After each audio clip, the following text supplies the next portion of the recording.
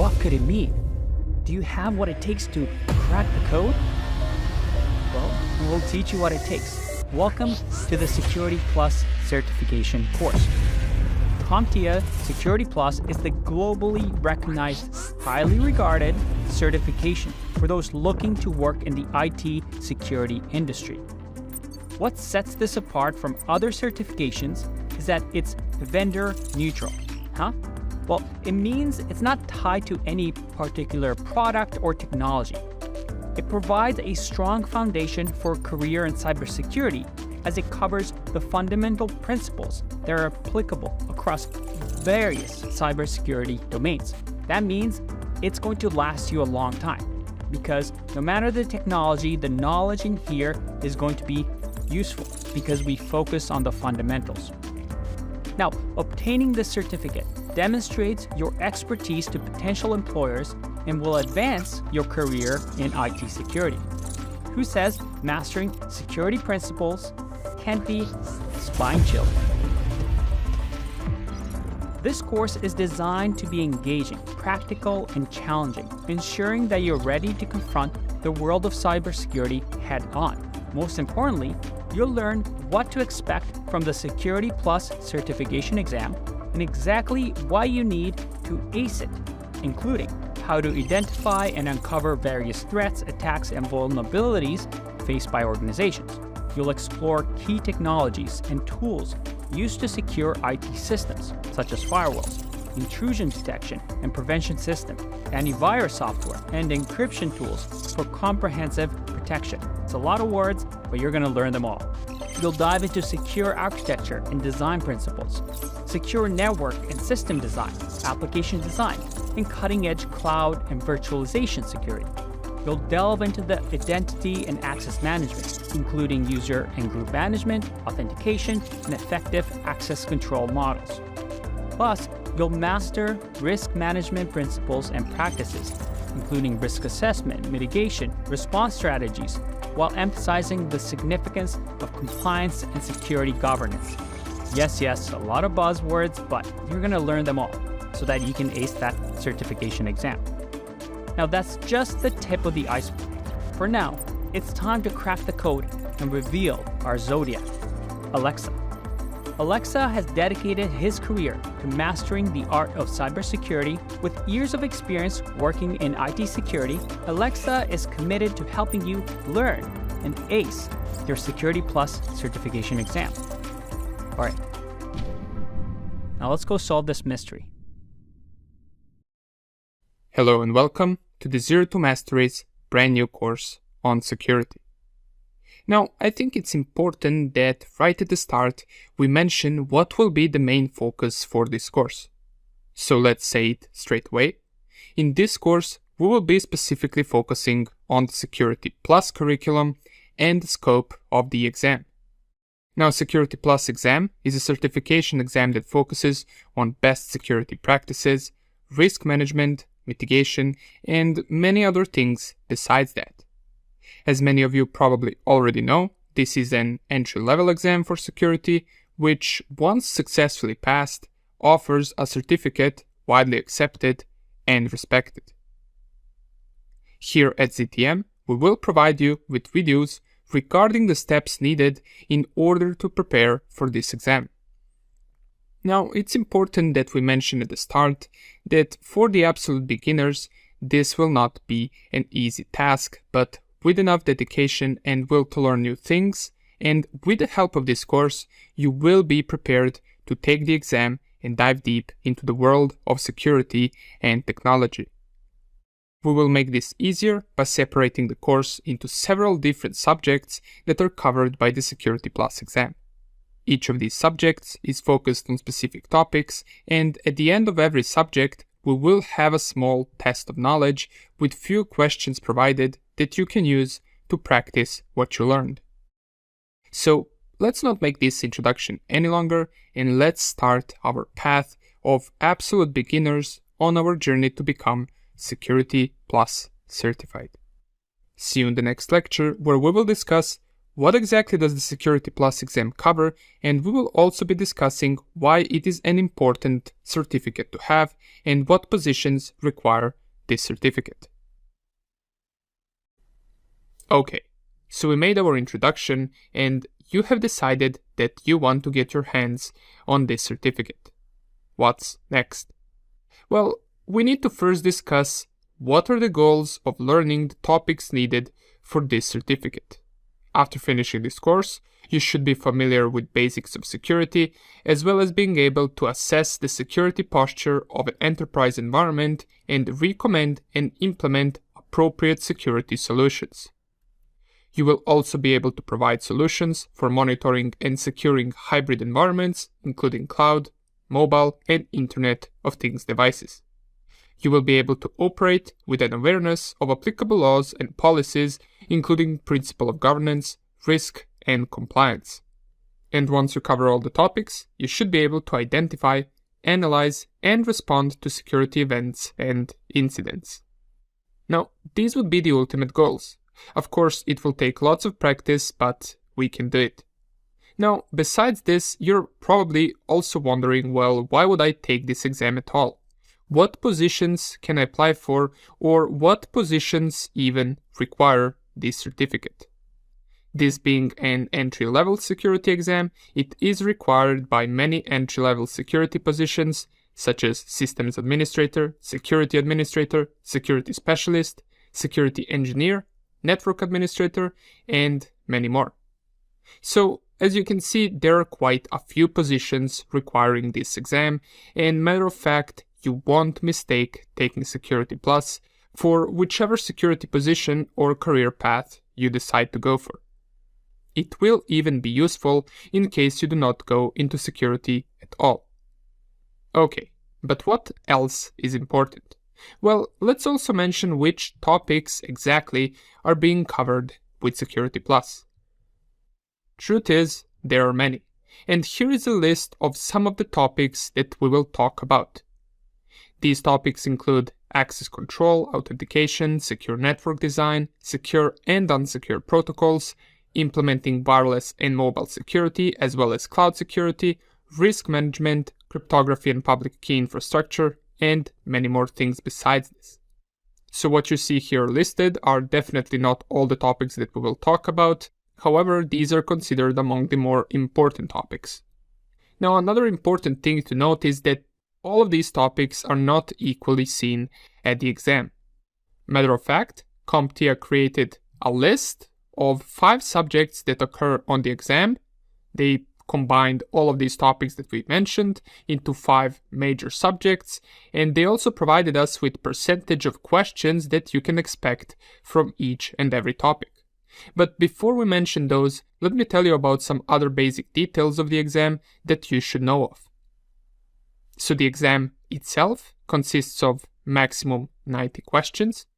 The time that you have to complete all of these questions will also be 90 minutes, and scoring is based on a scale of 100 to 900, where getting 750 or more will be a passing score.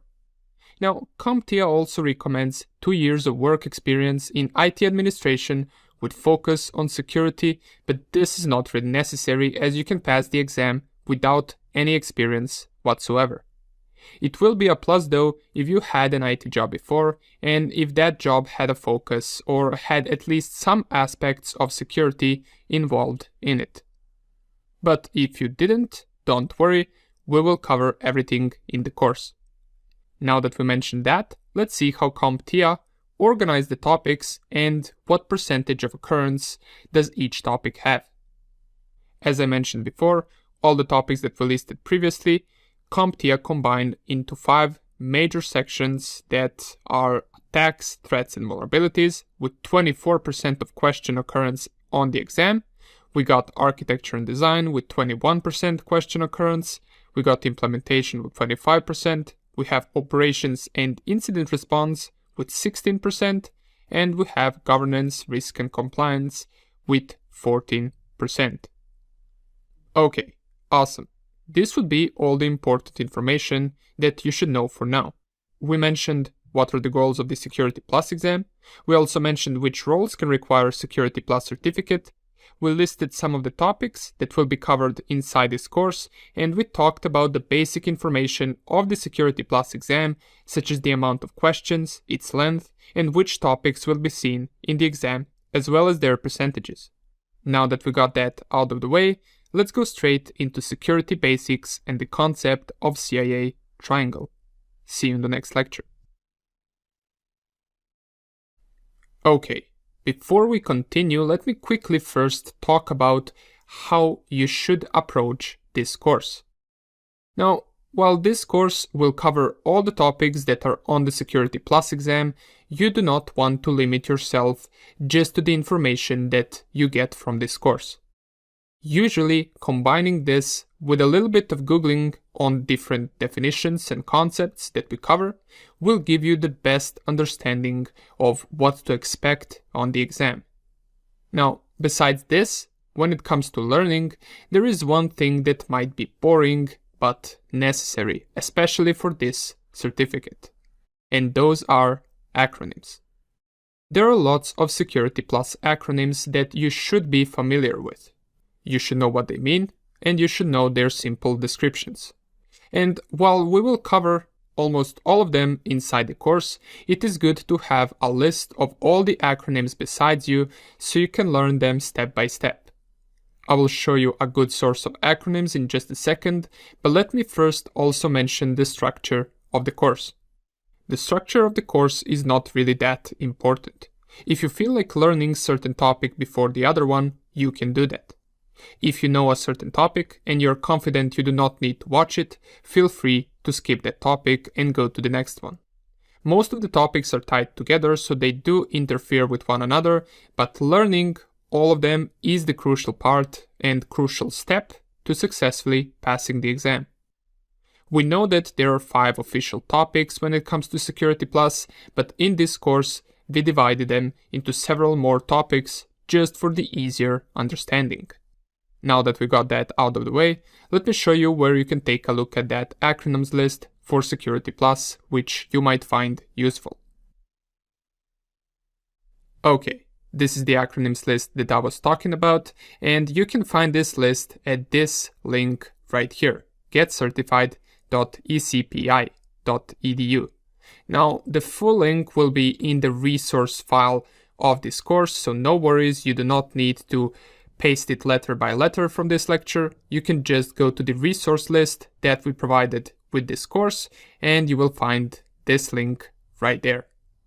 Now, the acronyms list itself is quite a large one. This is just the start, and there are 4 large pages to this list.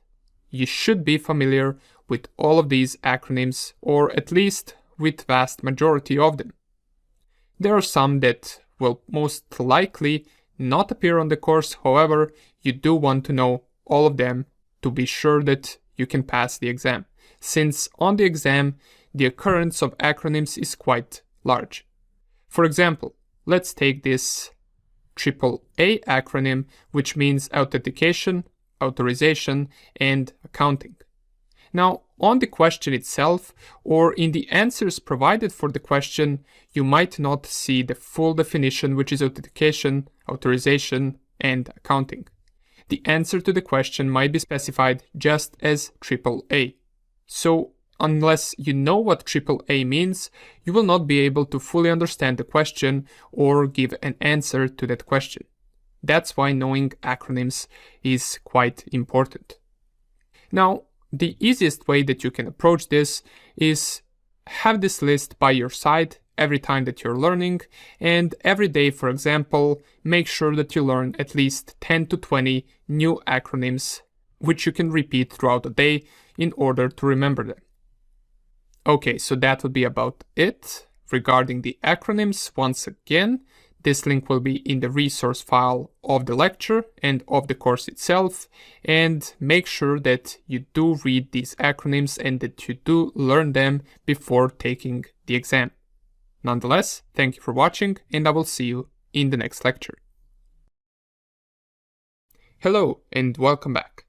Before we even dive into any of the actual Security Plus topics, let's quickly mention some of the basic stuff when it comes to cybersecurity and some of the basic concepts that you will hear a lot in this industry and that you should also be familiar with. So, first and foremost is the CIA concept triangle. Now, this might not be the CIA that you are thinking of since it has nothing to do with central intelligence, but it does have everything to do with IT security. CIA stands for confidentiality, integrity, and availability. Now, these three concepts are important when it comes to security. Let's talk about each of these three one by one. Confidentiality is there to make sure that only the authorized people or devices have access to certain information or data.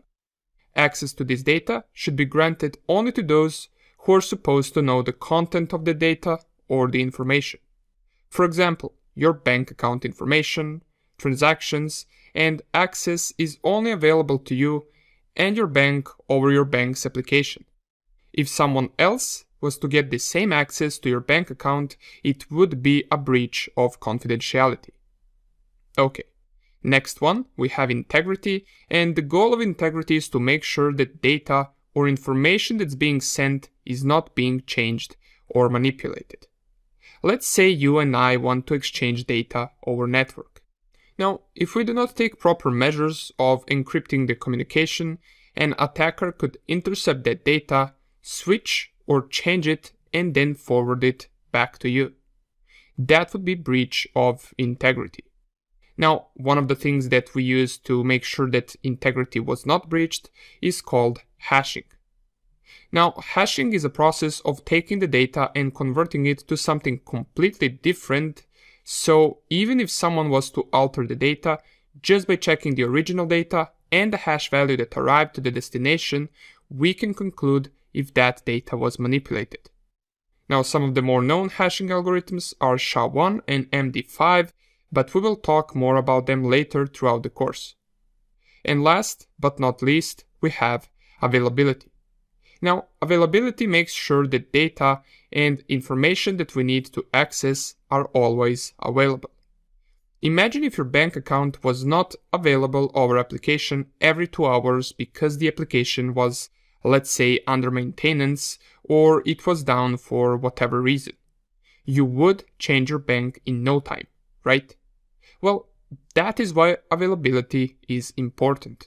Usually, this is solved by multiple servers having access to the same data, so if one was to go down for whatever reason, the other ones would still work and the data will be accessible to the authorized users. Now, more about this as well we will talk about in the incident response and prevention lectures. Okay, so this would be the CIA triangle. Make sure to remember it as you will be hearing about it all the time on your security path.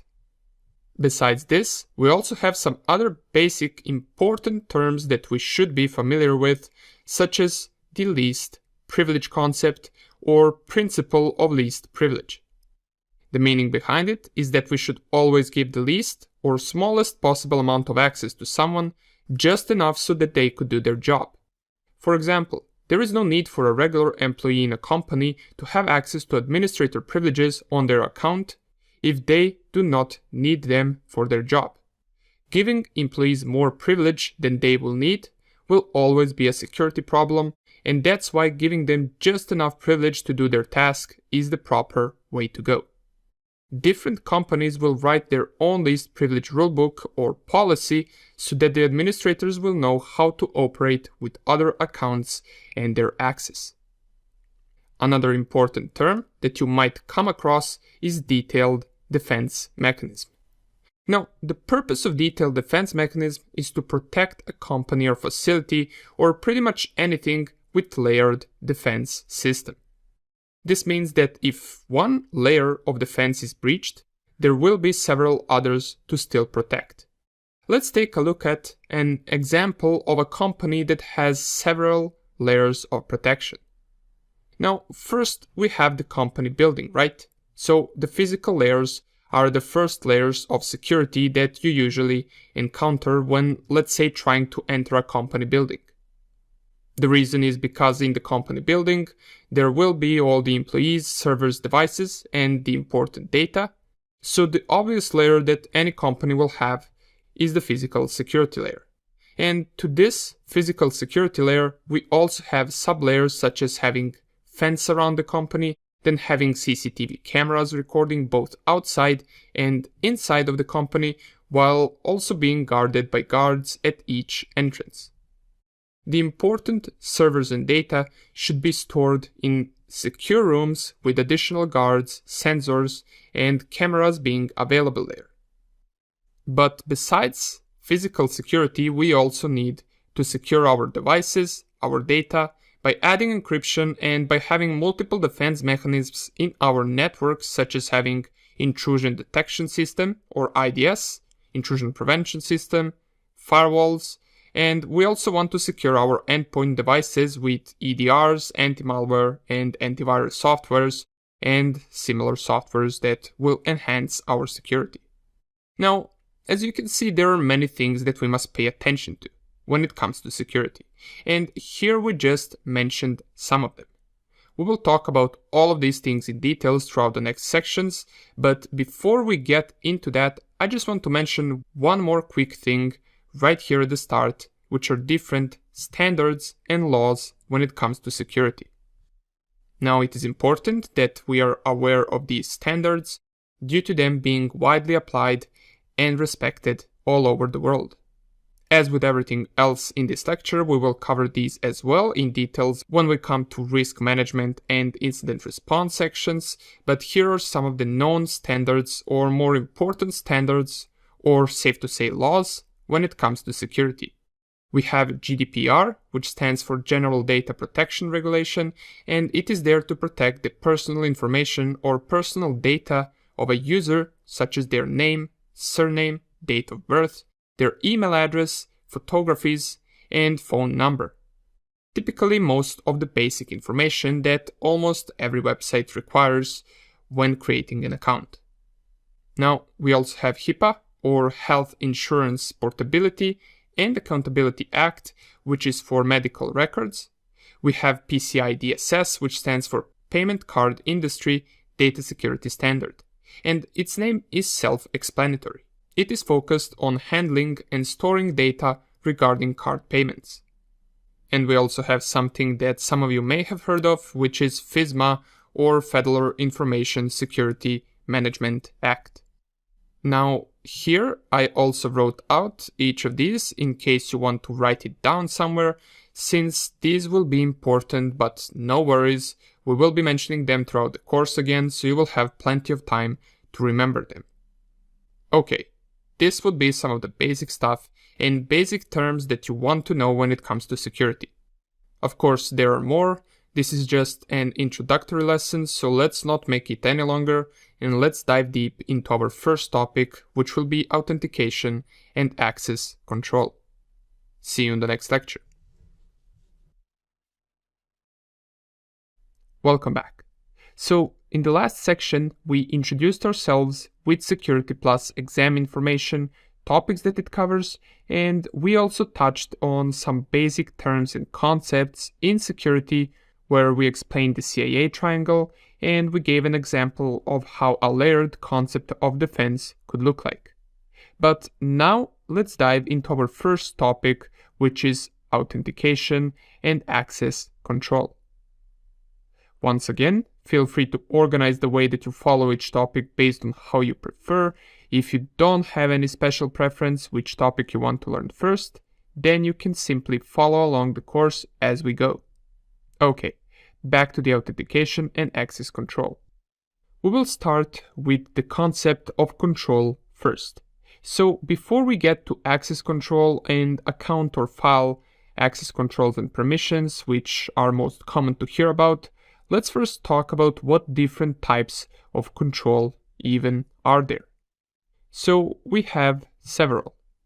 These would be some of the main controls, which are technical control, administrative control, as well as operational control and physical control.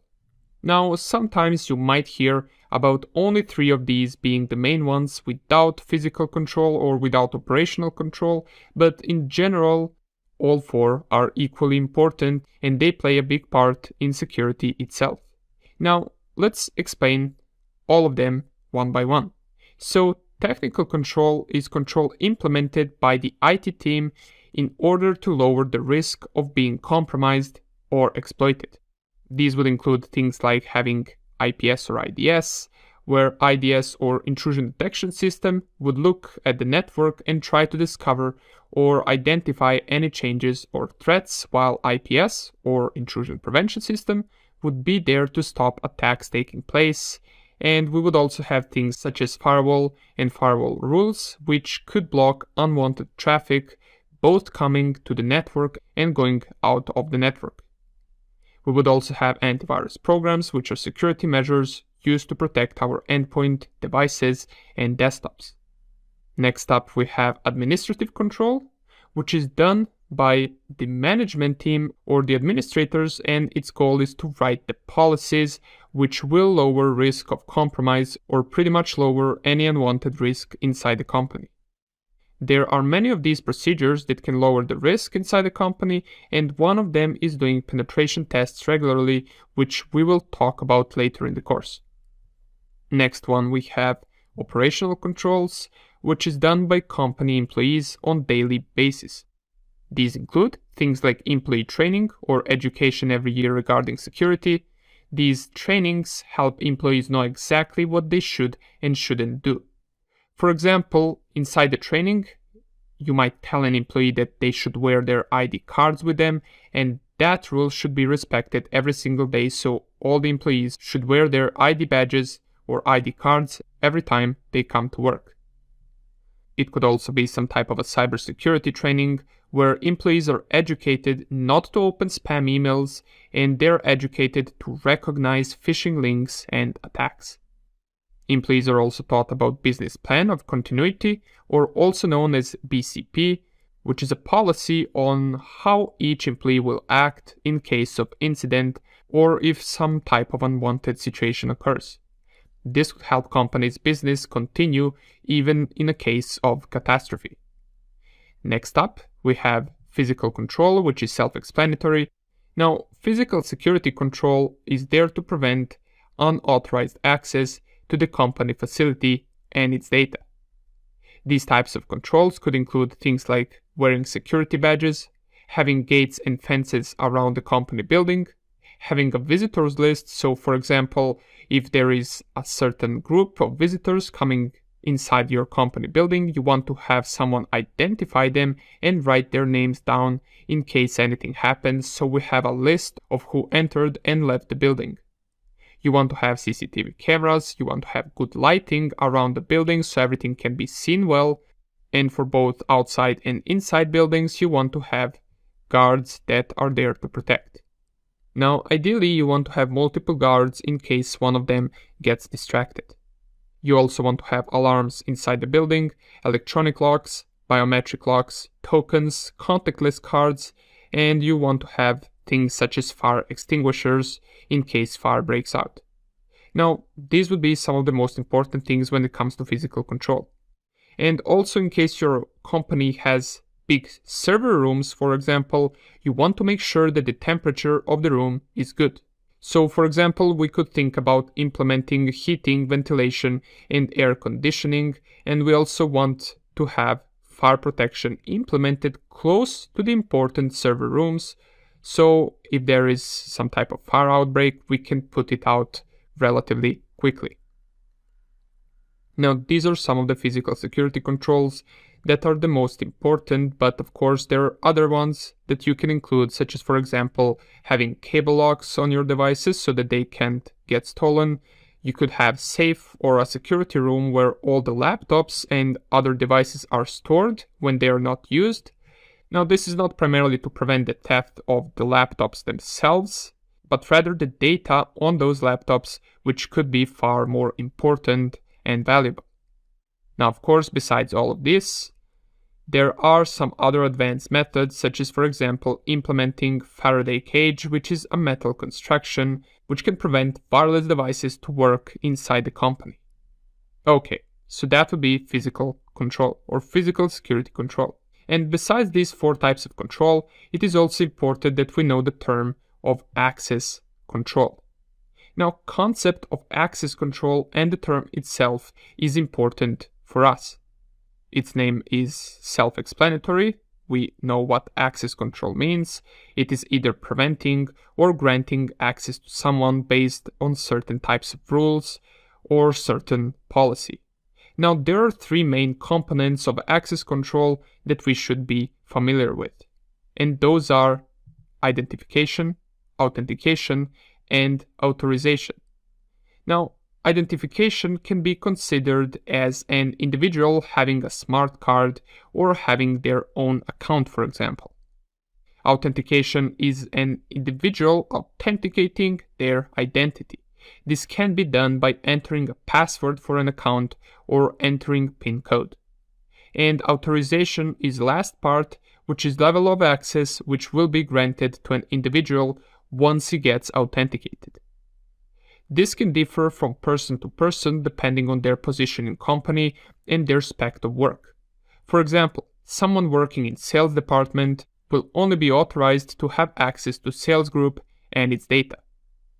Now, here comes the term that we already covered, which is least privilege, where an individual should only have minimal access, but enough to be able to do their work.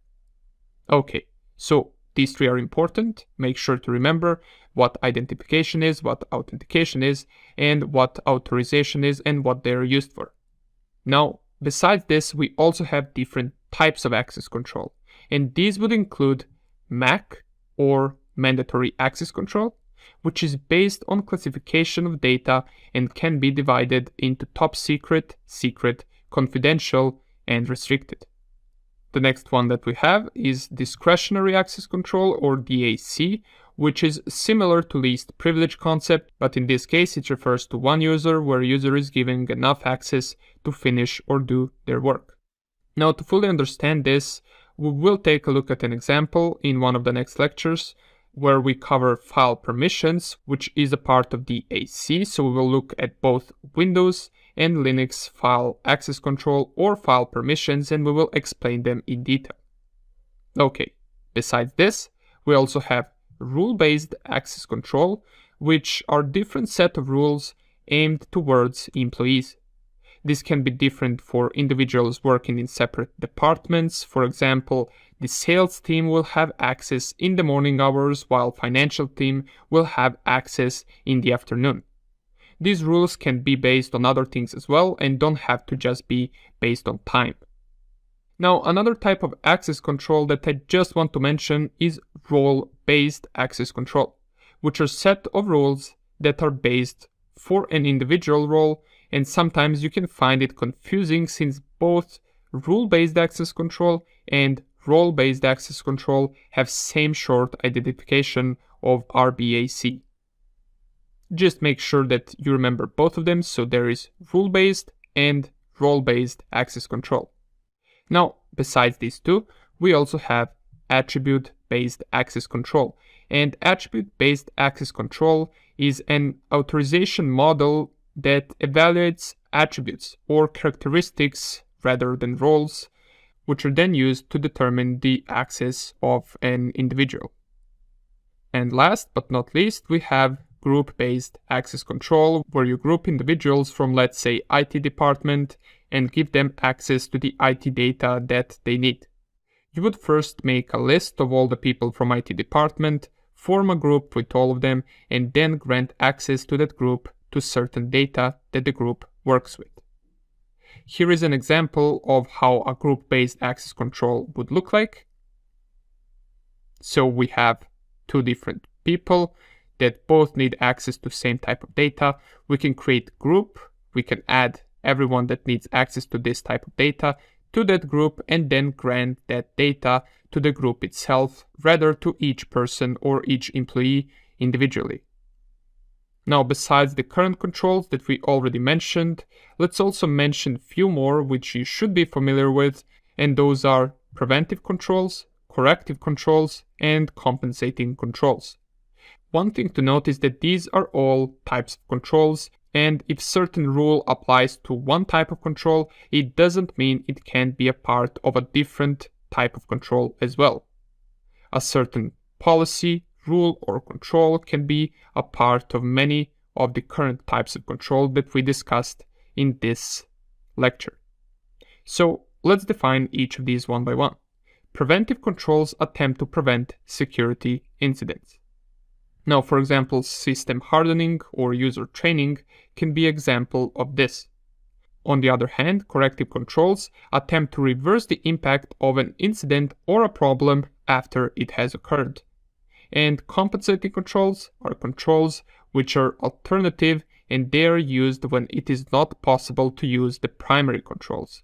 For example, let's say an employee should authenticate via smart card as a primary method or primary control, but he hasn't received his smart card yet since he's a new employee and he got hired yesterday. We could use compensating controls such as perhaps authenticating via password instead until they get their new ID card or smart card. Okay, so that would be about it when it comes to different groups or different types of control. Quite a long video, right? Well, no worries. By going over these different types of control and different types of access control 2 or 3 times, you should remember the most important thing, and that is what they are mostly focused on. You should remember each of them and their basic definitions. The good thing is that for many of them, their name is self-explanatory, such as, for example, mentioning, let's say, physical security control. Even without going over the video again, you can think of what exactly that would be, right? Well, nonetheless, let's not make the video any longer, and let's get straight into the next lecture, where we will talk about identity and different types of identity. See you in the next lecture. Okay, let's quickly go over the identification and different types of identity that can occur in the real world. So we already mentioned the 3 core steps of access control, which are identification, authentication, and authorization. But there is one more which we didn't mention, which is accounting. Now, when employees or users connect or log in or authenticate on the network, usually inside the companies there will be files that are keeping the logs of these events. Accounting is just a process of maintaining these event log files. It means keeping an eye on users' activity and data that they have access to while they're on the company's network. These 4 steps or 4 elements are a part of identity and access management. Now, when it comes to identity, there is an entity called IDP or identity provider. Identity provider or IDP is someone or a service who can confirm and verify the correct identity of users. There are different types of identity or factors that can be used to identify someone. Let's mention some of them. The most common one we encounter is username. Now, a username is the name of the account given to an individual and that is used to identify them. We also have attribute or attributes, which is something that the user has or that was given to him, such as, for example, the employee ID, which also can be used to identify the user. There are also other things that can be used, such as smart cards, certificates or digital certificates, which can generate 2 keys, a public key and a private key, and the private key would be used for identity. We have digital tokens, which can be used with open authentication or can be used for federation service, which we will talk about later in the section. And there are also things such as SSH keys, which are used for secure authentication on a device, which can be far away.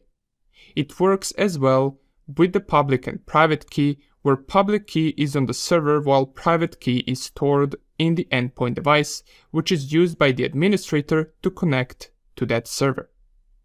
Now, here is a command that you could use to generate the RSA public and private key, which you would then copy the public key to the server and add it to the list of authorized users. Now, speaking of public keys and private keys private keys can also be used for identification. We already mentioned that in multiple examples, starting with SSH keys and also with the certificates, but private keys on their own are identifiers since they can be used to identify someone or a device. You can generate a private key on Linux with the help of command openSSL gen rsa-out rsa.private, and then you provide the length of the key. And these commands are not really necessary to remember for the exam, but it's good to have them in the back of your mind so you can use them whenever you want, when the need occurs. Okay, these would be common ways used for identification. Things like usernames, smart cards, tokens is quite common today in companies, so knowing these concepts will be useful for both the exam and for real world. Okay, now that we know about identity and different ways of identification, let's talk about account access control and accounts in general. So we already know which types of access controls are most common, right? We talked about mandatory access control, discretionary access control, role-based and rule-based access control, attribute-based access control, and group-based access control. Many times, these access controls will be aimed at accounts that are being ran by individual employees inside of a company. So, to make things more organized, besides just implementing different access controls to these accounts, we should also identify types of accounts. For example, an administrator and an employee will not usually have same type of the account. And besides that, when a new user joins the company and company's network, they will have their own username, but besides the username, each account or each user will also have an SID or security identifier. An SID can look something like this, where we have the username on the left and we have something that could be an SID number on the right. This allows that in case a user registers with same name or tries to register with the same username, they will still have different SIDs, essentially making both of the accounts or both of them unique. This can also prevent an account accessing another account's data just because they have the same username. But as we mentioned, besides just having an SID as an identifier for an account, we also have different account groups. We have a user account, which in general has standard access, which means they have enough access to perform their tasks. Generally, these accounts will not be able to install or modify softwares on the system since their access is limited. There are two main types of user accounts, the one that belongs to the domain and a local user account for the device that's being used. Besides user accounts, we have administrator account. Now, admin accounts can usually configure and manage different servers and endpoint devices, as well as install needed software and modify that software. You also have elevated privileges compared to a user account, so you can create or delete different user accounts with administrator privileges. Now, since administrator account has elevated privileges, it is considered a higher security risk if it gets compromised. That is why it is a good practice that an administrator has both admin account and user account, which they can use whenever administrator account is not necessary.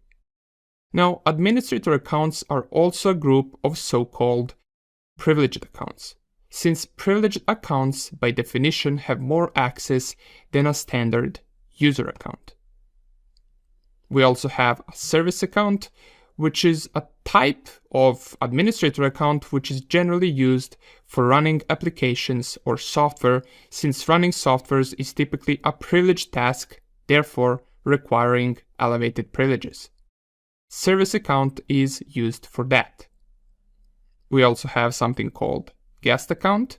Now, guest account is rarely being used anymore. However, the goal of guest account is to allow access on a device without the need to create a user account. As I mentioned, this is not being used a lot anymore, and it is considered to pose a security risk.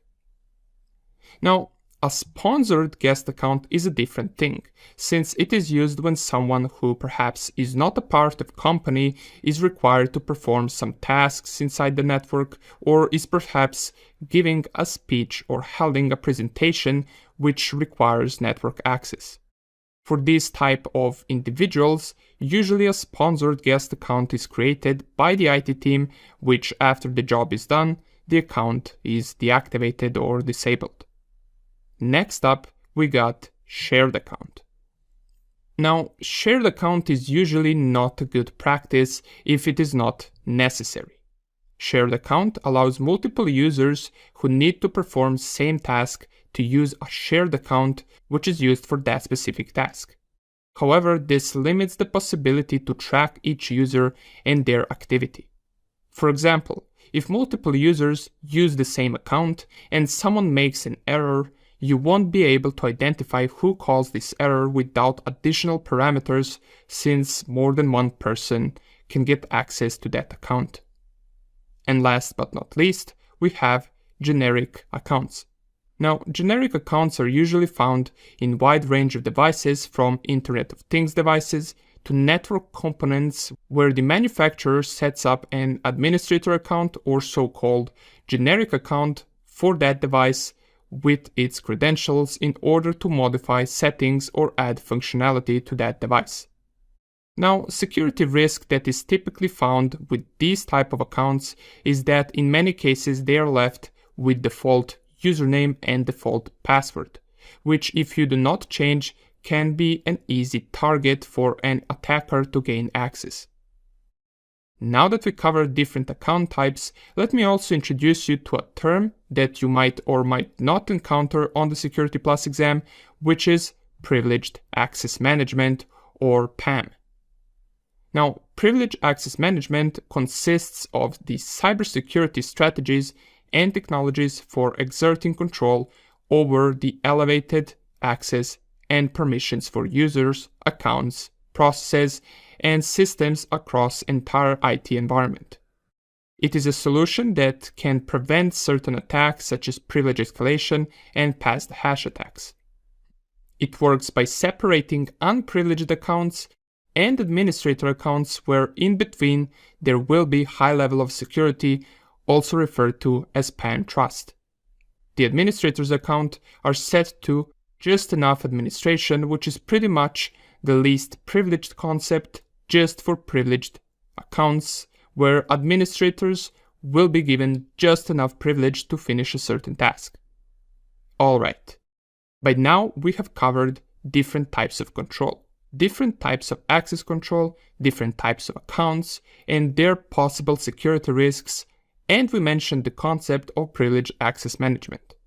In the next video, let's take a look at the practical example of file access control in both Windows and Linux system.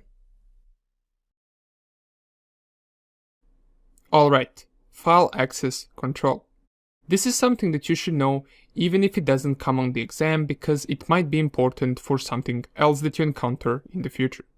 So file access controls can be considered a part of discretionary access control, since DAC is the principle of restricting access to objects based on the identity of the subject. Inside Windows systems, there are a few things that we will encounter when checking the permissions of a file. There are full control, modify, which is modifying the data, reading and executing, and read and execute is what allows someone to read a file and start the program if the file is executable. Then we have just read, which is simply just reading the file. We have write, which is writing to the file. And we have special permissions, which allows access to details of permissions, which you can access to by clicking on button Advanced once you're in the file properties, which we will check in just a second. Under the details, you will also be able to check who the owner of the file is. But before we look at an example of this, let's also mention Linux file access controls, or file permissions. Now, when it comes to Linux, it's a little bit different. Permissions are given in numerical format, and it goes like this. the permissions will consist of three numbers, where first number will be the owner and their permission. The second number will be the group's permission, and the third number will be the permissions of all the other users. And the numbers that we will see at each of these three locations will be the sum of permissions that either owner, group, or other users have. Now, let me explain this a little bit more, since I know that it might be confusing if you encounter this for the first time. So, number 4 will be equal to reading, 2 will be equal to writing, and 1 will be equal to executing a file. So, for example, if a file has permissions of 764, that means that the owner has permissions for all three, so for reading, writing, and executing, since the sum of all three is equal to 7, because 4 plus 2 plus 1 is equal to 7. Group has number 6, which means they only have access to reading and writing, since sum of reading and writing is 6. This means that they do not have the permission to execute the file. And other users have access to only reading, since the third number, which is other users' permissions, is equal to 4, which is simply just reading. It can be writing because writing is 2, and it can be executing because executing is 1. Another way in Linux as to how file permissions can be set is with letters which are R, W, and X, which mean read, write, and execute. The concept of looking at permissions is similar, where first 3 letter spots will say the owner permissions, second 3 spots will be the group's permissions, and last 3 spots will be the other user permissions. Now, let's take a look at how exactly this looks like in both Windows and Linux systems. Okay, so here I am on my Ubuntu Linux system, and let's take a look at a quick example how file permissions look like here. So I'll open terminal, which is just a command line window where I can execute commands, and I'm currently in the desktop directory where I'm going to create a simple txt file. So I created test.txt, and here it is down here on the desktop. Now, to check the permissions of all the files, I can simply just type ls-l, which will list the files in the current directory, and here we will have the permissions. So they're written in a format of letters. R stands for read, W stands for write, and since this file does not have execute permissions, we cannot see the letter X, which would be in the place of these dashes right here.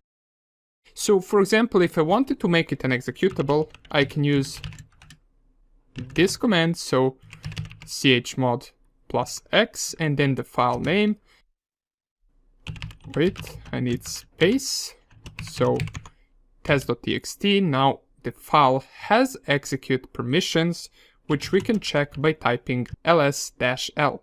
Now we have read, write, execute, read, write, execute. Cool, right? So this would be an example of how you can check the permissions on a Linux system with the help of terminal. Now let's take a look at how it looks like in Windows systems. So I already have the same file created right here, which is the test.txt file on my Windows desktop. And once you right click and go to properties, it will open this window right here. If we go to security, under the security we will see permissions for the system, where we will see the permissions that we talked about in the presentation. So here we can see what is allowed, what is denied, and if we want to change any of these, we can go to advanced settings, which also offers special permissions that we covered. Nonetheless, this would be a simple example of how to check file permissions in both Windows and Linux. So the practical way of checking it will not really be on your exam. All you need to do is remember the theory behind it. So you need to remember how permissions look like on Linux, as well as how permissions look like on Windows, and what are the permissions called. Okay, awesome. Thank you for watching, and I will see you in the next lecture. Alright, let's focus a little bit on authentication. So we already encountered the AAA protocol, and by now we should already be familiar with what AAA stands for. It stands for authentication, authorization, and accounting. There are two main types of AAA servers, which are radius or remote authentication dial-in user service, and we have TACACS Plus, which stands for Terminal Access Controller Access Control System Plus. Whoa, quite a long definition for TACACS, right? Anyway, when it comes to radius, it is important that we differentiate the radius server and the radius client. The radius server is based on UDP, and it is used to authenticate servers such as virtual private network servers, also known as VPNs, remote access service or RAS, and switches for 802.1x authentication. Let's quickly mention the use of VPN. So VPN or virtual private network allows someone to connect remotely and securely over the internet to the company's network, basically from anywhere.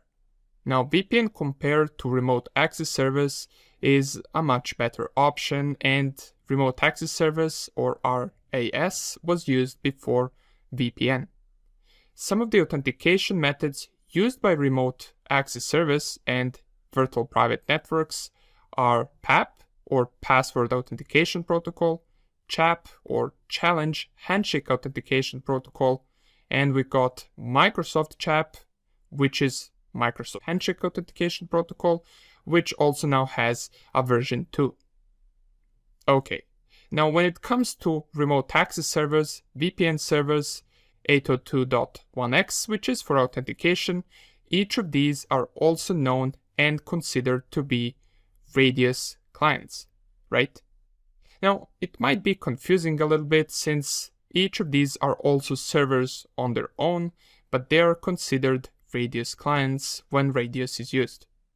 Inside your company, you could set up a remote access service and add radius server with it, which would be used to then check for proper authentication on the remote access service. Now, one thing to note, which you might or might not encounter on the exam, but you should know just in case, is that the radius client needs to have its private key, or also known as session key, in order to be valid. Also, radius authentication is done over port 1812, and the radius encrypts usually just the password, while the rest of the communication or the rest of information is unencrypted. We already mentioned that it is using a UDP port, and we gave the port number 1812, and it's also important to know that there is a modern version of radius which is called diameter. Now, diameter is different because diameter works over TCP instead of UDP. Diameter uses EAP, which is Authentication Protocol, or it's also known as Extensible Authentication Protocol, and this could be on your exam, so make sure that you know this, as well as knowing the difference between radius and diameter. So radius is using UDP, while diameter is using TCP. Now, at the beginning, we also mentioned TACACS, which is Cisco's AAA server, which also uses TCP, same as diameter, and works over port 49. Now, it's also important to know that TACACS, compared to radius, encrypts entire session, while radius only encrypts the password. Okay, before we close off this lecture, let me just touch on EAP a bit here before we end the video. Now, we mentioned that EAP is used by diameter and that it is an extensible authentication protocol. The Extensible Authentication Protocol is an architectural framework that provides extensibility for authentication methods for commonly used protected network access technologies such as 802.1x based wireless access, 802.1x based wired access, and point-to-point protocol connections such as, for example, VPN.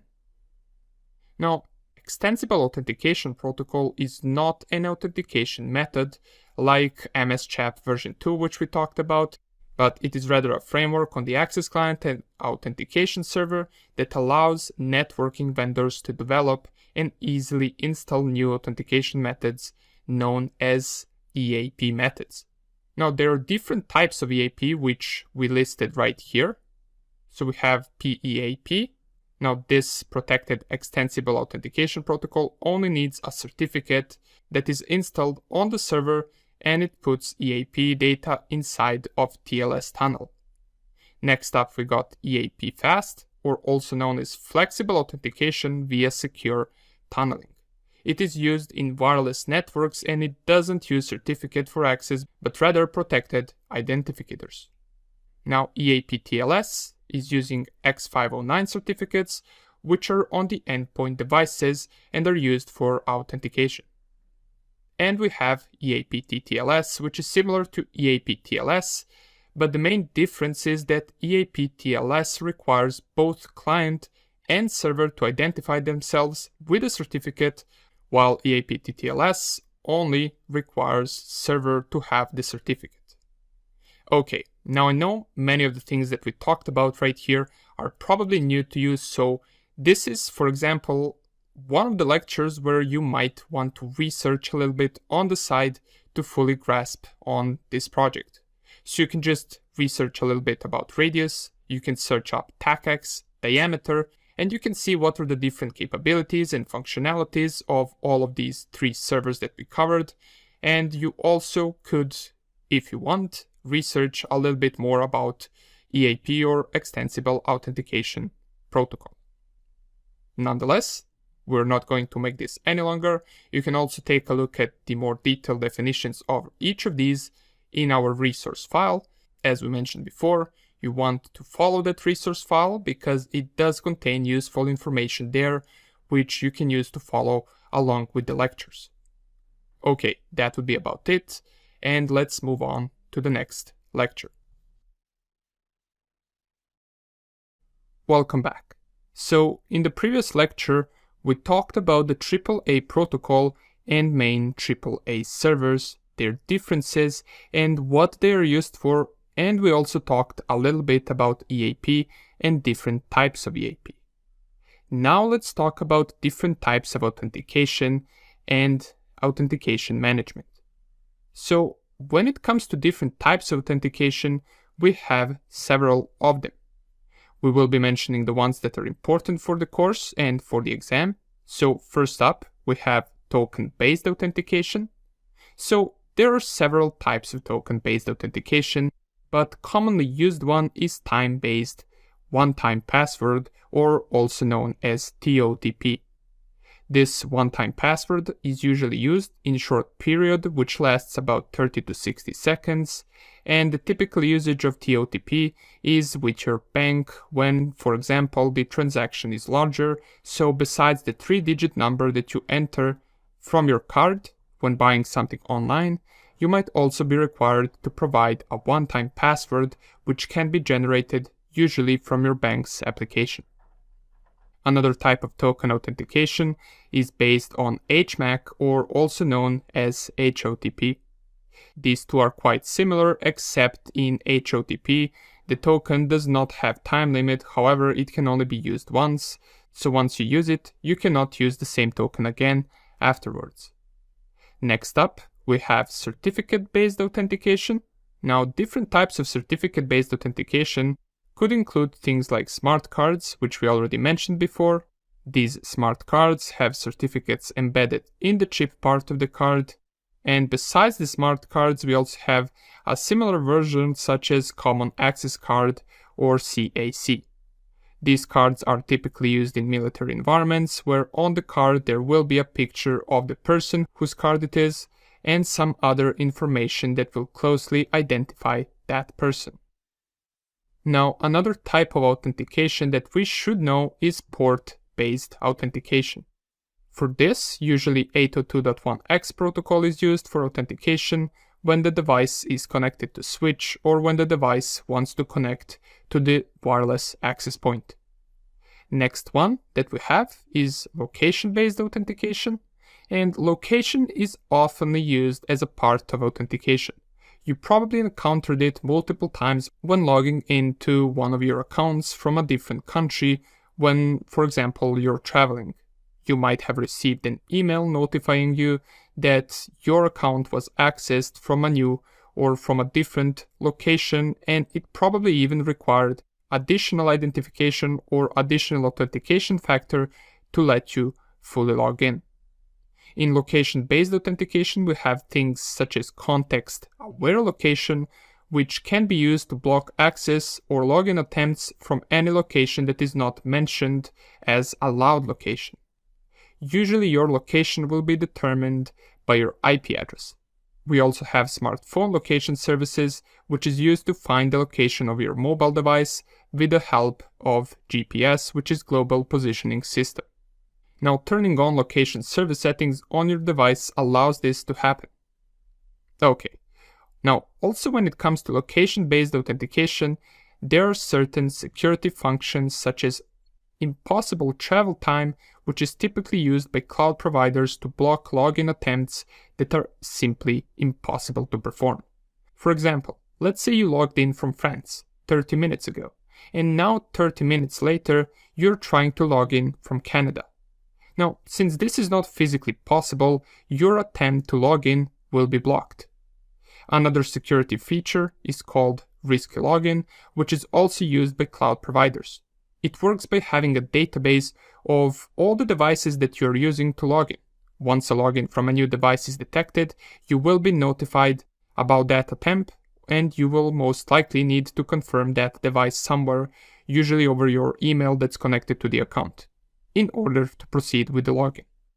Now, besides getting an email, there are also different types of ways of authenticating, and we have listed some here.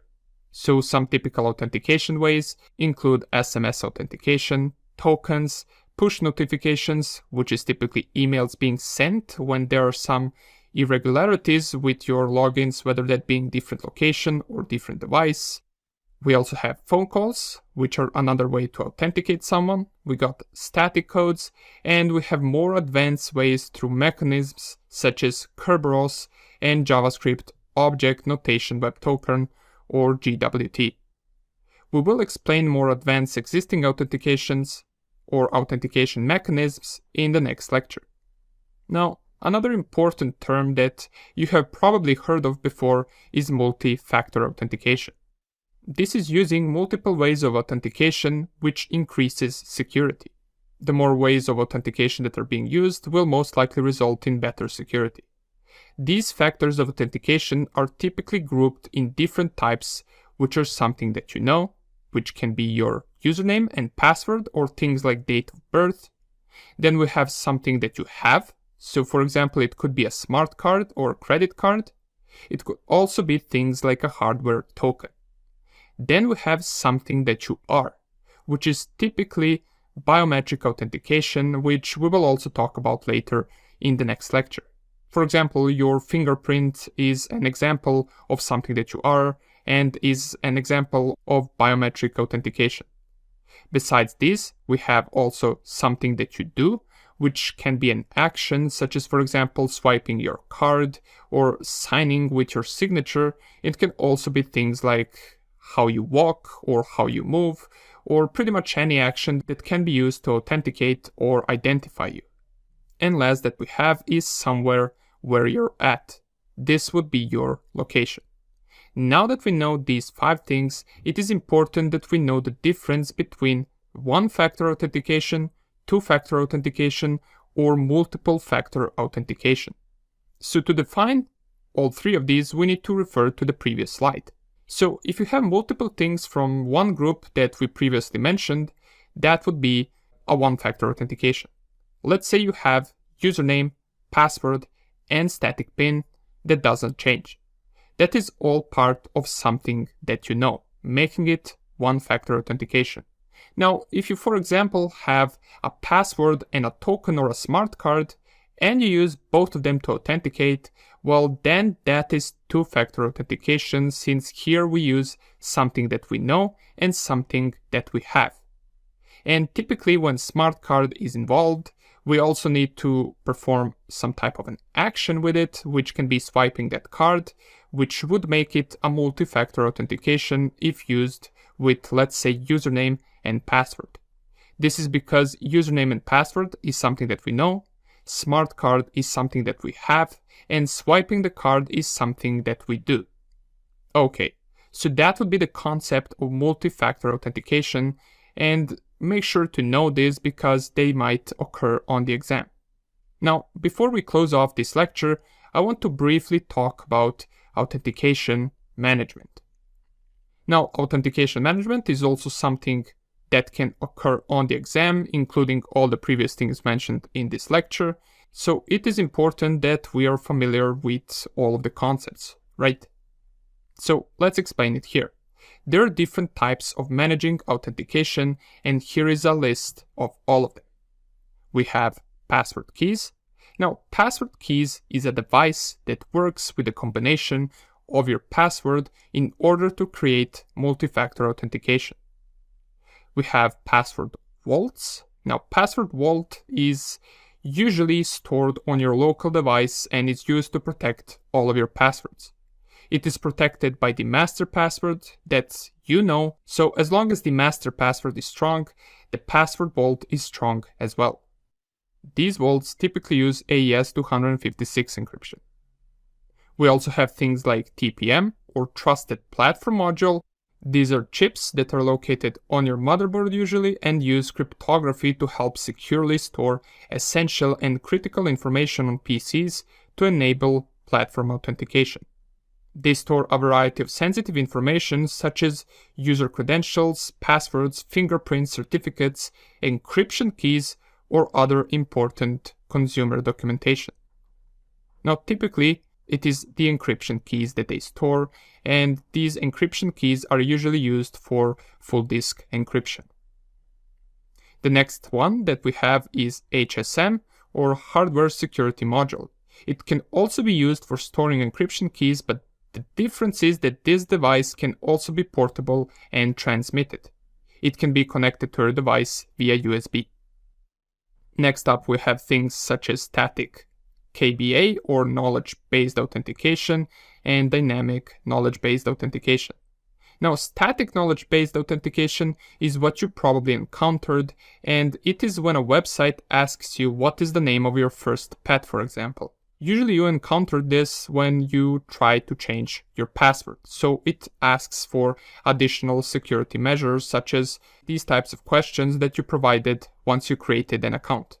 Now, on the other hand, dynamic knowledge-based authentication, which is more secure because the questions are generated at the point or at the moment, and this is typically seen in banks when you try to authenticate. They might ask you for things such as your name, surname, email address, your last payment, last numbers of your card, and similar things. Okay, so that would be it regarding the authentication management. Now, everything that we covered in this lecture can occur on your exam. This includes authentication management, multi-factor authentication, and different types of authentication that we covered at the beginning of the lecture. Now, in the next lecture, we're going to continue with different types of authentication, but we're going to mostly touch on already existing authentication and authorization mechanisms that are used in the real world. See you in the next lecture. Alright, let's wrap up with authorization and authentication. We already talked about authentication management, multi-factor authentication, and we also mentioned a few types of authentication.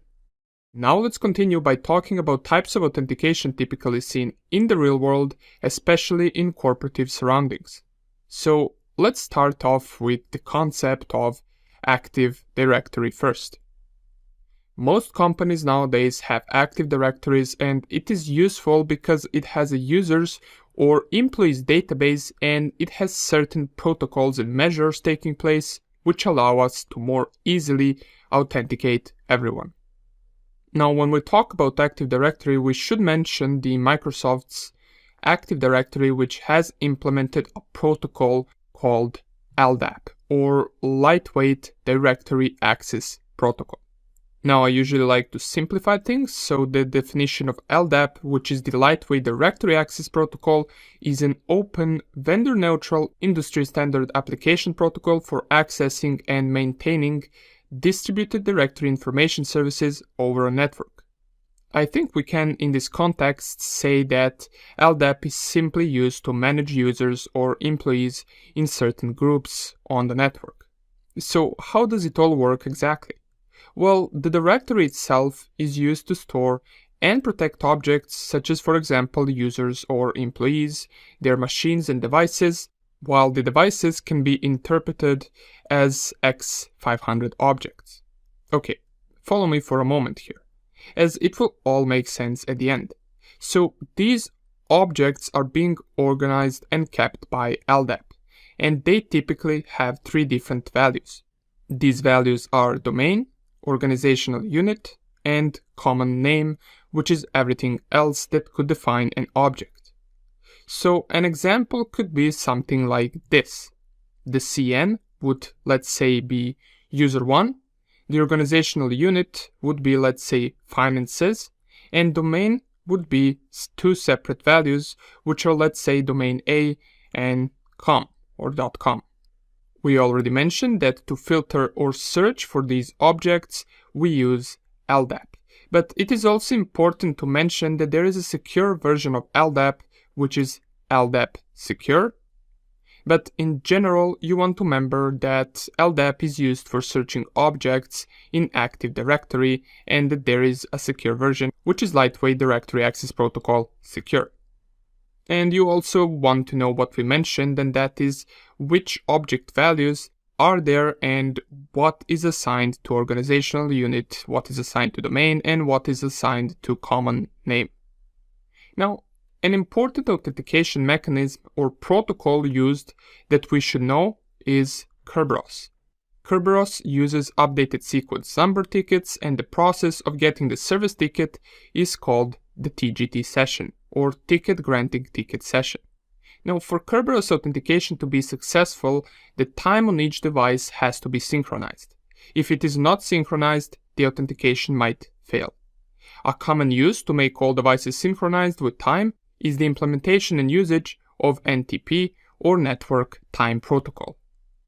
Now, the basic concept behind Kerberos is that the user sends their identifiers, such as their PIN, username, or password, to the domain controller, which then initiates the process of authentication, and once the identity is confirmed, then it sends back the service ticket, which lasts by default 10 hours. This would be a rather simplified explanation, but I doubt you will be required to know more for the Security Plus exam. Another concept in Kerberos that we want to mention is single sign-on, or also known as mutual authentication. Here the user exchanges or sends their service ticket to get the session ticket, which is then used to access resources. Okay, besides this, we also want to know what NTLM is for the exam. NTLM, or NT-LAN Manager, is old protocol which was used for authentication before Kerberos, and it used to store passwords with MD4 hashes which are easy to break. It was vulnerable to pass the hash attacks, brute force attacks, and man-in-the-middle attacks. Now, another mechanism that we have is transitive trust. Transitive trust is a two-way relationship automatically created between parent and child domains in a Microsoft Active Directory forest. When a new domain is created, it shares resources with its parent domain by default, enabling an authenticated user to access resources in both the child and the parent. So if we have three different domains, A, B, and C, and since C trusts both A and B because they are the child domains, then we can say there is transitive trust between A and B as well. Okay. Next up, we have Federation Services. Now, Federation Services builds upon this functionality to authenticate users on third-party systems, such as another company's extranet or a service hosted by a cloud provider. In other words, Federation Services is used when two companies want to authenticate one another. if you encounter on exam a question regarding third-party authentication, it is usually referred to federation services. And to explain the concept, let's say we have two domains with different users inside of it, and for one user of domain number 2 to access domain number 1, they would need an account. Now, since they don't have an account in each other's domain, once these two companies agree to federation services, the users start using something called user extended attributes or secondary credentials to access other companies' domain. These user extended attributes are usually email addresses or the ID of the employee, and they are appended or added to the normal attributes that the employees have. Once again, if you encounter a question regarding user extended attributes, it will most likely refer to federation services. When two companies need to exchange user extended attributes information, they usually use SAML, which is Security Assertion Markup Language. An example of federation services that use SAML authentication is Shibboleth. Now, another concept of authentication you might hear about and encounter is single sign-on or SSO. Now, single sign-on is an authentication method that enables users to securely authenticate with multiple applications and websites by using just one set of credentials. It is typically encountered from inside a domain where multiple applications trust one another. Now, Kerberos as well as federation services are an example of when SSO can be used, since you authenticate once and then have access to all the resources that you need. Next up, we have internet-based open source authentication. Now, sometimes different companies that host applications don't want to be responsible for creation and account management. For this to work, these companies use OAuth 2.0. Now, an example of this you have encountered many times probably. So, for example, how many times you went on a certain website and they offered multiple options for sign up where you did not need to create an account but rather log in via, let's say, Google or Facebook or Twitter. This is done by using OpenID Connect. You go on a certain website where you must log in. They offer an option to do it with Google. You click on sign in with Google, which then loads up Google login page where you authenticate and then you are brought back to the original website. Okay, I know we covered quite a lot in this video, but stick with me for just a little more. Next one is interesting mechanism. We have biometrics. Biometric authentication is a security process that relies on the unique biological characteristics of individuals to verify that they are who they say they are. Certain examples of biometric authentication include fingerprint, iris scanners, handwriting recognition, facial recognition, voice recognition, and there are many more besides these. What's important for us for the exam is to know the biometric mistakes. So we have false acceptance rate, or FAR, and we have false rejection rate, or FRR. Now, FAR is when the system grants access to unauthorized users, and this is known as type 2 error, while FRR, or false rejection rate, is when the legitimate users or employees are denied access, and this is considered a type 1 error. Make sure to remember these as they can occur on the exam, and we have two more terms that are important regarding the false acceptance rate and false rejection rate, and one of them is crossover error rate, or CER. This is a point on graph where false acceptance rate and false rejection rate are equal, and when you're, for example, buying a biometric system, you ideally want to have as low crossover error rate as possible.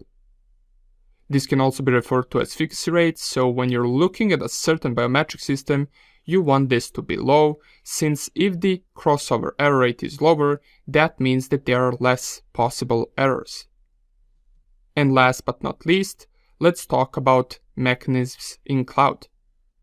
The reason we specifically mention cloud is because when you do not use cloud and have your own devices, your own servers, then you have full control over it and you can put certain protections such as having high fences around the building, having guards, implementing a bunch of security softwares to protect the networks, and adding any type of security policy and authentication, which we talked about previously.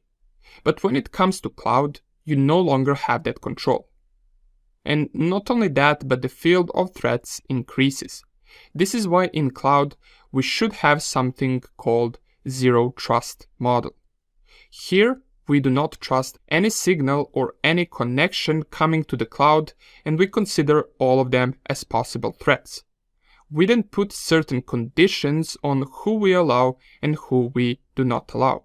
The graph would look something like this. So we have a connection, initiation, or so-called signal, which has its own attributes such as IP, which device is being used, from where is the signal coming from, and considering those basic attributes or information for the signal, we determine if we will block the access, grant the access, or require additional information such as extra PIN or security question, or whatever additional security authentication measure that we have. You might have encountered something like this when you logged into a certain website with a new device. You were most likely notified and asked for email confirmation or additional code to authenticate. This part is so-called decision. And last part, if access is granted, is called enforcement, where the user can access the resources or application. Alright, this is probably one of the longer videos, if not the longest video in the course, but we got through all of the existing common authentication and authorization mechanisms that are important for the exam. Nonetheless, in the next lecture, we will wrap up this section by talking about certain account control policies that companies might implement. See you in the next lecture. Welcome back. So we talked about access control, different types of accounts, and different ways of authentication and authorization. But now let's talk about certain policies or practices that are common to see in corporations. So a few things that are important that we should mention. And we will start with account creation. So whenever a new employee gets a job in a certain company, they must have an account, right? This account would be used for the employee to access all the resources that they need for the work, but that's not the only purpose of an account. It is also used for easier identification by the administrators. Everyone should have a unique account, but those accounts should also be easy to manage. That's why in big companies there are naming policies, so you cannot have any username that you want, but you rather need to follow a naming policy. So for example, Michael Johnson could have a username of m.johnson. If there was no naming policies, well then anyone could name their account whatever they want, and you wouldn't be able to control or manage the accounts. Another important account control practice is disabling accounts. Now, there are multiple reasons as to why an account should be disabled or deactivated. Most common one would be if employee is leaving the company. Their account should be deactivated and closed so that the employee cannot access company resources after leaving the company. Now, here you want to be careful, as you usually do not want to fully delete the account right after the employee leaves the company. You just want to make sure that they cannot access it. This is done by either disabling the account or changing the password to the account so that you still have the data regarding that account in case you need it for whatever reason, but the employee does not have access anymore. There is also practice when an employee changes the department so you can create a new account for him and deactivate an old one. Now in a company sometimes there will be a need for reconfirmation of the account, or also called account audits, and this is done in case something is wrong with the account. So periodically all of the accounts will be inspected for any type of policy violation or if there is any rule that they do not follow. If an account is found to not follow a certain policy, then the person who's inspecting the account might report it to the management team, who will then look into it and propose a different policy. Periodically monitoring account is an important part of account maintenance, since all the policies should be followed, starting from naming conventions to password policies to deactivating accounts when employees leave the company. These are all part of account monitoring practices, and usually this is done by having SIEM system activated. Now, SIEM stands for Security Information and Event Management System. It is used for monitoring in real time, and this monitoring is done with a set of filters which can be used for many different purposes when set properly. We can use them for account management, account expiration. So, for example, we can put a time frame on the account itself. An example would include if certain job lasts for 1 week, let's say, then we can set 1 week time frame for that account so that it expires when the job is finished. We can also put locks on certain accounts based on which shift they work in. So, for example, if let's say finance department is active from 8 in the morning to 2 o'clock afternoon, then we can put locks so that the accounts are not usable outside that time frame. We also want to lock accounts due to other security threats, such as brute force attacks. For example, an employee should be given between 3 to 5 attempts to enter a password, and if they fail, an account should be locked and inspected. As we mentioned before, accounts should periodically be inspected so that if certain policy is not followed, we can act upon it, or inspection can also be done to check if an account that should be closed is still being used. Now, perhaps most important policies should be regarding passwords, right? If password is weak or non-existent, well, then no other security measure is going to protect you. We must have strong password. So let's mention a couple of password policies, and we will start off with administrator's password. Now, you might notice this even if you use Windows systems. You use a regular account of yours and only use administrator account once you need to elevate permissions for a certain program or software installation. Same applies to administrators in the network or in a company. They should have a regular account for regular work and an administrator account for any elevated privileges that a certain task might require, and administrator account should only be used then and only then. The password, however, should be different for these two accounts, even if the same person is using them. This prevents someone who gets access to the regular user account to also log into the administrator account with the same password. It's also important to mention that default administrator passwords on either accounts or network devices must be changed. This is a common threat that occurs where default administrator passwords, usually for Internet of Things devices or routers, are not changed.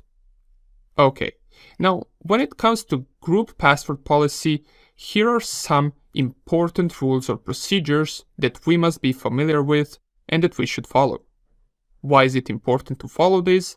Well, if a company, let's say, has 1,000 employees, you want to have rules that everyone will follow, because if you don't, you can be sure that at least one of those employees will have a weak password and present a security threat to the entire company. When you have rules set, this forces everyone to follow them and have a strong password. So let's go through these rules. We have enforce password history, which is there to prevent someone from reusing the password. This policy is also called password reuse, so remember that these two are the same. Usually password history blocks usage of same password for 24 password changes. Now, in simpler terms, this means that if I use a password, I will have to change my password to a different one 24 times to be able to go back to the first password that I used. After that, we have password complexity, or usage of complex password. This means that our password should include small letters, capital letters, numbers, and special characters. We also want to enforce longer passwords, so typically online you will see minimal password length to be 8 characters. Besides this, we have minimum password age policy, which is a policy used to prevent an employee to change password, let's say 50 times a day. This is direct measure against password reuse so that the employee doesn't change password a bunch of times till they get to the try which allows them to use the original or first password that they had. Another term that we should be familiar with is maximum password age, and this is how long a password should be used before a change is required. This is usually set between 30 to 90 days depending on how strict the security policy is. Besides these mentioned here, we also have some other rules, such as, for example, storing passwords using reversible encryption, and this is something that we should avoid if possible because it allows passwords to be stored in Active Directory in plain text, which is highly insecure, but sometimes needed to grant access to certain applications, which are usually or typically older applications. We also have account lockout threshold. We already mentioned this group rule. It is how many tries does a user get to provide valid credentials before their account gets locked. For stricter security, this is usually set to 3 attempts. Once the account is locked, you cannot even attempt to log in anymore or provide credentials. Next up, we have account lockout duration, and this is how long will account be locked if wrong credentials are provided multiple times. Now, best practices would be to lock the account fully and to require the person to contact the administrator in order to unlock the account. We should also mention the forgotten password policy, which is when a user forgets their password but is allowed to change it. This should be done by requiring some additional personal information from the users, such as providing additional PIN or code sent to the phone number connected to the account or to the email that is connected to the account. And for the exam, it is important to remember that usage of same passwords or same credentials for 2 different accounts is a security threat. Alright, so that would be about it when it comes to authentication, authorization, and access control. In the next lecture, we will have a few questions regarding this entire section, and just a quick reminder, do not limit yourself just to this course. Feel free to research these topics that we covered somewhere else, as learning from different sources is the key to fully understanding these concepts. Anyway, let's wrap up this section and let's get straight into the next section where we will talk about secure network architecture and securing network devices. See you in the next lecture. Okay, it's time we dive into network design and segmentation, as well as different network security concepts and tools that are in the scope for the exam. But before we do that, we need to get some basics down first, such as the OSI model. OSI model is something that you are already required to know, so it is not really covered in the Security Plus objective, but we will briefly talk about it right here for the people who are not really familiar with the OSI model, since it will be useful in the future and it will allow you to better understand some concepts throughout the course. Okay, so the OSI model stands for Open System Interconnection Model. This model is used to demonstrate or show how communication occurs between different devices on the network. It is considered to be a standard for how different computer systems communicate with each other. The OSI model consists of 7 layers. Each layer handles a specific job and communicates with the layers above and below itself. So let's discuss each layer a little bit. We have the physical layer. This layer includes physical equipment that is involved in the communication and data transfer. These are things such as cables and switches, for example, and this is the lowest layer since data here is divided into ones and zeros, or in other words, in binary. Next one that we have is the data link layer. Now the data link layer is responsible for creating a reliable link between devices on a network. It deals with issues such as error detection and correction, as well as the organization of data into smaller packets. The data link layer takes packets from the layer above, which is network layer, and breaks them into smaller pieces called frames. The next layer that we have is network layer, and this layer is responsible for facilitating data transfer between 2 different networks.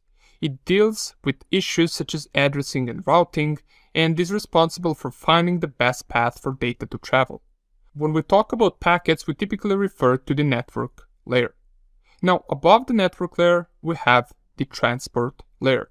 This layer is responsible for the end-to-end communication between 2 devices, and it also ensures the data is delivered reliably and in correct order. It deals with issues such as error checking and flow control, and it also breaks down data into smaller packets if necessary. Next, we have the session layer, and this layer is responsible for opening and closing and maintaining communication or connection between two devices. The time between when the communication is opened and closed is known as the session. This layer ensures that the session stays open long enough to transfer all the data being exchanged, and then closes the session in order to avoid wasting resources. The sixth layer that we have is the presentation layer. This layer is responsible for converting data into a format that can be understood by the above layer or the application layer. It deals with issues such as data compression and encryption. And the last layer is so-called application layer. This is the topmost layer of the OSI model, and it is responsible for providing a user interface to the network. It is the only layer that directly interacts with data from the user. You might have heard of application layer protocols such as, for example, HTTP or SMTP. Okay, now that we got this out of the way, let's go straight into network design and security. Alright, time for a new section. And this one is going to be as big and as important as the previous one. Right now, we're going to cover network designs, network components, and network security. So in this lecture, let's just mention important network components for us and for the exam objective regarding security, and in the future lectures, we're going to discuss them in details.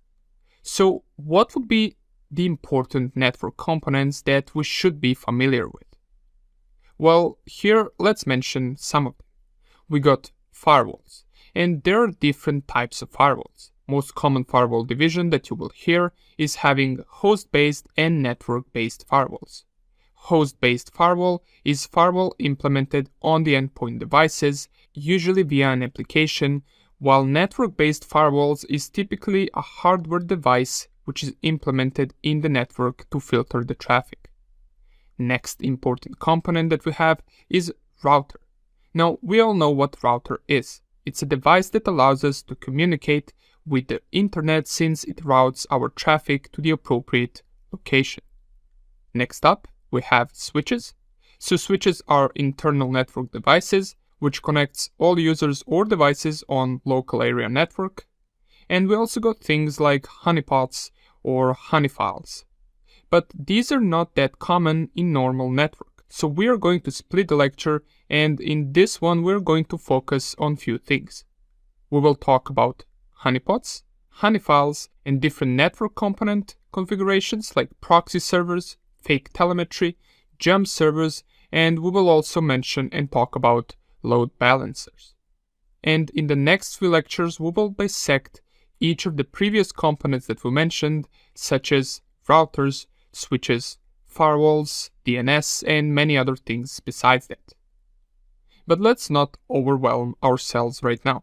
Let's just focus on these things first. So we will start with honeypots. What are honeypots?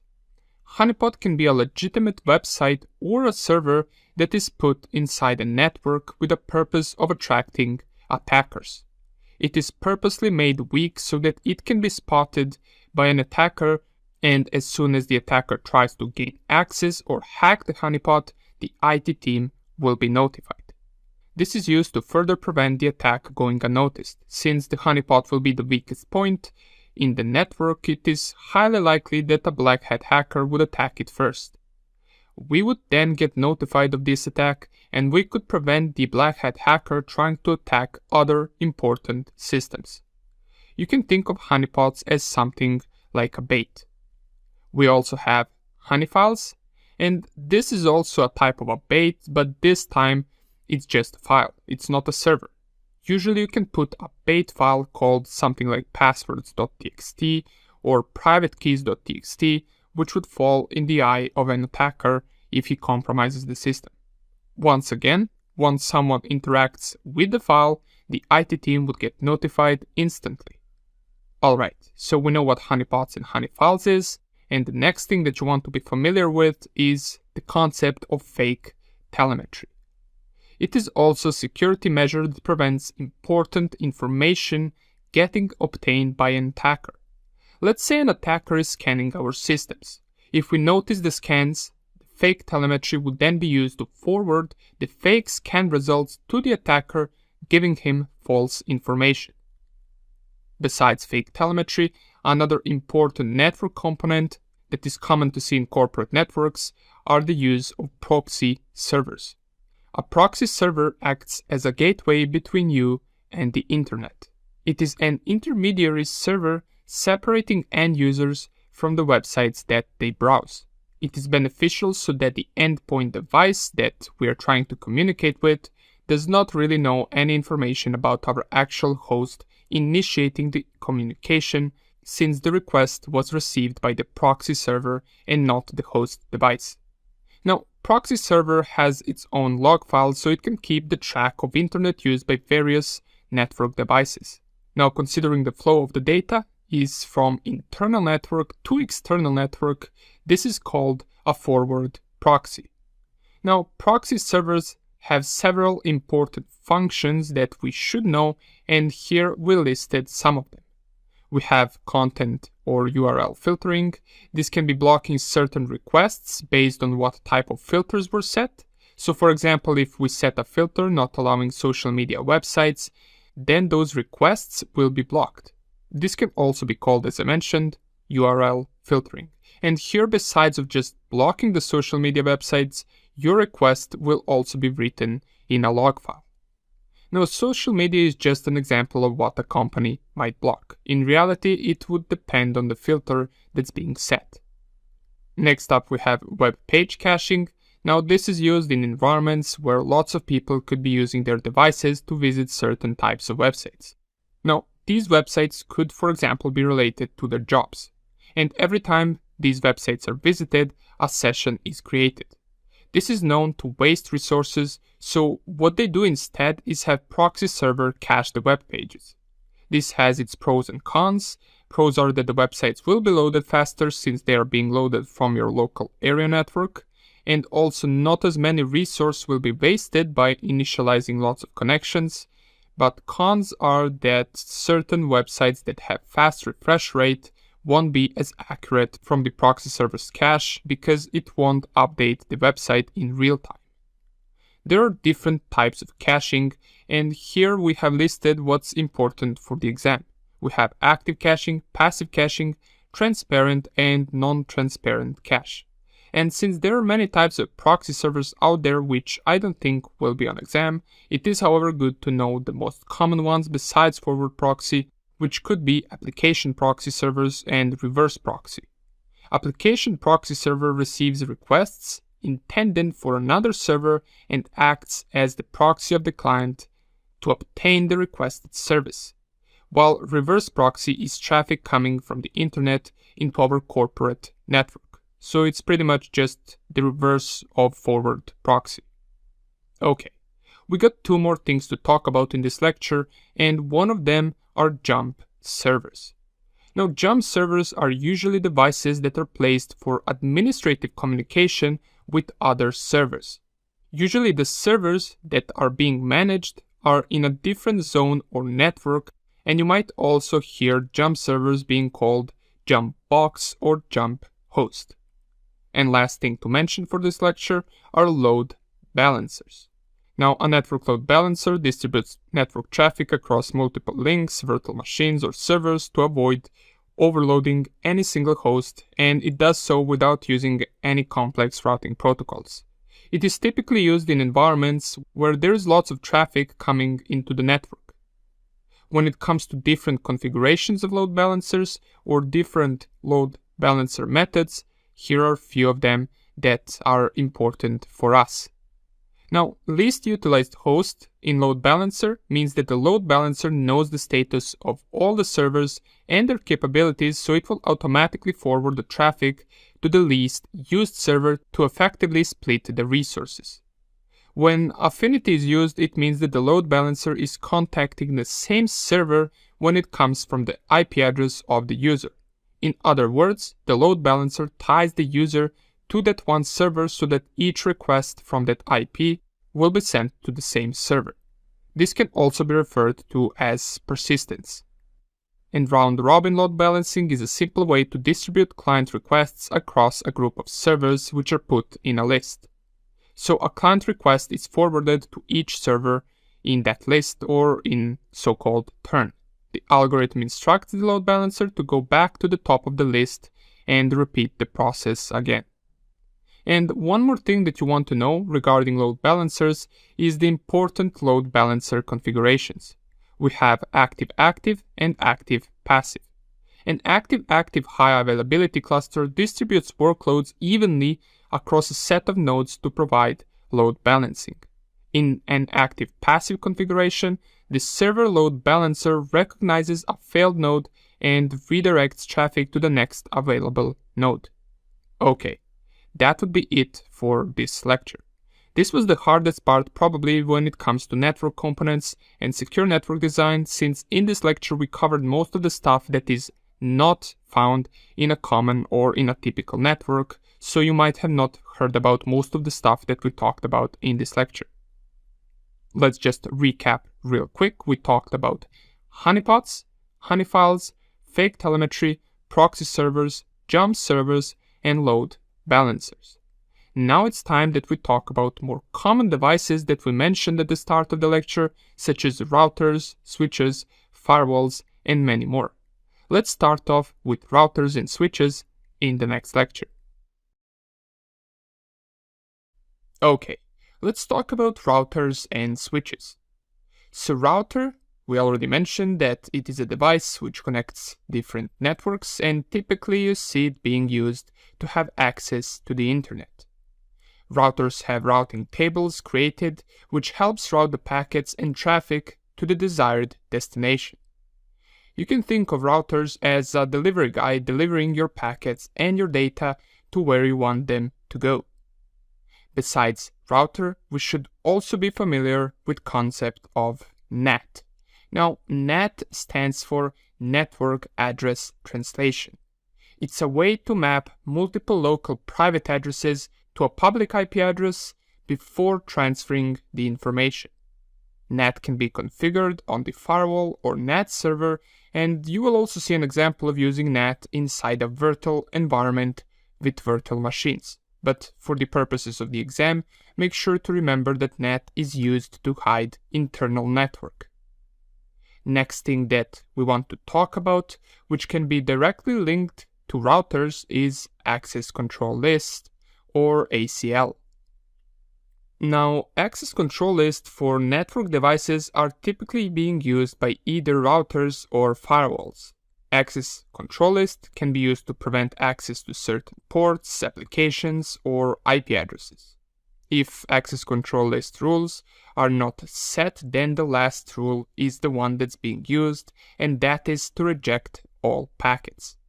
For example, if you have a certain rule about HTTP or FTP being set, then first those rules will be checked and traffic will either be allowed or denied based on whatever rules are specified or fulfilled.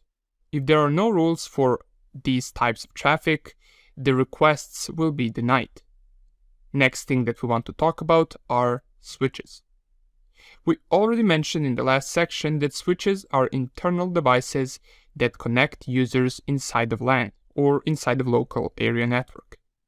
Now, when it comes to switches, they have CAM tables, or Content Addressable Memory tables.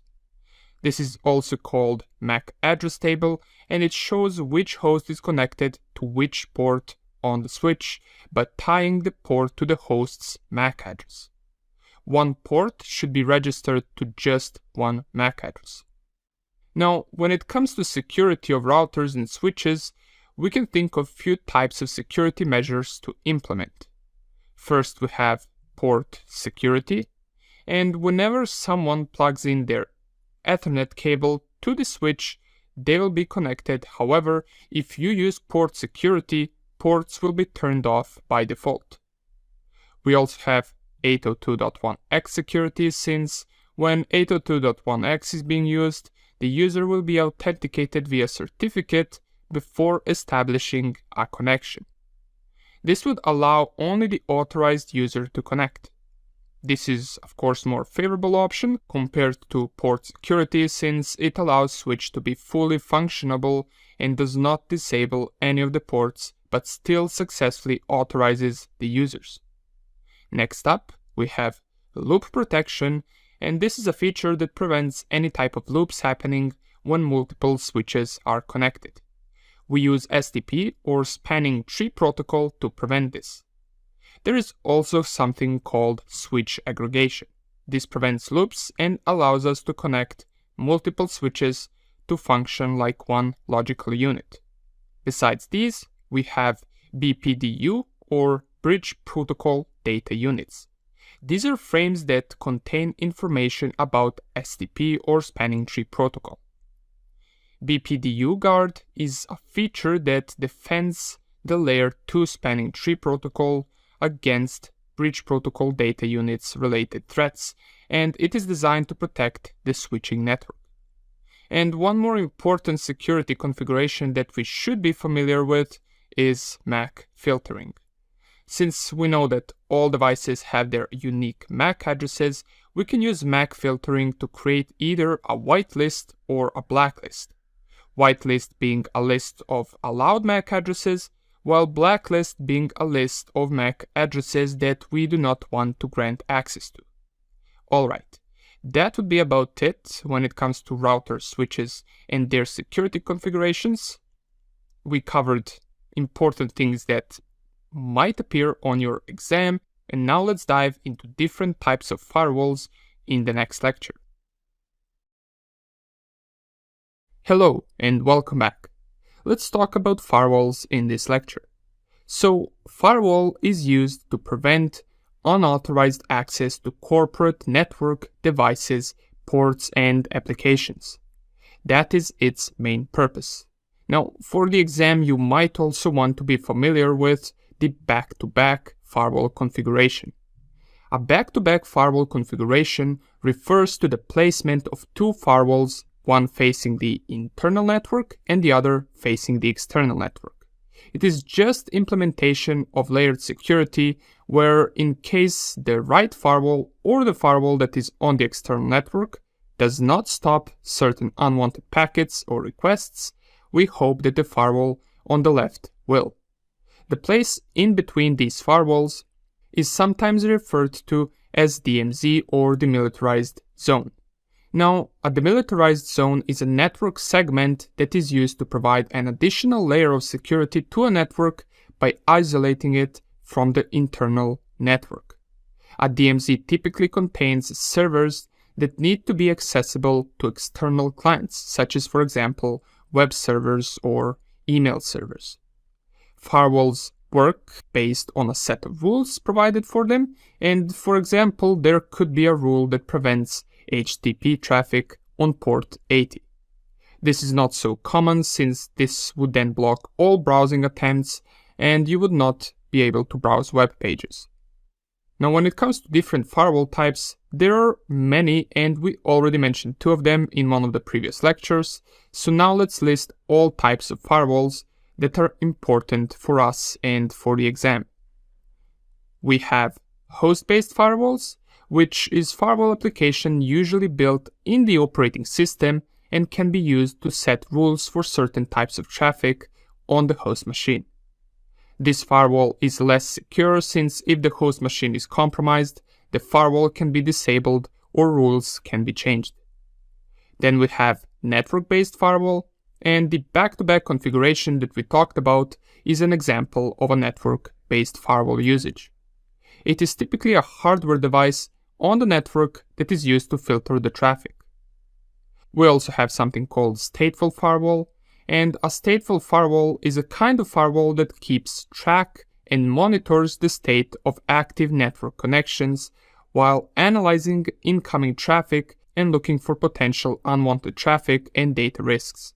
This firewall is situated at layer 3 and 4 of the open system interconnection or of the OSI model, and a more simpler version of a firewall would be the stateless firewall, which on the other hand just determines whether a packet should be allowed or denied based on rules provided, and it does not perform any deeper packet inspection at all. Now, besides these four, we also got more types of firewalls. For example, commonly used one is WAF or Web Application Firewall, which is located on the web server and it is used to protect web applications. We got UTM or Unified Threat Management Firewall, and this actually has multiple uses, so it can filter content, URLs, as well as provide protection against other threats such as malware, viruses, worms, and other. This leads us to next generation firewalls or NGFW, and a next generation firewall is a network security device that provides capabilities beyond a traditional stateful firewall. It is designed to protect against the modern cyber threats that the companies face. In addition to the core functions of a firewall, next generation firewalls integrate a range of other capabilities to protect against advanced cyber threats. It can be used for both local and cloud environments. And last one that we have that we should be familiar with are open source firewalls. These types of firewalls are open source, which means you can read the code and alter the code based on your own needs. This gives you better ability to mold the firewall to your own needs. However, these types of firewalls are typically not as good as the paid firewalls. However, the cons of paid firewall is usually that they are not open source, so you do not fully know how they function, but they will in many cases provide better protection and results compared to the free open source firewalls. An example of an open source firewall that is commonly mentioned is pfSense. Okay, that would be about it regarding firewall and firewall types. Now, a quick tip that many beginners might find useful is when setting up a firewall, double check if the rule is applied to TCP or UDP port, since sometimes you might not notice that you add the rule for TCP port, but in reality you might have wanted to provide a rule for UDP port. Nonetheless, out of this lecture, make sure that you know what firewall is used for and make sure that you are familiar with different types of firewalls and the back-to-back firewall configuration which we mentioned, and you also want to know what demilitarized zone is. Now let's go on to the next lecture where we will talk about network segmentation. Okay, secure network architecture and network segmentations. This is an important topic since most likely you will encounter it in your career at some point. Now, this is also an in-depth topic, but we're going to focus on the stuff that is important for the course or for the exam. So there are a few concepts that we should cover. Let's start off with software-defined networking or SDN. Now, software-defined networking is an approach to networking that uses software-based controllers or application programming interfaces, also known as APIs, to communicate with underlying hardware infrastructure and direct traffic on a network. This means that packets would be routed over controllers rather than over traditional routers, which would make performance better. Now, another important factor when it comes to network architecture and security is network segmentation, using different zones and implementing firewalls to filter packets in those separate zones. But before we talk about network segmentation methods and concepts, let's first talk about different zone types or different types of zones that we have. So we have LAN or local area network, and this is your typical home network. It has very fast connections between devices inside of it, and we also call it intranet. We also have screened subnet, and this is a subnet for the public, and it is typically considered unsafe since it is easily accessible. In a screened subnet, you would typically install servers that need to be accessible to external clients, such as, for example, mail servers or web servers. And we also have WAN or Internet. This is a public network and it is also not considered safe, of course, since anyone can access it. WAN typically covers a big geographical area, and here the connections are usually slower than inside of a LAN. An important thing to remember for the exam would be that all important data should be inside of LAN and not in a screened subnet or wide area network. Now that we know this, let's focus on network segmentation. Now, network segmentation is the process of dividing a larger network into smaller, more manageable segments. There are several reasons why network segmentation is used, such as for security, isolation, performance, compliance, or scalability. An example would be that implementing network segmentation can lower the attack vector for a malware or virus if it infects one of the devices in a segmented network. If the network is properly separated, then the damage would be significantly lower. Now, there are several different configuration methods that we should be familiar with when it comes to network segmentation, and first one would be the physical segmentation. Now, physical network segmentation is the process of physically separating different parts of a network, such as different departments or user groups, by using different network switches, routers, or other network devices. This is done to create separate, isolated networks within a larger network, with each segment having its own security policies and access controls. Physical network segmentation is also putting something that needs to be publicly available outside of local area network, for example, in a screened subnet. Next one that we have is air gaps. This is used to separate important systems and data from normal day-to-day systems that we use. An air gap is a security measure that involves isolating a computer or network and preventing it from establishing an external connection. An air-gapped computer is physically segregated and incapable of connecting wirelessly or physically with other computers or network devices. The only way to transfer or take data from these systems is via USB or DVD. Now, we mentioned physical separation, but we also have logical separation or VLAN.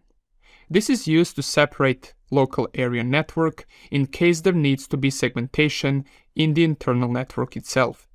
This can be done via switch, for example. You can take few ports on the switch and make them a part of a separate logical network. Even though both networks will be on the same switch, the devices that are connected to, let's say, VLAN number 1 will have their own ports and they will not be able to communicate with devices that are connected to VLAN 2 ports. Next thing that we have is something that we already talked about, and that is zero trust or zero trust model. And we already mentioned that it is typically used by cloud, and it's flagging every connection as possible threat until it gets authorized. Next one that we have is virtualization, which you will hear about more and more as its use has increased widely in the past few years. Virtualization is creating a virtual network or creating virtual machines. We will talk about virtualization in more detail later in the course.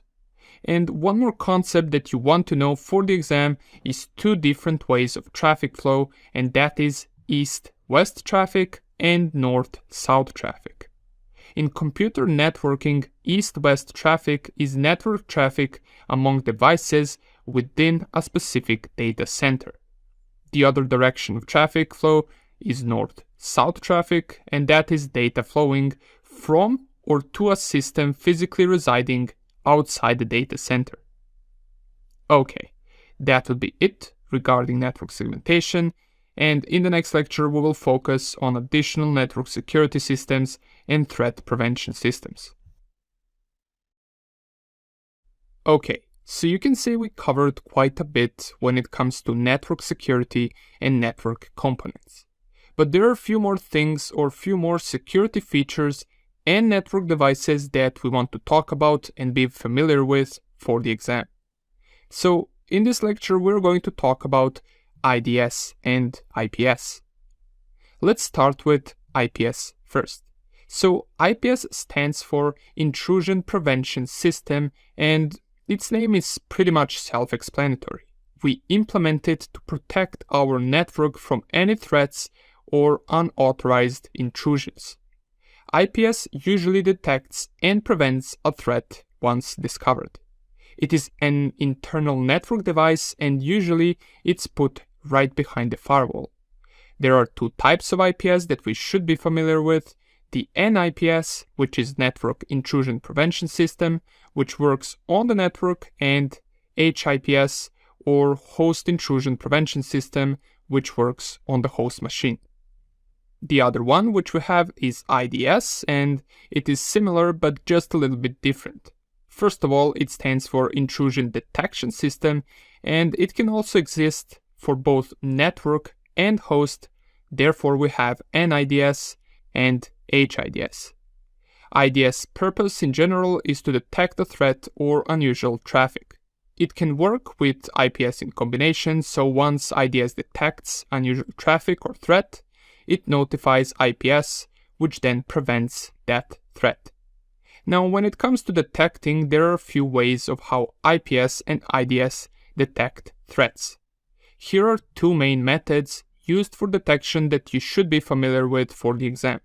We have signature-based detection, which works by having a database of known attacks, exploits, and threats, and it only detects things that are inside of that database. So for example, if a new attack comes out which uses a new vulnerability and the database is not updated, signature-based detection will not be able to flag it or recognize it as a threat.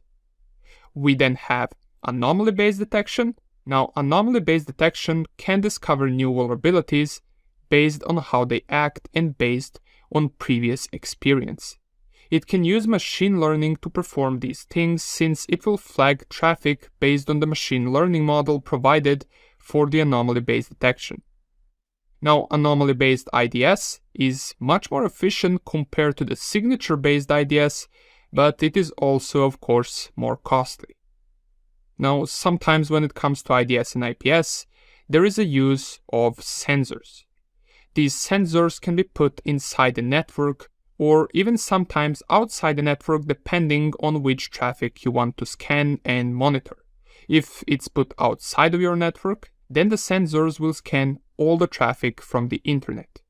Once put inside the network, it will scan and monitor inner network traffic and notify NIDS in case it discovers something. Now, when it comes to sensors on NIDS and NIPS, there are two modes that they can work on. We have inline mode, where NIPS will be put on the firewall or right after the firewall as additional layer of security, and once it's set to inline mode, all the traffic will pass through the NIPS, and this is also referred to as in-band. Then the passive mode is when the traffic does not go over NIPS, and usually passive mode is used more by NIDS because NIDS is used to detect changes in local network. This is done by so-called sensors which we talked about, and it's the sensors who then forward warnings for potential threats to the network intrusion detection system. This is also known as out-of-band. Now, as with every other device or security measure, it is never perfect. It can make mistakes, right? And that's why we divide the given results from NIDS and then IPS into three separate options. Any output or any information that NIDS and NIPS gives us can be one of these three things. We have false positive, where both NIDS and NIPS thinks that there is an attack taking place, but once the IT team checks, no attack has ever happened. This is why we call it fake positive, because it detected something that isn't there or that wasn't there. We have true positive, and this is when NIDS detects a threat, and upon checking we also notice that the threat is there, which is an accurate result. And we have false negative, which in general is the worst to happen out of these three, and that is because in this scenario an attack took place but was not detected by both NIDS or NIPS. So if perhaps you encounter a question on the exam, which one is more dangerous out of these three? Well, the true positive is not dangerous at all, and out of the other two, false negative is more dangerous because there is an actual attack taking place, which we did not detect. Okay, we covered NIDS and NIPS, but before we close off this lecture, I just want to talk about one more term that you should be familiar with, and that is Network Access Control, or also known as NAC.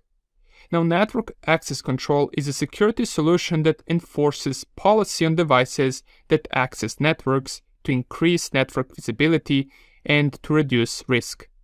So, for example, if there are multiple devices trying to connect to a network, Network Access Control will check if all of them follow the right policy rules that were set.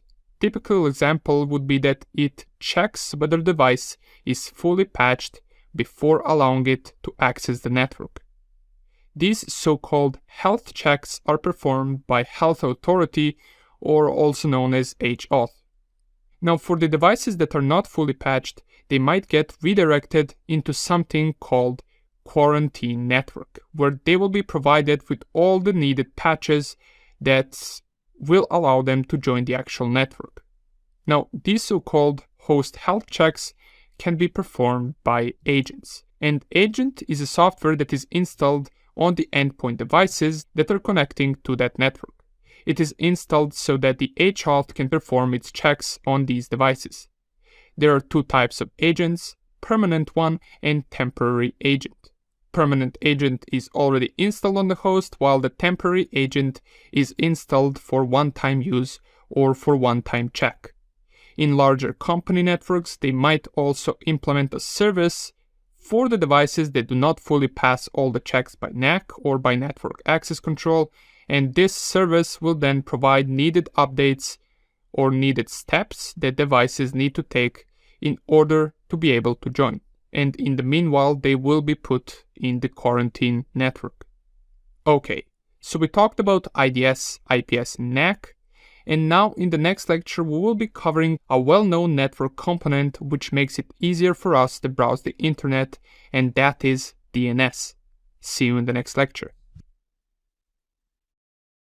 Welcome back. DNS. Most of you have heard about DNS, right?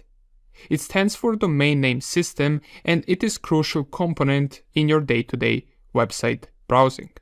The most simple explanation of DNS is that it maps domain names to IP addresses.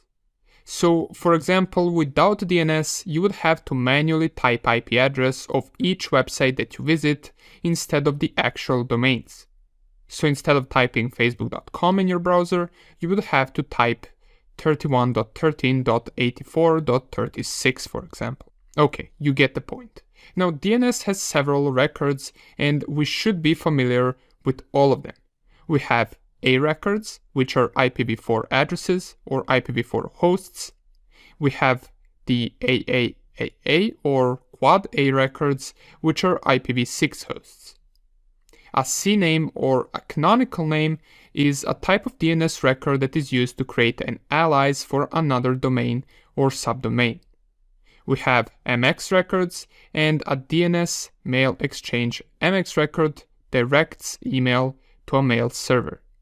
A DNS SRV record specifies a port within a server for certain services, and we have SPF records, which are TXT files that DNS uses to stop the unwanted email traffic and to check if the email truly came from the domain from which it says it came. And we also have DMARC record, which is also a TXT file used by ISP to stop unwanted or phishing emails. Okay, so we know which DNS records exists, but how exactly does the whole process of finding an IP of a domain exactly work? Well, let's draw it here. As you can see, it is not a straightforward process. So let's go from the beginning.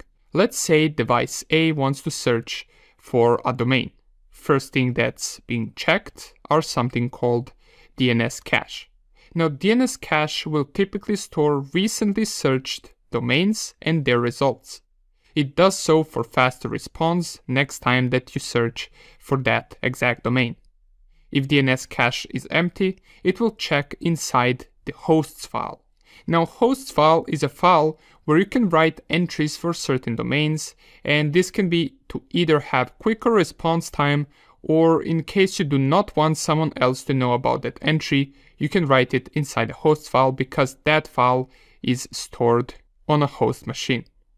In case both DNS cache and host files are empty, then the request is sent to the DNS server.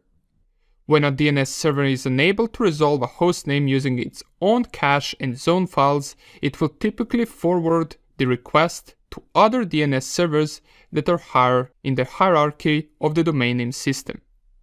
This process is called recursion.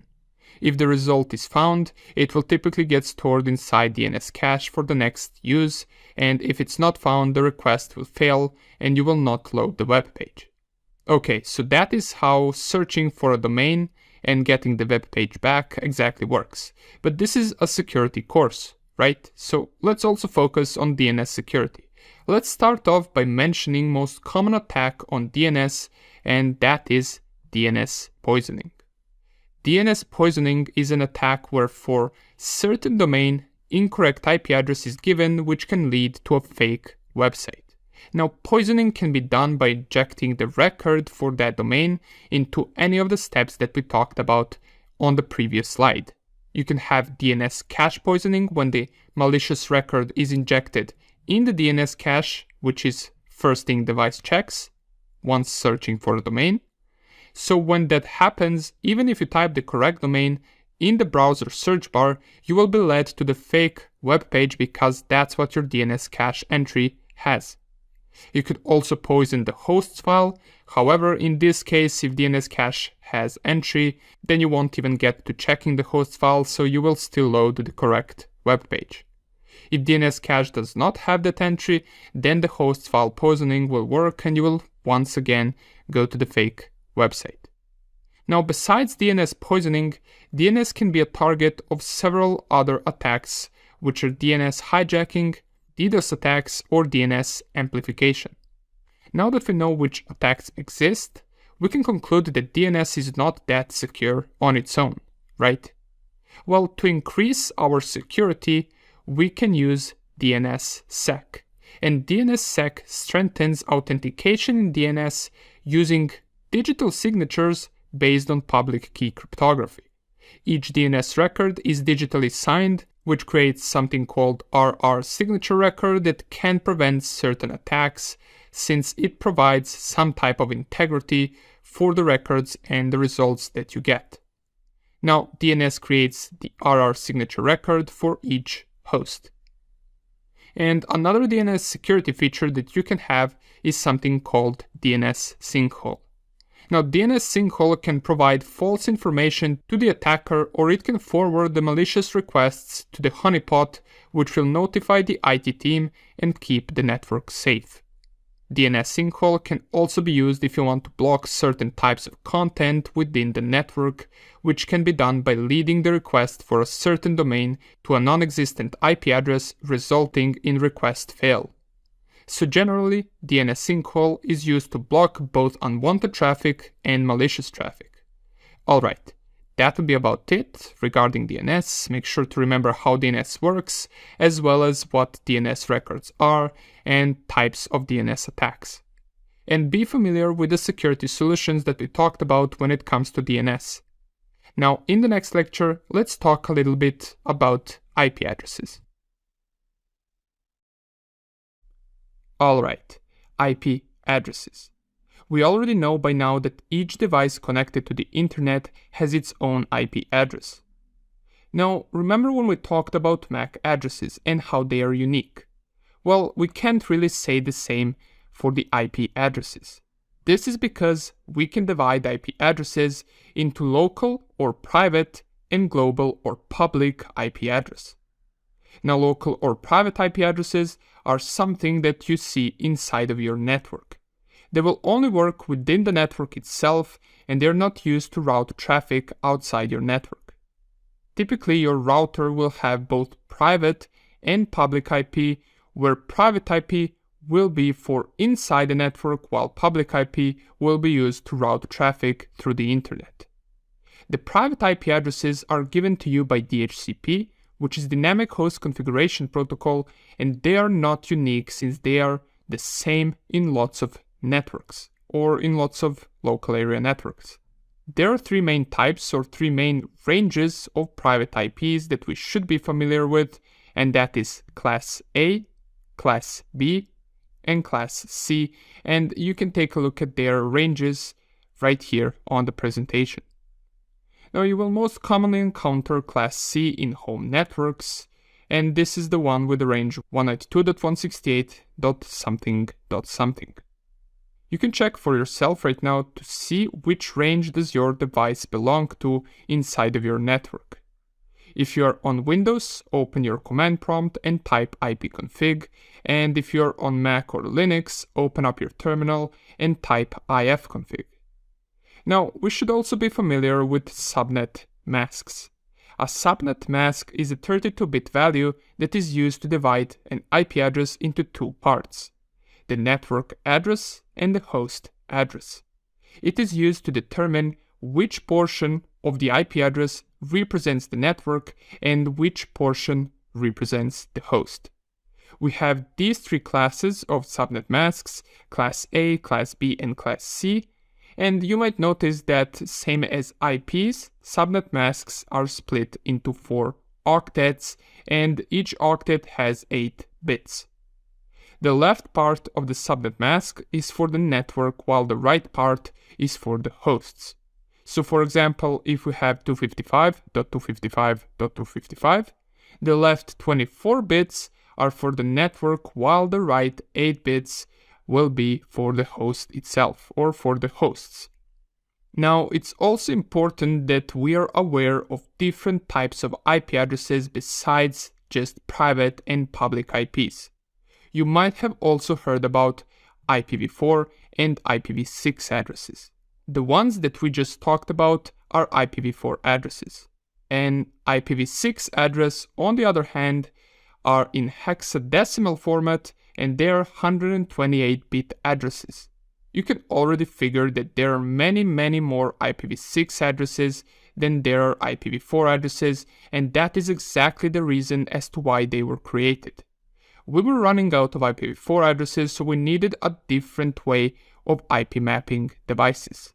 First 64 bits on the left side of the IPv6 address are for the network, and other 64 bits are for the host. When it comes to IPv6 addresses, we have many different ranges of addresses, but here are the main ones that you should know. We have public IPv6 addresses, which can be used externally, and these public addresses will start with 2001, 2002, or 2003. Now, same way that IPv4 has local addresses, well, so does the IPv6. These local IPv6 addresses start with FE80. We also have unique local IPv6 addresses, and these start with FC00 or FD00. And also, since an IPv6 address can be quite long, there is a method of simplifying IPv6 address by removing zeros. So here we have an example of IPv6, and we also have an example of how simplifying it with removing zeros would look like. As you can notice, we used double column instead of all of these zeros, but it is important to note that this can only be done once. We can only use the double column once. So if you, for example, have multiple blocks of zeros in an IP, we can exchange the first block with double column, but the second block we must write as column, 0 column, and not just double column. Okay, that would be the basics of IP addresses. We talked about private and public IP address, and we also talked about IPv4 and IPv6 addresses. Now that we know that, in the next lecture, let's talk about protocol, which we mentioned earlier, and that is DHCP. Okay, let's quickly mention DHCP. So DHCP stands for Dynamic Host Configuration Protocol. It is a server used for allocating IP addresses to the local host devices. Each network has its own DHCP server, which has a database of free IP addresses which are given once requested by a certain device. Now, when it comes to the actual process of getting the IP, it is a 4-step process, also called DORA. The reason it's called DORA is because DORA stands for Discover, offer, request, and acknowledgement, which are the 4 steps of getting the IPv4 address from the DHCP server. Now, first step or discover step is client device searching for the DHCP server. Once the server is found by the client, then it is given the offer from the DHCP server. Now, if there are multiple DHCP servers found, then multiple offers will be given. Request is third part of process when client answers DHCP server on the given offer that they do indeed want an IP allocated to them. And acknowledgement or confirmation is last packet from DHCP server, which includes the IP address, subnet mask, and DNS address for the client. One cool trick you might want to know is if you want to drop your current IP on your local Windows device, you can open up your command prompt and type ipconfig release or ipconfig/release, and this will disconnect you from the internet. To get a new IP, you can run the command ipconfig/renew, and the DORA process will take place to get you a new IP address. Now, there might be times when the client will not be able to get an IP address from the DHCP server.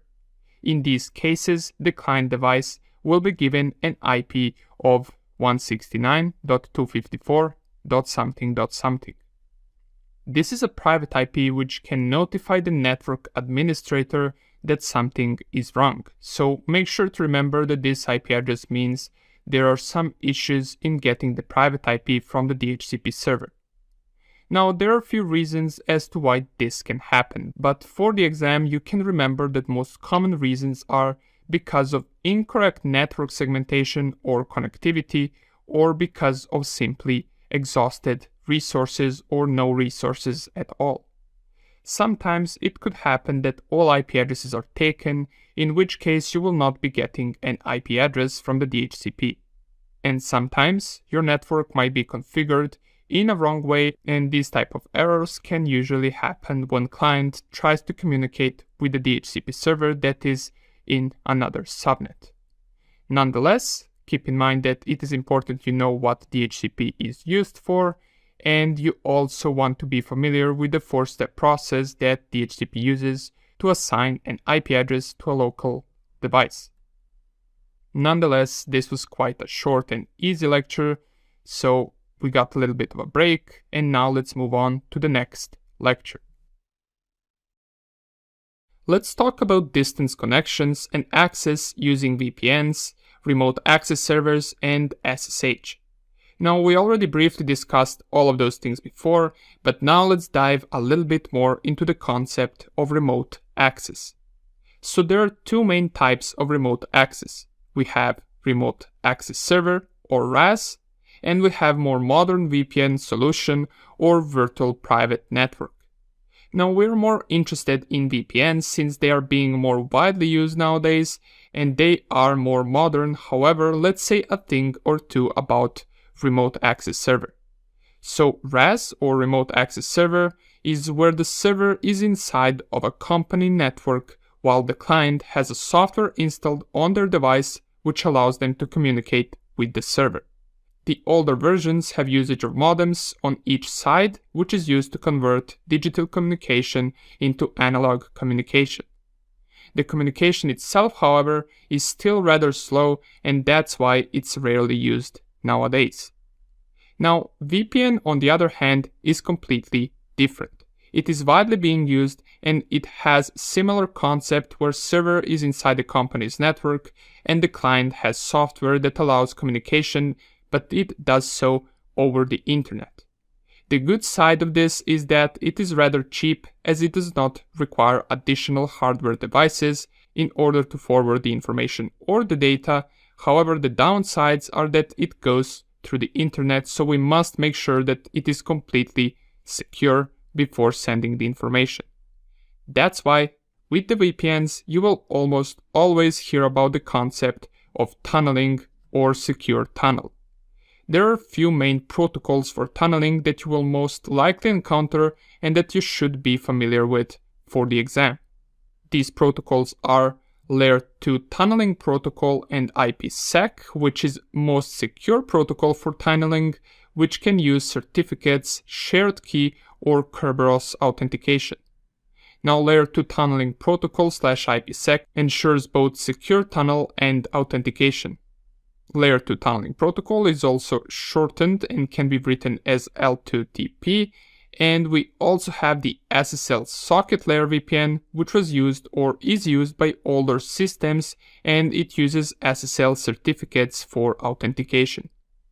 It is recommended that these SSL certificates are changed for more secure TLS certificates. And third one that we have is HTML5 VPN. It also uses certificates for authentication, and to set it up, all you need is a browser that is compatible with HTML5, which is pretty much every known browser out there nowadays. Now, it's important also to note that while L2TP stands for Layer 2 Tunneling Protocol, the IPsec part is over Layer 3, and the IPsec packet itself is consisted out of two different parts. We have Authentication Header, or AH, and we have ESP, or Encapsulated Security Payload.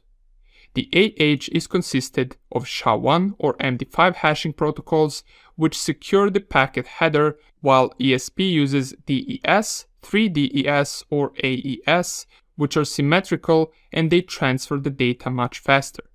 Don't worry, we will talk about encryption and both symmetric and asymmetric later in the course, so you will be familiar with all of these that we're mentioning right now. Okay, the purpose of this IPsec packet security is that if you have long-distance access or remote access with VPN to a server, your connection and data will not be accessible even if someone was performing things like man-in-the-middle attack trying to sniff the data that you're sending. They will not be able to actually read that data. Okay, now when it comes to IPsec, it has few steps to it. First phase is creating a secure tunnel. It uses Diffie-Hellman to do that, and it performs something called IKE, or Internet Key Exchange. Now, Internet Key Exchange is a key management protocol that is used in conjunction with IPsec to establish a secure and authenticated communication channel between two hosts. The second phase is encryption of the data, and when it comes to IPsec, there are three different types of IPsec. We have tunnel mode, where during the tunneling both authentication header and ESP are encrypted, and tunnel mode is more secure compared to the transport mode, which only encrypts the ESP. And we have the always on mode, which is point-to-point connection of small latency between two locations. Another thing that we should know is two main types of session when it comes to VPN. So we have VPN on demand and we have VPN always on. The difference is that on demand VPN, the employee starts VPN session from their device from a distant location, and once the session is stopped, the connection breaks. The always on VPN is also referred to site-to-site VPN, and here the session lasts, so it does not end. It is a point-to-point connection between locations. There is also a concept that you should memorize, and we will not dive deep into it, and that is VPN split tunneling, which refers to choosing which communication and data gets encrypted and tunneled and which doesn't. This feature is useful for users who need to access both local and remote resources, but it can also be less secure because it does not force all traffic through the VPN, potentially exposing the local network to threats. Now, this is generally speaking from the security standpoint. VPN split tunneling should not be used as it is less secure. Okay, now that we discussed VPNs in details, let's just mention other ways of remote access that you might have heard of or even used, and we will list them right here. So we got SSH, which is Secure Shell, and SSH is a protocol for securely connecting to a remote server and executing commands on that server. It encrypts all data, including passwords, to protect against eavesdropping and other network-based attacks. SSH is commonly used to log into a remote machine and execute commands, but it also supports tunneling, forwarding TCP ports, and X11 connections. SSH is a secure alternative to Telnet and RLogin, which transmit data in plain text and are vulnerable to interception attacks.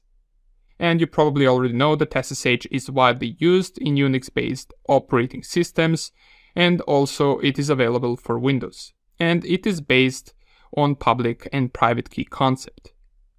Next up, we got PowerShell, and PowerShell is Microsoft's version of remote access, which you can set up by running first the command enable PowerShell remote enforce on the remote computer, which allows remote access, and you can use the second command, which we can see on the slide, to connect to the remote server or device. Besides these two, we have RDP, or Remote Desktop Protocol, which is another way of securely connecting Windows device remotely. And we have something that we already talked about before, and these are jump servers. So before we reveal, double check if you remember what jump servers are. Okay, here we go. Jump server allows remote connection to the administrator, and these administrators typically use SSH or RDP for the remote access. Okay, that would be about it regarding the remote access protocols, VPNs, SSH, and all of the other ones. Most important is to remember the concepts that we talked about for the VPN and for the layer 2 tunneling / IPsec protocol. You also want to be familiar with all the other options of remote access besides VPN, which we just mentioned, starting from remote desktop access, PowerShell, jump servers, and SSH. Okay, let's not make this any longer, and let's proceed to the next lecture. Welcome back. So in this lecture, we're going to cover tools and commands that you might encounter on your exam. So this is all the objective of the Security Plus certificate exam, and you should be familiar with every tool that we cover in this lecture, or at least you should know what it does. So let's start off with simple networking tools and commands. Most of you already know about the ping command. So ping command, if we type ping google.com, this will ping Google and it will retrieve ICMP packets back to us. It will also give us some other information right here, but nonetheless, ping allows us to check whether certain IP or Google is responsive. So in this case, if I press Ctrl+C, it will stop the pinging and it will say down here 32 packets transmitted and 0% packet loss. Now, if you're on Windows, you want to open command prompt and type the same command. However, the difference will be that on the Windows machine, it will only ping 4 times by default and it will stop right after that. While on Linux, as we can see, it will ping for as long as the tool is running until we press Ctrl+C. Now, on the Windows machine, if you want to perform the continuous ping, which is unlimited ping, until you stop the tool, you can type ping-t and then google.com, and it will work exactly as it does in Linux. As you can see right here, it passed the 4 mark and it's going still with the ping requests. Let's Ctrl+C this. And one more thing that you might want to know is that you can ping with IPv4 address by specifying -4 and then google.com. This will specifically use the IPv4 address, since in some cases you might be receiving the packets from the IPv6 address. Once again, if you don't provide the -t on the command prompt on Windows, it will only ping 4 times. Okay. Now another command that you want to be familiar with is traceroute, which we can type like this. So traceroute, and if you just specify the tool name, it will give you the help menu, which you can then read in order to figure out how to run this tool. But for the purposes of the exam, all you want to know is that traceroute is used to tracing steps to certain IP or domain. So if I type traceroute google.com, it will give you all the hops that it takes to reach google.com, as well as it will give you the exact time as how long it took to reach it. As we can see right here, we have 9 steps, so that's how long it took to reach google.com. And a tool called PathPing is a combination of ping and traceroute. So it has functionality of both of these tools, right? It will both ping them and it will provide you with the output of the hops that it took to reach the destination. Now, since I don't have this tool installed on Cal Linux, just make sure to remember what it does. We're not going to be running it. So let's move on to the next important tool, which is NSLookup. Now, with the NSLookup, we can get the IP of a domain. So if I use this domain, for example, with the NSLookup command and I press enter, it will take a few seconds, but once it finishes, it will give us the IP of the domain that I specified. So we can see the IP address right here. It's a pretty cool command or pretty cool tool, and you will use it quite a lot in this field. Alright, the next one that we have is netstat, which is another common tool that you will use, and netstat simply gives you the connections that your device is making. So if I just click netstat, or let's do a little bit of filtering so we can see the output better. So netstat-ant, and this will show all the active connections to the servers, their ports, and their current state. As we can see, there are 0 connections being opened right now, and that is because I'm not running anything on Cal Linux. But if I, for example, go and open Firefox, so I open Firefox, and now I run the netstat-ant command again, we can see now I have 4 different connections, TCP connections established onto these foreign IP addresses right here. Since opening Firefox mostly opens websites, you can see that the connections are mostly over port 80 and port 443, which are HTTP port and HTTPS port. The state of these connections is established because Firefox is open. If I, for example, close Firefox right here and I run the command again, the connections will still show. However, now the state is set to time_wait, which means that the connections are not established. Okay, now that will be netstat. The next one that we have is route, and this command will give you the same output as netstat-nr. So it will give you the gateway, and if we compare these two commands, so route and netstat-nr, you can see that we get the exact same result back. The route tool, however, can also be used to enable listing existing routes in the local routing table, as well as adding manual entries into the network routing table. So make sure that you remember that for the route command or for the route tool. And the next tool that we have is dig, and dig is used to interrogate the DNS requests or the DNS records. It will also give us the IP of a domain, so you can use it as NSLookup if you wish. However, if we check the manual of dig command, you can see that the description says dig is a flexible tool for interrogating DNS name servers. It performs DNS lookups and displays the answers that are returned from the name servers that were queried. If you want to read this in more detail, feel free to open the manual and you will have all the options that dig tool allows us to do explained in details in this manual. So all you have to do is type man dig and then the manual will open. The next command, which you are probably already familiar with, and that is ifconfig.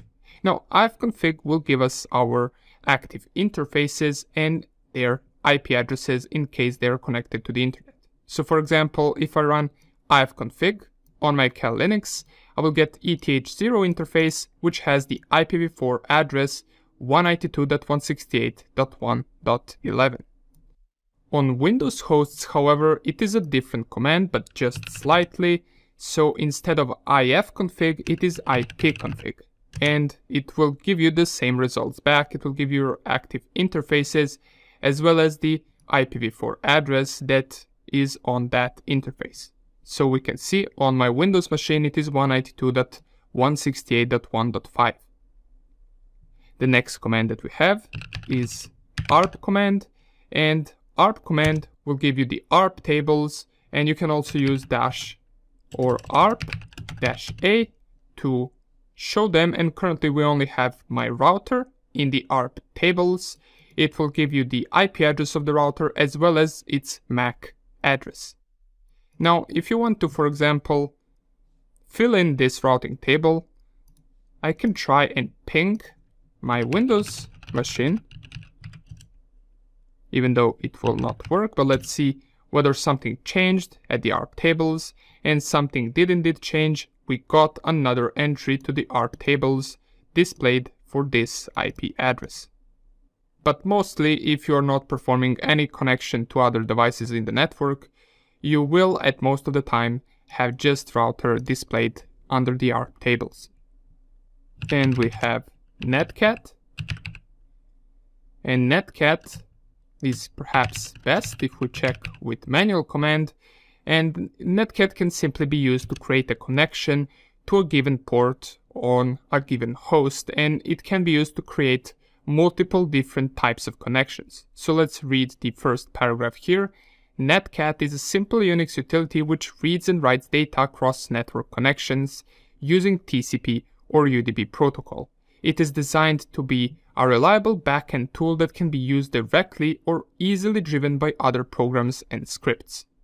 Okay, so once again, same with the dig command, you can open the manual, you can read through all of the options right here. If this is something that you're interested in, let me make this clear, none of these actual options or details will be on your exam, so no worries about that.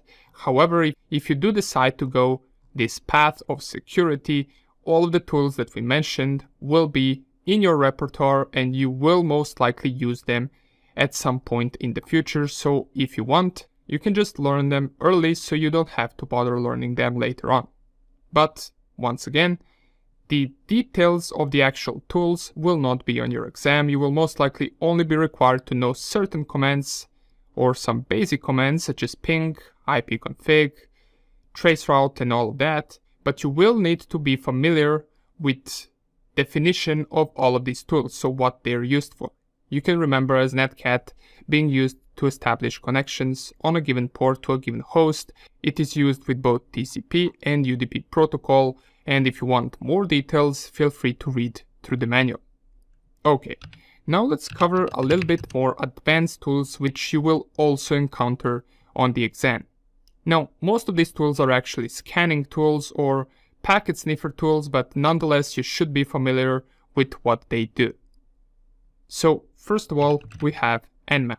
And Nmap is a network mapper tool which can be used to discover open ports, softwares running on the open ports, and versions of softwares running on the open ports on target system. Now that is its basic functionality, however it can be used for many more things. You can just remember as Nmap being the port scanner tool, or actually most famous port scanner tool used by penetration testers. So for example, if I use the basic command of Nmap on my router's IP, it should print out all the open ports on my router. And here it is. We have 6 ports open, and that is the functionality of Nmap. Now, once again, running nmap-h will give you a simple help menu with all the commands that you can run with Nmap. One thing to note is that Nmap, or the network mapper tool, is not legal to use on systems that you do not own. So you should not be going around and port scanning random websites if you do not have permission to do so. Even though in 99% of cases it will not do any damage to the website. So be careful with the tool and make sure to use it only when you have permission to scan a website. Now another cool example of Nmap would be to, for example, run -o command on, let's say, my router as well, and -o command requires sudo privileges, and once again this is not something that will be on your exam. I just like to show you what are all the possibilities of a tool, but no worries, you do not need to remember this. So sudo nmap-o will give you the operating system of the target machine that is being scanned. It requires sudo privileges or administrator privileges. So let me just type this in, and keep in mind sometimes this is not really a reliable result, so we should not take it as 100% correct result. And down here we have the operating system being displayed. As I mentioned, this is not always accurate, so it's always best to combine tools such as nmap with other tools to check whether they provide the same results back.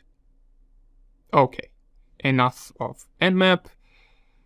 Besides nmap, you can use Angry IP Scanner, which I don't have installed, but let me just type it here. So Angry IP Scanner is another scanning tool that penetration testers and ethical hackers use. So make sure to remember that. No need to run it or know any of its commands, but just remember that Angry IP Scanner exists. Now, besides Angry IP Scanner, we also have Scanless, and Scanless is a pen testing tool used to perform anonymous open port scanning on target websites. Once again, it's not really that important how exactly this tool works. Just remember what it's used for. So let's say it once again, it is a penetration testing tool used to perform anonymous open port scanning on target websites. And you also have a bunch of vulnerability scanners such as Nessus. And Nessus is quite an advanced vulnerability scanner. It does have a free version. We cover that in the ethical hacking course, the free version. The paid version, however, is quite expensive. I believe it's something around $2,000 to $3,000 a year. But it is a good vulnerability scanner, and you will hear about it quite a lot if you go in the ethical hacking and penetration testing field.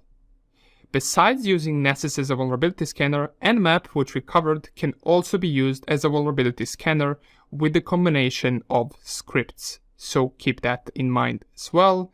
And of course, there are a bunch of other vulnerability scanners, but just make sure that you remember Nessus as a vulnerability scanner. Okay, next tool that we want to cover is curl. Now, curl is a tool that can be used to transfer data with several different protocols. It is most commonly used with HTTP protocol for HTTP header transfer. So let's take a look at how that would look like if we use the command curl-s and then -I with the IP of my router, for example, because it does have a web page, it will give us the HTTP headers back. So as you can see, this is what curl is used for.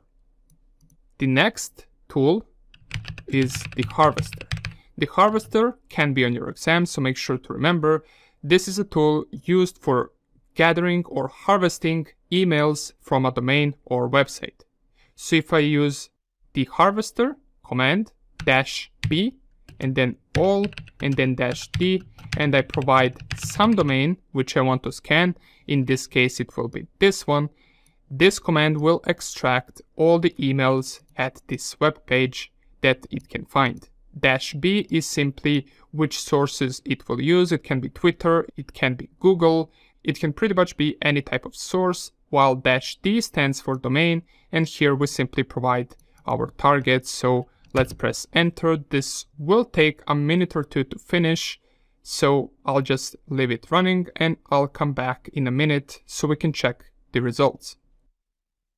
Okay, here it is. It has finished. And let's scroll a little bit up.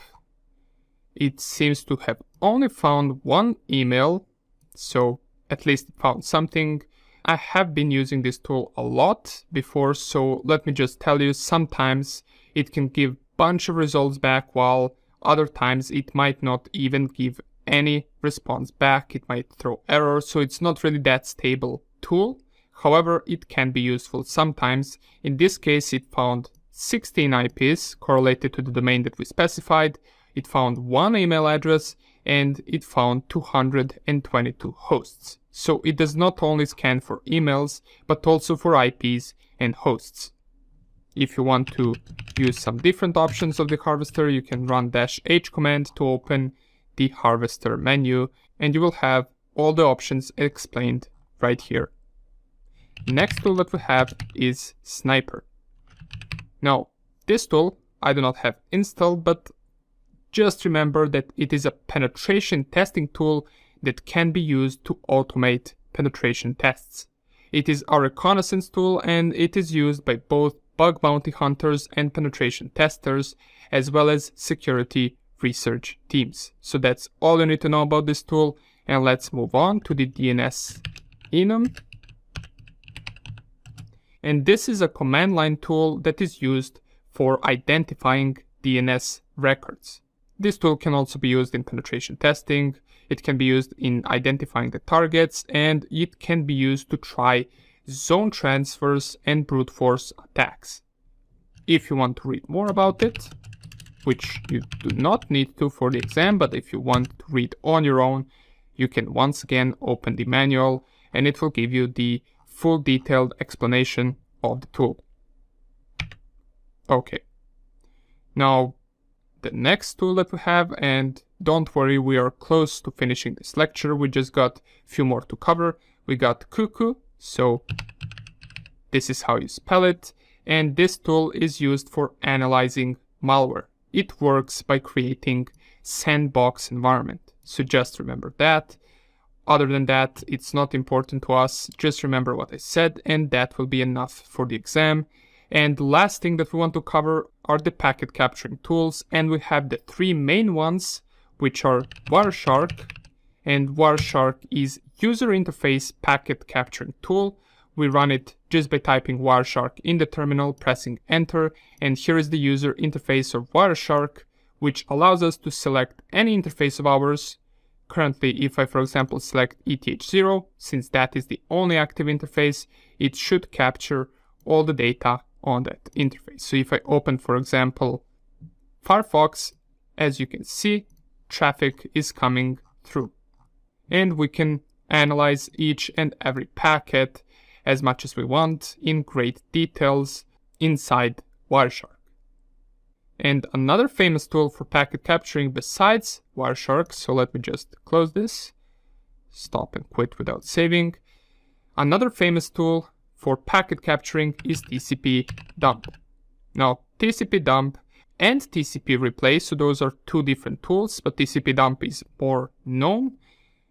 Both are command line interface packet capturing tools, and once you run them, for example, we need sudo privileges, it will capture on ETH0, which is my current active interface, and once again, if I open Firefox, it gets bunch of traffic running through here, and no need to have Firefox open. Let's close Firefox.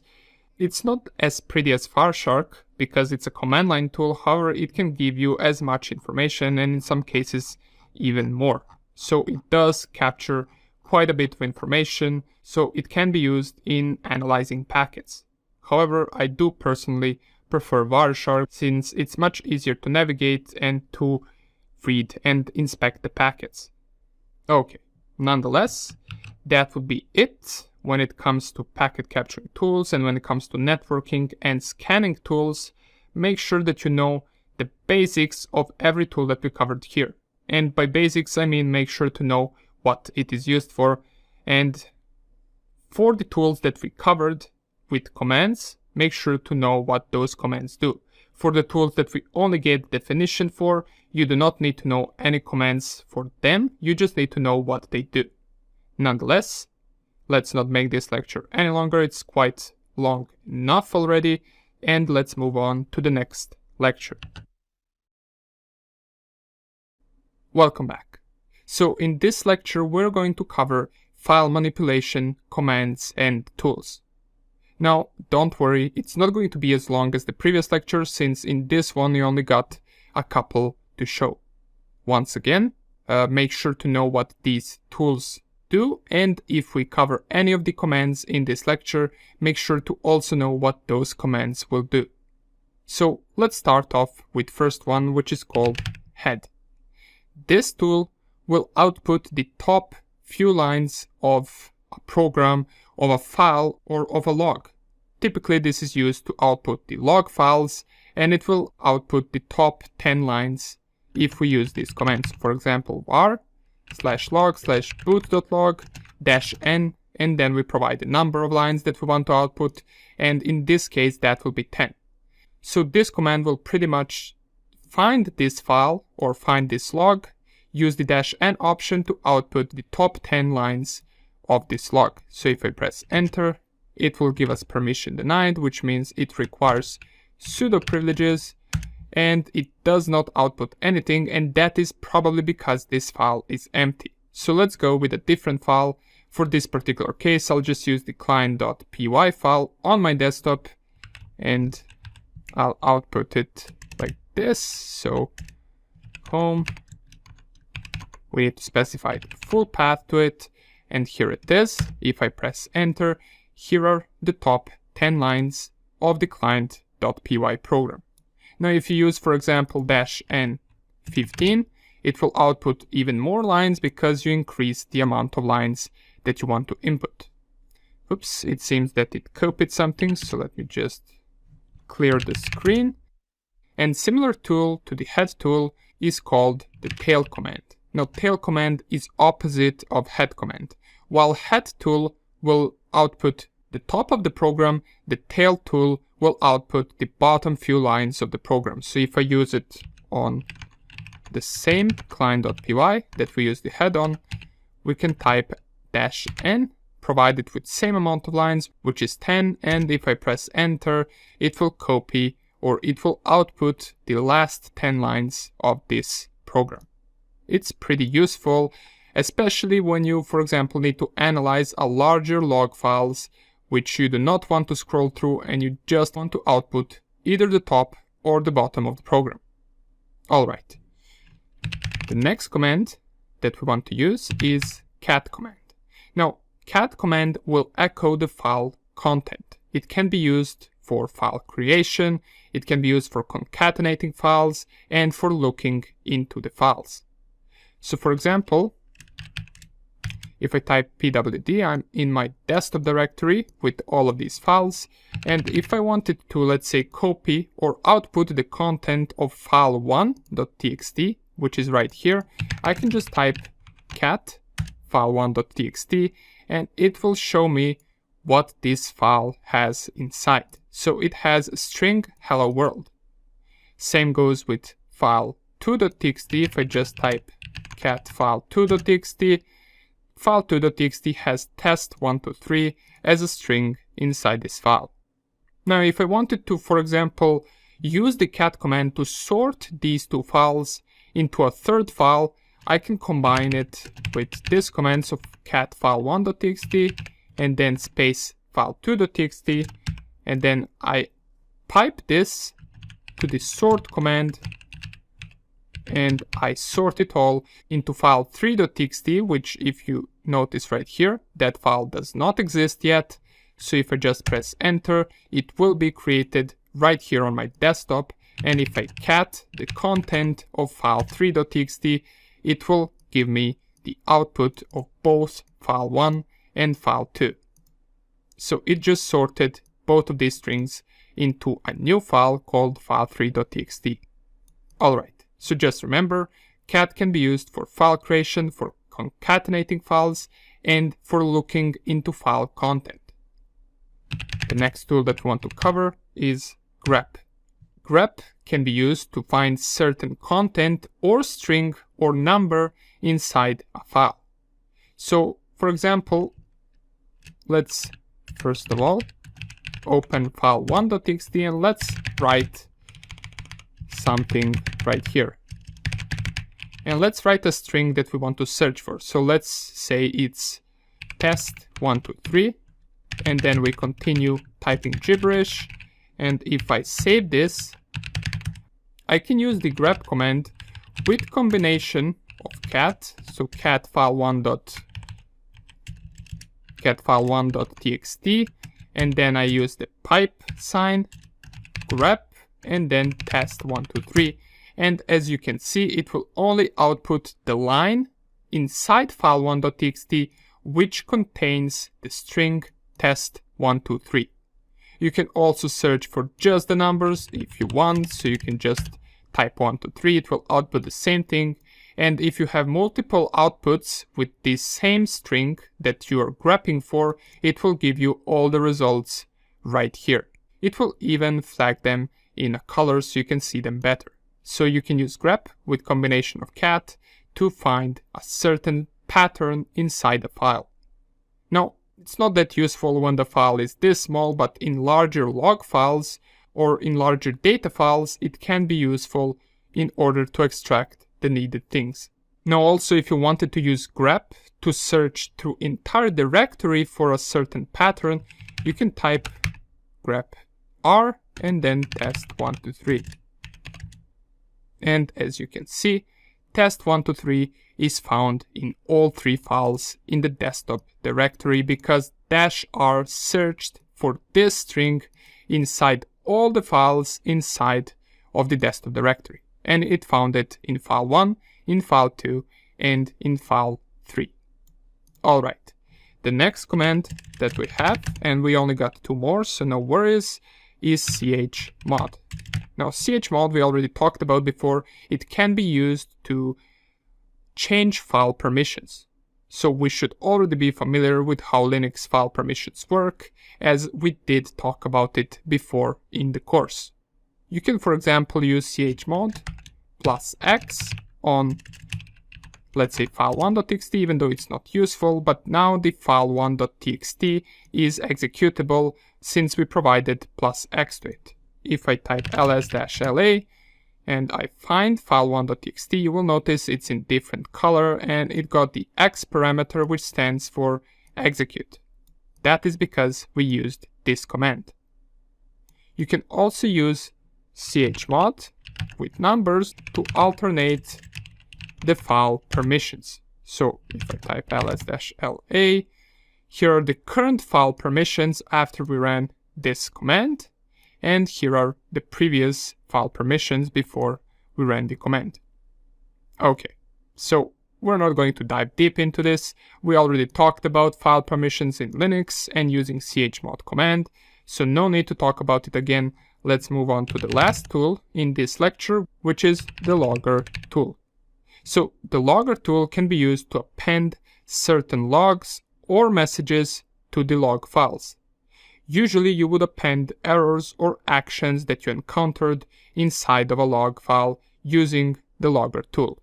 So this tool is simply most commonly used with logs in order to append messages or errors inside of a certain log file. And nonetheless, let's not make this any longer. Make sure you remember what each of these tools does and all of the commands that we covered. Thank you for watching, and I will see you in the next lecture. Okay, so last thing we want to mention are forensic tools and commands that you might find useful, but that you should primarily learn for the exam. Forensic tools can be used in many different scenarios. You might have a device infected and you want to dig deeper into it and see what the malware did, what data was changed, and what else was altered or stolen. You also could perform digital forensics in crime investigations. Certain device might be brought for recovering data from it in order to be used in court or in investigation. Now, this is a complex topic on its own, but we're going to show basic commands, not in terminal as in previous lectures, but we will output it right here so you can learn them and be familiar with when they are used. So first thing that we want to know is how to clone disk with the help of dd command. Now, dd can be used for either disk cloning or copying directories inside Linux environments. Here we can see a command on how you can clone entire disk with the help of dd command. So in this command, if specifies the input file, which is the source disk in this case, of specifies the output file, which is the destination disk, and bs can be added, which sets the size of the input and output blocks in bytes. Now, in order to create an image of a certain disk, you would use this command. Now, besides the DD command, digital forensic experts should also be familiar with the concept of hashing, since hashing algorithms such as, for example, MD5, SHA-1, SHA-256 can be used to hash files or data before and after investigation. Let's say you are testing a certain malware, you can check the hash of a file that you might think is affected by the malware before and after the malware execution. If the file hash changes, the file was altered by the malware. Now you can use this command to check file hash, and what the CFLDD does is it can be used to get hashes of disk, for example. A command of getting hash of partition on second hard disk would look something like this. We can see it right here on the slide, and you can notice it's quite long. And also I can assume that the commands do look complex, especially if you haven't used Linux terminal and command line before, but just learn what these tools do for the exam, even if you don't want to be in digital forensics after. Now, another forensic tools that can be used are Blue Screen Review for Windows and Memory Dump or memdump for Linux. What do these tools do? Well, it is useful when a system crashes because the contents of memory are then saved in a .dmp file, or also known as dump file. Tools like Black Screen Review and Memory Dump can be used to analyze these files. Another useful forensic tool is WinHex or Hex Editor, and this tool can be used to change hexadecimal values inside a file, since it allows you to open the file in a hexadecimal format. WinHex is for Windows, while, if I recall correctly, Hex Editor is for Linux, but there are many types of these hex editing tools, so feel free to use whichever one you want if the need occurs. Okay, we got few more tools. Next up is FTK Imager, which is a complete forensics tool that can be used for various things from data preview and imaging to creating forensic images and image mounting. Next tool we have is Autopsy. Basically, the Autopsy is a free open source tool that supports a wide range of other digital forensic modules and tools. It can be used to analyze things such as hard disks or smartphone devices. And last but not least, we have password crackers. Now, there are lots of password crackers, and we already know what they are used for. We're familiar with the concept of storing plain text passwords in a hash value for better security. These password crackers can then be used to crack that hash and get the plain text password back. Now, typically for this we use dictionary attacks with lists with bunch of plain text words, and we hash each of those words, compare it to the password hash that we're trying to crack, and if the hash matches, well, then that plain text word from the list is exactly the same as the plain text password. Now, different tools can be used for password cracking, and some of the known ones are Kane-Enable, LoftCrack, and Hashcat. Nonetheless, thank you for watching, and let's dive deep into security protocols in the next lecture. Hello, and welcome back. In this section, we're going to talk about protocols in more details. We already mentioned some protocols before, and we discussed them, but now let's put all of them in a list, just so you know what each protocol is used for, which one is safe, and which one is not safe. And also we want to cover some other details as to on which port does the protocol run. So let's first define what protocol really is. Well, protocols are a standardized set of rules and procedures for exchanging information between devices in a computer network. Protocols are used to ensure that communication is consistent, reliable, and secure. However, we will see in next lecture that the secure part is not always the case. There are many types of protocols, but they can be broadly categorized into two main ones: connection-oriented and connectionless. The connection-oriented is also known as TCP protocol or Transmission Control Protocol. It provides reliable, ordered, and error-checked delivery of data between applications. TCP also establishes a connection between two devices before transmitting data and ensures that all data is transmitted successfully. It does so by using something called three-way handshake, which can be split into 3 steps, or three-way handshake, in other words, is consisted of 3 steps.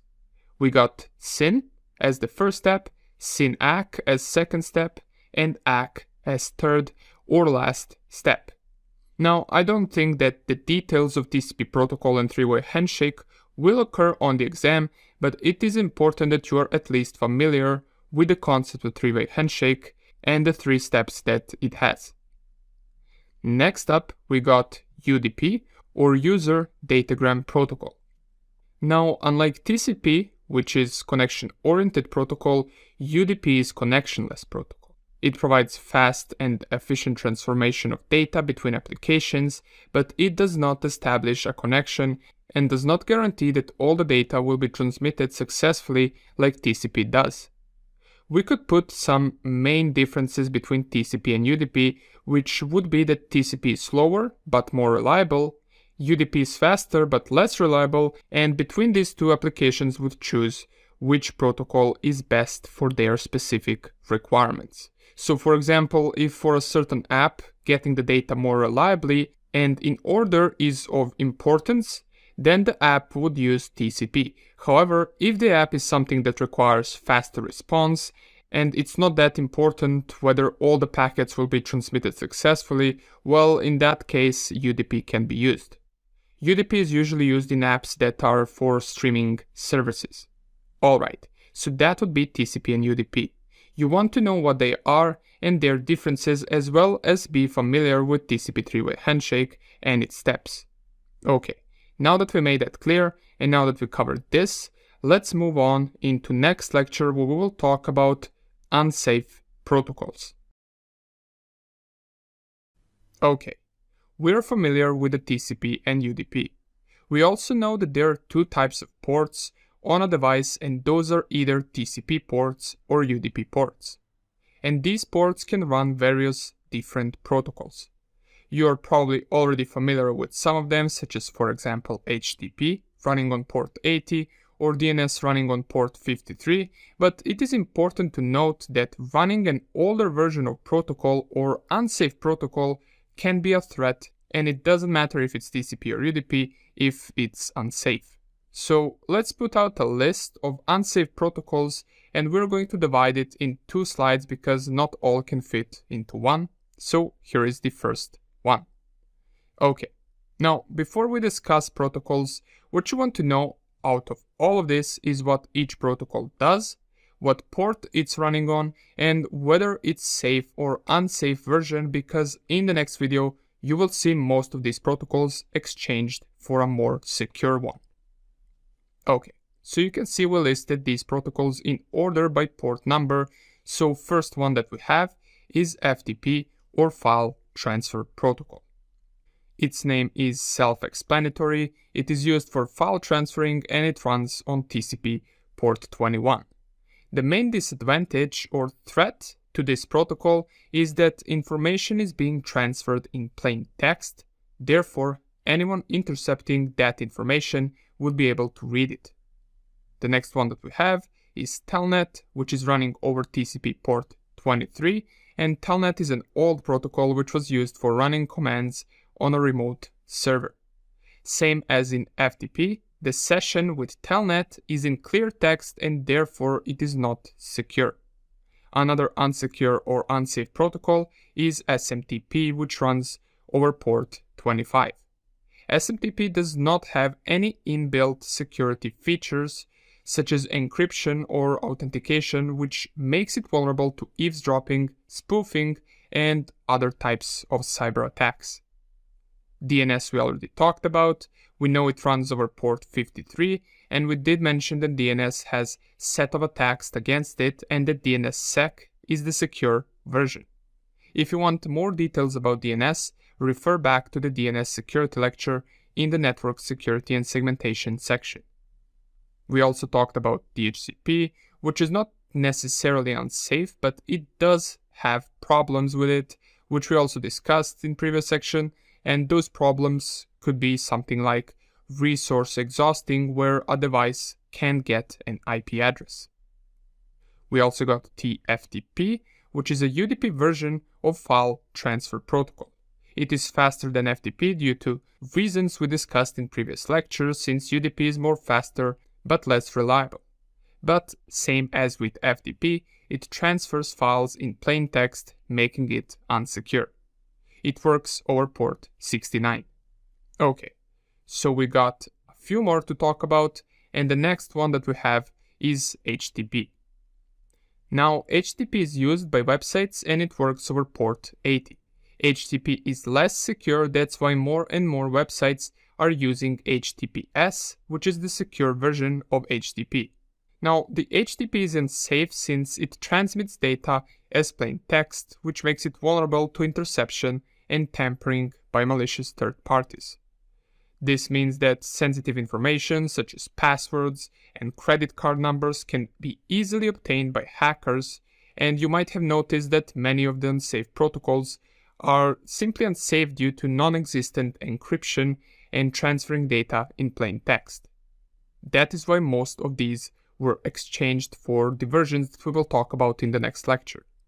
Alright, the next unsafe protocol that we have is POP3 or Post Office Protocol 3.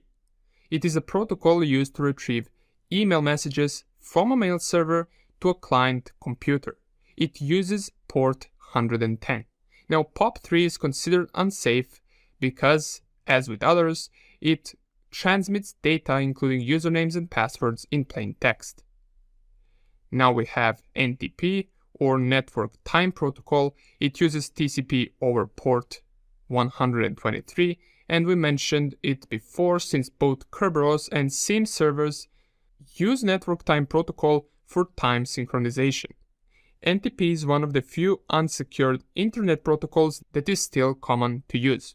Now, next protocol that we have is NetBIOS, which is old protocol used by Microsoft primarily for naming conventions, and the NetBIOS naming convention is used to assign unique names to each device on a network. These names are limited to 16 characters and consist of two parts, the name of the computer and a suffix indicating the type of resource being shared. Now, the IMAP or Internet Message Access Protocol is similar to POP3, and it is used for retrieving email messages from the mail server, but it has more functionality than POP3. IMAP is not secure by default, and it is recommended to use the encrypted variants of IMAP to protect sensitive information in email communications.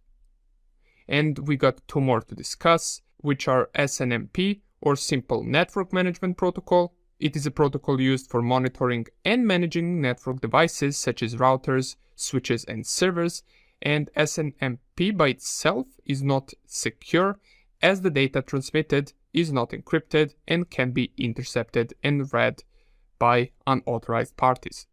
SNMP version 1 and 2 have serious security vulnerabilities that can be exploited by attackers to gain access to that sensitive information or to disrupt network operations. To address these security concerns, SNMP version 3 was introduced, which provides enhanced security features such as authentication and encryption. When used with appropriate security measures, SNMP version 3 can provide a secure method for network management. And last one that we have is LDAP, which is Lightweight Directory Access Protocol, and we already talked about it before, so we will not discuss it right now. We know that there is a secure version of it, which is called LDAP-S, which we will refer to in the next lecture, where we are going to discuss what most of these protocols got exchanged with, and we will discuss other secure or safe protocols. See you in the next lecture. Alright, we talked about unsafe or unsecure protocols, and now let's mention what are the safe protocols that should be or that are used nowadays. We will once again make a list, which will be split into multiple slides since there are lots of them, but you want to know what each of these protocols is used for and what ports they are running on. So let's start off with SSH, Secure Shell. something that we talked about before multiple times. It is used for secure remote access command execution. It runs over port 22 and it was made to replace Telnet. We also got Secure Copy Protocol, which can also run on port 22, and it is used for secure file transfer between hosts for Linux environments. The SFTP is just FTP over SSH, so it stands for SSH File Transfer Protocol, runs over port 22, and is used for secure file transferring. DNSSEC is there for secure DNS traffic, runs over port 53, and as we mentioned before, it uses digital signatures, which creates the RR signature record to guarantee the integrity, which can prevent attacks such as DNS poisoning. Now, Kerberos, the authentication mechanism which we talked about. It uses Ticket Granting Ticket, or TGT, which grants a ticket that typically lasts 10 hours. With Kerberos, we replace the unsecure NTLM authentication, which was vulnerable to several attacks, one of them being past hash attack. Kerberos runs on port 88. We also got SNMP version 3, and you remember from last video that we discussed SNMP to be unsecure protocol. However, version 3 is the secure version of SNMP since it confirms authenticity. Next up, we have HTTPS, or secure version of HTTP. Nowadays, you will encounter HTTPS on all major websites, but where you should 100% always encounter HTTPS is in web pages where payments are being submitted and processed. HTTPS uses port 443. The use of TLS is implemented here since TLS is used for protecting data in transit and it is more secure than SSL.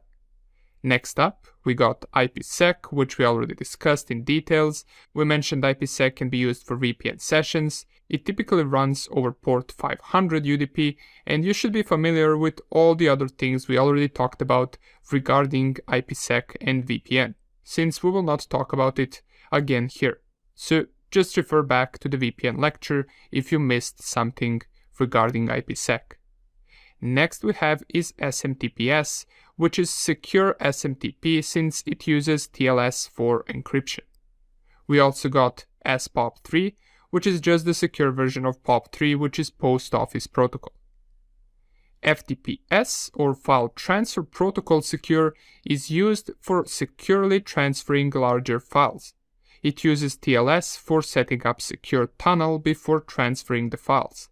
And FTPS has two modes. The implicit FTPS. This mode establishes an SSL or TLS connection before any FTP command are sent.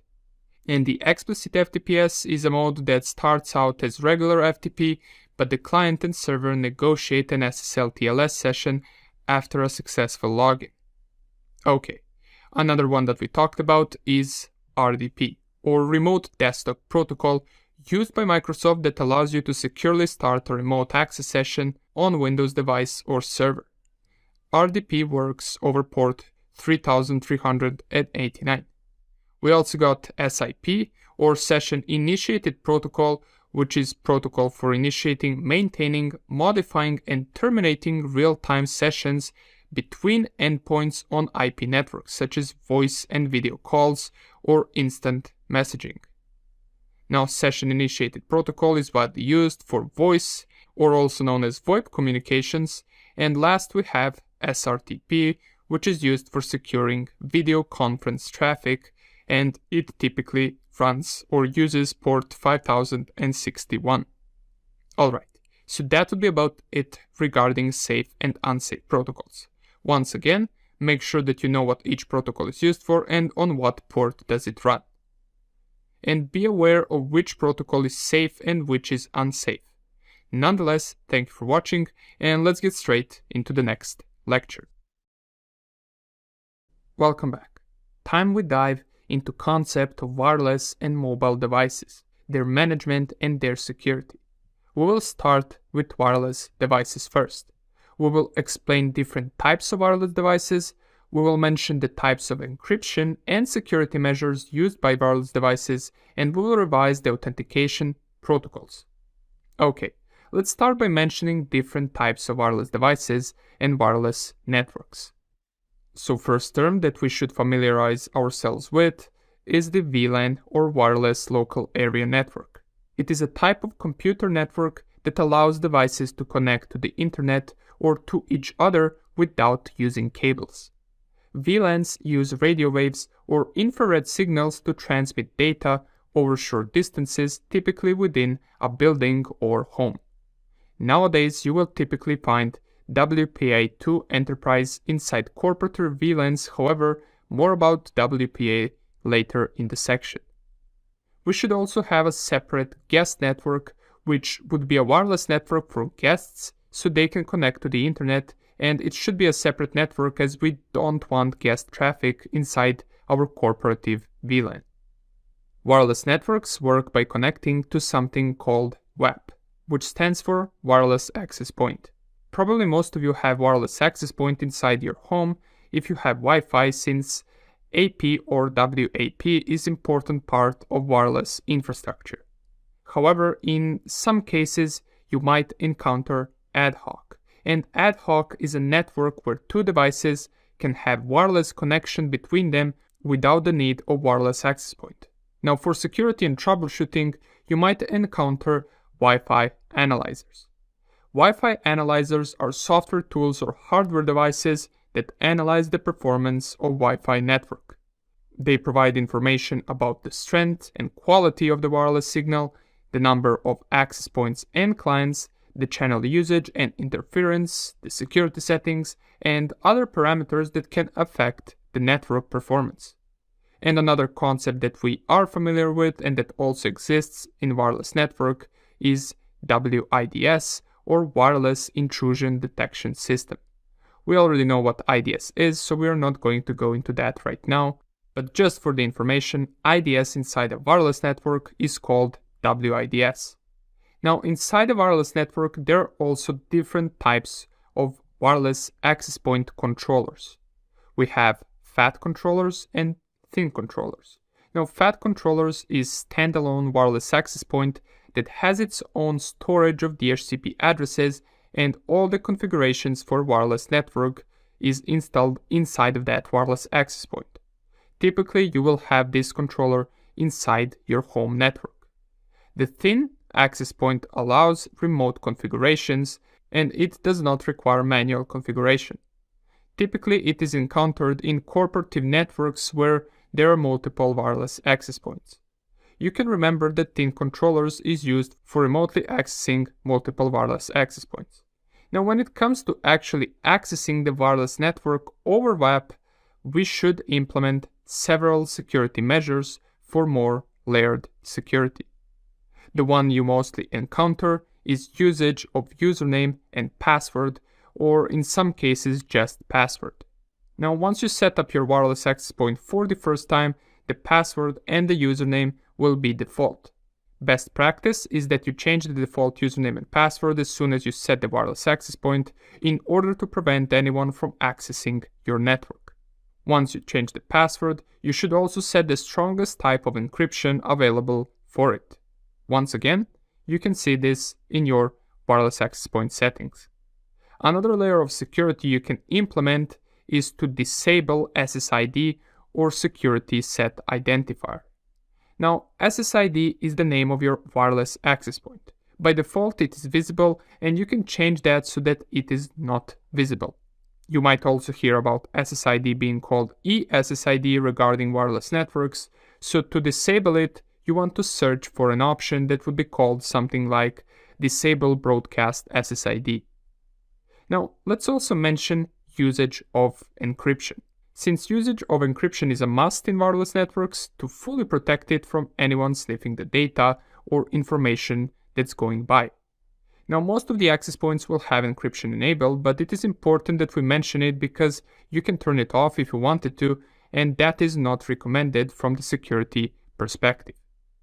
Okay, another layer of security you can implement is MAC filtering.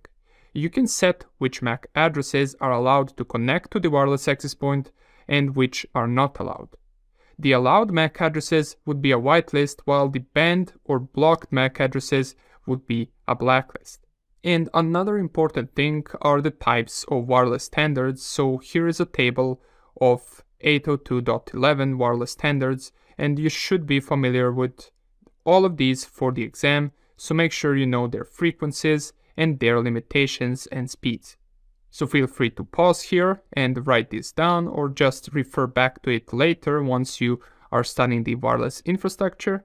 And the next thing that we should know are channels for wireless network. You want to make sure that the channels do not overlap. Now, channels can go from channel 1 to channel 11, and first 3 devices that connect should be assigned to channels like we can see right here on the slide. So device 1 should be channel 1, device 2 channel 11, and device 3 channel 6. This is recommended for the best results, since like this there is virtually no chance of the Wi-Fi signal overlapping. Now, when it comes to installing or setting up wireless access points, there are several things that we should do and take into consideration. Firstly, we should search the location, or in other words, perform site survey in order to see whether there is anything that might cause any interference to the wireless access point signal. You do not want to just blindly install it somewhere without researching that location, as it might end up not working later due to some type of interference. There are many things that could cause wireless access point placement to not end up working properly, and it could range from other devices being close by, mobile devices, certain types of walls, elevators, metal doors, and many other things as well. So it's important to check for any of these before installing wireless access point. Another term you will hear about is heat map. A wireless heat map is a graphical representation of the wireless signal strength and coverage in a specific area. The map is created by measuring the strength of the wireless signal at various points in the area and using color coding to indicate the strength of the signal. When talking about coverage of wireless access points, we also don't want it to be too strong, as having wireless access point available to outside of our corporate building can result in it being accessed from the outside or even being hacked by someone that's not inside the building. Therefore, we want to lower the power of wireless access point in order to prevent that, and in order for only the people inside our corporation to be able to access it. This can depend on types of antennas being used, and 2 main types that we should be familiar with are omnidirectional antenna, which emits signals in all directions covering 360 degrees, and it has the highest coverage area of all the antenna types. We also have directional antennas, and these antennas focus the signal in a specific direction and are used in applications where a focused signal is required, such as in point-to-point wireless links. Now, when configuring directional antennas, it is important that we point it in the right direction, since if it's pointed in the wrong direction, we won't be able to have access to the wireless access point. Keep in mind that you also do not want to give less amount of power to the wireless access point, as that can make your connection run slower. Another reason why your connection could be slower is due to being too far away from the wireless access point. Okay, so those would be some important concepts for the wireless infrastructure and some key things that we should pay attention to when setting up a wireless access point next time. Now let's move on to talking about wireless encryption mechanisms and types of attacks that can occur inside a wireless network. Okay, we already mentioned in the previous lecture that one of the most important things a wireless network must have is a strong encryption. Let's talk about some of the older encryption mechanisms first. So first we have WEP, or Wired Equivalent Privacy. This is the weakest encryption that a wireless network can use, and it uses a 40-bit key, which is quite easy to break or to brute force. WEP was replaced by WPA. Now, WPA stands for Wi-Fi Protected Access, and it uses something called TKIP, or Temporal Key Integrity Protocol. Nonetheless, even though it's more secure than WEP, it's still not the best option we can use, since after WPA came WPA2. Now, WPA2 is much stronger than WPA, and it has several types which were listed right here. We have WPA2 CCMP, which uses CCMP, which stands for Cipher Block Chaining Message Authentication, and it has the strongest encryption out of any WPA2 since it uses 128-bit AES for authentication. We also have WPA Pre-Shared Key, and usually this one is being used in home networks, and you probably most likely have it in your own home network. It works simply by giving a password to your wireless access point to gain access to the network. Next up, we got WPA TKIP, and WPA TKIP is typically used in older Wi-Fi devices that do not support the more advanced WPA2 types. It is generally not recommended for use in modern Wi-Fi networks as it is considered less secure than other types. We also got WPA2, WPS, and this uses an 8-digit PIN code to authenticate devices and set up a secure wireless connection. When a device connects to a Wi-Fi network using VPS, it sends the PIN code to the wireless access point, which then validates the PIN code and establishes a secure connection between the device and the wireless access point. Now, WPS has since been found to have security vulnerabilities and is no longer considered a secure way to set up a Wi-Fi network. WPS can also be configured to work with WPS button instead of WPS pin. And last we have WPA2 Enterprise. Now, deploying the Enterprise requires a Radius server, which handles the task of authenticating network users' access. The WPA2 Enterprise and Radius combination affords networks the highest level of cybersecurity, especially when X509 digital certificates are used for authentication. Now, since WPA2 Enterprise requires an 802.1x authentication server, it's only logical to implement the best possible authentication security during configuration. And it's also important to note that WPA2 Enterprise is typically seen in corporate networks. Okay, so much about WPA2, right? But is it really the best thing that we can use? Well, it was for a long time, but not anymore, as now we also have WPA3. And WPA3, or Wi-Fi Protected Access version 3, was first announced in 2018, and it replaced WPA2 with a patch for all the vulnerabilities the WPA2 had. It uses a stronger encryption of 256-bit Galois Counter Mode Protocol, or GCMP 256, and there are two main versions of WPA3. We have the personal version and the enterprise version for corporate networks. Some key concepts regarding WPA3 that you should be familiar with are PMF, or Protected Management Frames, and PMF is used to protect wireless packets from initialization vector attacks in which the attacker tries to get the encryption keys. We also have SAE, and SAE stands for Simultaneous Authentication of Equals. It is a key exchange protocol that provides stronger security for Wi-Fi networks, and it's also used in WPA3. Now, SAE replaces the less secure pre-shared key method that was used in WPA2, and it uses advanced cryptographic techniques to prevent attackers from intercepting and cracking Wi-Fi passwords. Simultaneous Authentication of Equals uses secure Diffie-Hellman handshake, or key exchange, also called Dragonfly.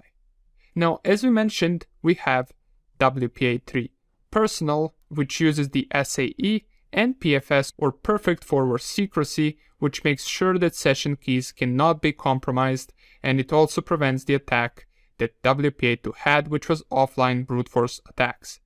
It does so by frequently changing private keys and public keys, which are used for encryption.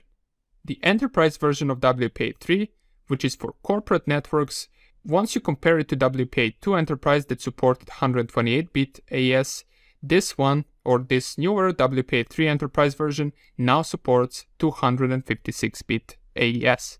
It uses elliptic curve Diffie-Hellman for initial handshake. Now, besides these two, we also have something called Wi-Fi Easy Connect and Wi-Fi Enhanced Open. Wi-Fi Easy Connect makes for the easier connection of the Internet of Things devices by using QR code, while the Wi-Fi Enhanced Open is using encryption for open authentication. This is commonly done in public places such as airports and hotels, where you do not need password to access the network. Now, in these places, there is common occurrence of having captive portal being set. When using captive portal, you might not be required to enter a password. However, you might need to log in via Google or Facebook or provide some other type of identity, such as, for example, the room number or key number in, for example, hotels. Alright, and the last thing we want to talk about are some of the attacks on wireless networks. The most common one we have is evil twin attack, where the attacker clones the wireless access point and puts the same name as the original access point, making the endpoint device connecting to the wireless network connect to the wrong one or the one that was set by the attacker. The attacker can do it by increasing the signal strength of their access point compared to the signal strength of the original access point. Another way it can make you connect to the fake access point is by sending the authentication packets while you're connected to the real access point. This can also be referred to wireless dissociation attack or denial of service attack. Now, besides these, you can also interfere with wireless access point connection by buying a device specifically used to interfere with the signal. Besides this, you might also encounter a fake access point, and this means that in your network or in corporate network, a new access point gets created, which could make other users or employees connect to it instead of the real one. And we also have initialization vector attack, which was used by web, and it was a random number used for encryption for a single session. Since we mentioned web being the least secure encryption for access points, it is considered highly insecure to use web. Nonetheless, that would be about it regarding some of the attacks on wireless access points and the encryption types that they have. Now let's recap something that we already talked about before, and that is wireless authentication protocols. Okay, so we talked about authentication protocols already, and in this lecture we should know pretty much all of the things that we will talk about, since here we will primarily focus on authentication protocols for wireless devices. So we are just going to list them out and not talk about them in detail, since we already covered them before, and in order to not waste any more time, we're just going to list them, and if you feel like you need to revise any of them, feel free to go back to the previous sections in the course where we discussed them. So here they are. They sound quite familiar, right? We have EAP, or Extensible Authentication Protocol. EAP is commonly used in Wi-Fi networks, where it provides a secure mechanism for authenticating clients to an access point. We also have PEAP version of EAP, which encapsulates and encrypts the EAP data, making them more secure. We have EAP Fast, EAP TLS, and EAP TTLS as different types of EAP. We already discussed all of them before, so no need to talk about them again here. Now, other than EAP, we also have the 802.1x, which uses certificates for authentication, and we can combine it with the Radius server for corporate networks. And we have the Radius Federation, which enables users or employees of one organization or company to authenticate to another organization with their normal credentials. This is something similar to Federation services, which we also talked about before. This can be done when the trust is across multiple Radius servers in multiple companies, and it is considered one of the authentication protocols for wireless devices, since it can be an authentication mechanism for wireless access points. Okay, that would be about it regarding the wireless security. We talked about wireless authentication protocols, wireless devices, wireless infrastructure, encryption, and threats in the past 3 to 4 lectures. And in the next lecture, let's move on to talking about mobile security solutions. Alright, so we talked about wireless devices, wireless access points, and wireless infrastructure. Now let's talk about mobile devices, how they work, and their security. So, first of all, let's focus on methods of connecting mobile devices. Let's list out different methods right here. So the first one that we have is cellular connection or network. Here mobile devices use 3G, 4G or 5G to connect with their provider without the need to use any intermediary device. These connections are well encrypted, so an attacker won't be able to capture your traffic and read it. Then we have hotspot, and most of you probably know what hotspot is. It is an access point that you can activate from your mobile to share your internet access to other people physically close to you. We also got Wi-Fi, and Wi-Fi is a common way of accessing internet for wireless devices, such as for example mobile devices, and they do so by connecting to the wireless access point. Remember that devices can also use ad hoc, and that is establishing connection without the need of wireless access point. We also have Bluetooth, and this is another way of connecting mobile devices. These devices, when using Bluetooth, are paired with a code for connection that is provided by PAN or Personal Area Network. Typically, you use Bluetooth to connect your AirPods or headphones. Now we have GPS or Global Positioning System. GPS has satellites installed, and any device's location that has GPS running can be determined by calculating the distance it takes for signal to go from the device to the one of the satellites used for the GPS system. We also have something called RFID or Radio Frequency Identification. Now, radio frequency identification is a form of wireless communication that incorporates the use of electromagnetic or electrostatic coupling in the radio frequency portion of the electromagnetic spectrum to uniquely identify an object.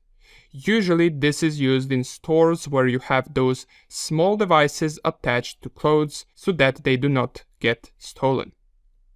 We also have NFC or near field communication, and we already talked about it before. It is used for wireless paying by card, and for this to work, the card has to be a couple of centimeters away from the card reader, usually about 4 centimeters.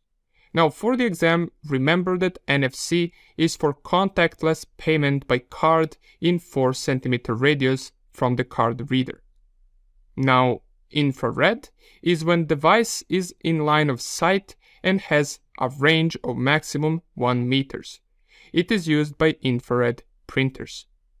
We also got USB, and this is just another way of connecting mobile devices, since some or most of them can be connected via USB, and you can also use a flash USB to transfer data between devices. And last thing that we want to mention is SATCOM, or Secure Satellite Communications. Now, Secure Satellite Communications represents satellite communication services with embedded protection mechanisms against interference, interception, intrusion, and other cybersecurity threats. Alright, let's talk about mobile device management and some different rules that you might encounter, especially in corporative surroundings when bringing your mobile device. Now, since mobile devices are most common type of devices that are used nowadays, they do present quite a big security problem or threat as they are targeted the most. This is why big corporations usually implement something called MDM or Mobile Device Management. Now, MDM is there to provide rules of installation and protection of mobile devices to the employees. For example, inside corporation you might have a rule that microphones and cameras are disabled or not allowed. You could set policy that each device needs to have locked screen with only the PIN code unlocking it. All of this is considered a part of mobile device management. Now, one of the terms or rules that you might have heard about is bring your own device, or BYOD. This is when the company tells the employees to bring their own devices to work. Now, while this has its good sides, it definitely has its bad sides as well. What if someone brings a vulnerable device, for example? Well, that is why bring your own device rule should be valid only if certain other measures apply as well. And those other measures are having AUP or acceptable use policy and onboarding and offboarding policy. Now, the acceptable use policy simply gives rules as to what employees can do with the device during work time. For example, you might want to prevent employees from playing video games or going to social media websites while working. And more important one from the security perspective are the onboarding and offboarding rules. If you tell employees that they can bring their devices to work, this comes with a security risk since almost certainly one of those devices will not be fully patched and will have existing vulnerabilities. This is where onboarding comes in play. You could have onboarding rules set that only allow fully patched and secure device to connect to the network. The ones that are not patched will be denied access. Now, on the other hand, offboarding policy are set of rules that employee must follow when disconnecting their device from the network and when leaving work. For example, an offboarding rule is that all the data regarding the company must be deleted before leaving the company building or before leaving work. Now, another term besides bring your own device that you might have heard about is choose your own device. Here is where the company has set of devices, whether that being mobile phones, tablets or laptops, it doesn't matter, and out of all of these devices, the employees can choose to use one of those devices for work. This does require the company to buy all the devices, but it also has other benefits such as being in control of those devices, and employee would essentially give them back to the company after work and not leave home with them. Another version of this is having COPE or corporate-owned personally enabled devices. This is similar to choose your own device in a sense that company has to buy the devices, but here they can allow the employee to have the device for personal use as well as bring it home, besides just using it for work. This is essentially a better solution than bring your own device, but also more costly as you have the cost of buying all the devices, but also installing security applications in order to harden the device's security. However, it is much more easy to secure devices that you own and that you know what solutions and applications they have installed than to have to secure a bunch of different bring your own devices that employees would bring to work. Okay, now that we mentioned MDM as crucial step to mobile device security and management, since it provides a set of rules that the employees must follow, let's also take a look at different aspects of mobile device management. So we have UEM or Unified Endpoint Management, and Unified Endpoint Management provides management for the hardware of different types of endpoint devices ranging from desktops, smartphones and tablets to Internet of Things devices. It is there to make sure that all the devices are compliant and it can work with NAC or Network Access Control. We also got MAM or Mobile Application Management, and it is a software that secures and enables IT control over enterprise applications on end users' corporate and personal devices. Now, it is important that we do not only think about software security, but also about physical security, especially when it comes to mobile devices, which are rather small and can easily be lost or stolen. There are a few security measures that we want to have in order to minimize security threats in case a device is lost or stolen. We have lock screen, and this is quite a simple one. All you want to do is have everyone lock their screen, which can be unlocked by either providing a PIN code or a password. Now, PIN or passwords should be complex and not easy. So for example, PIN should be minimum 6 digits, since 4 can sometimes be guessed or brute forced.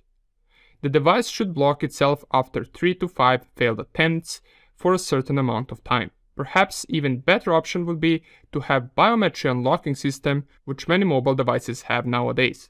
So you could unlock your device with Face ID or Touch ID. And we could have context-aware authentication. This is authentication based on location from where the authentication is initiated. So if, for example, the device gets stolen and is later trying to authenticate from a distant location, these attempts will be blocked, even if correct credentials are provided.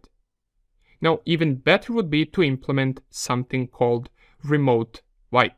Now, remote wipe is a security feature that allows a network administrator or device owner to send a command that deletes data on a computing device or on the mobile device.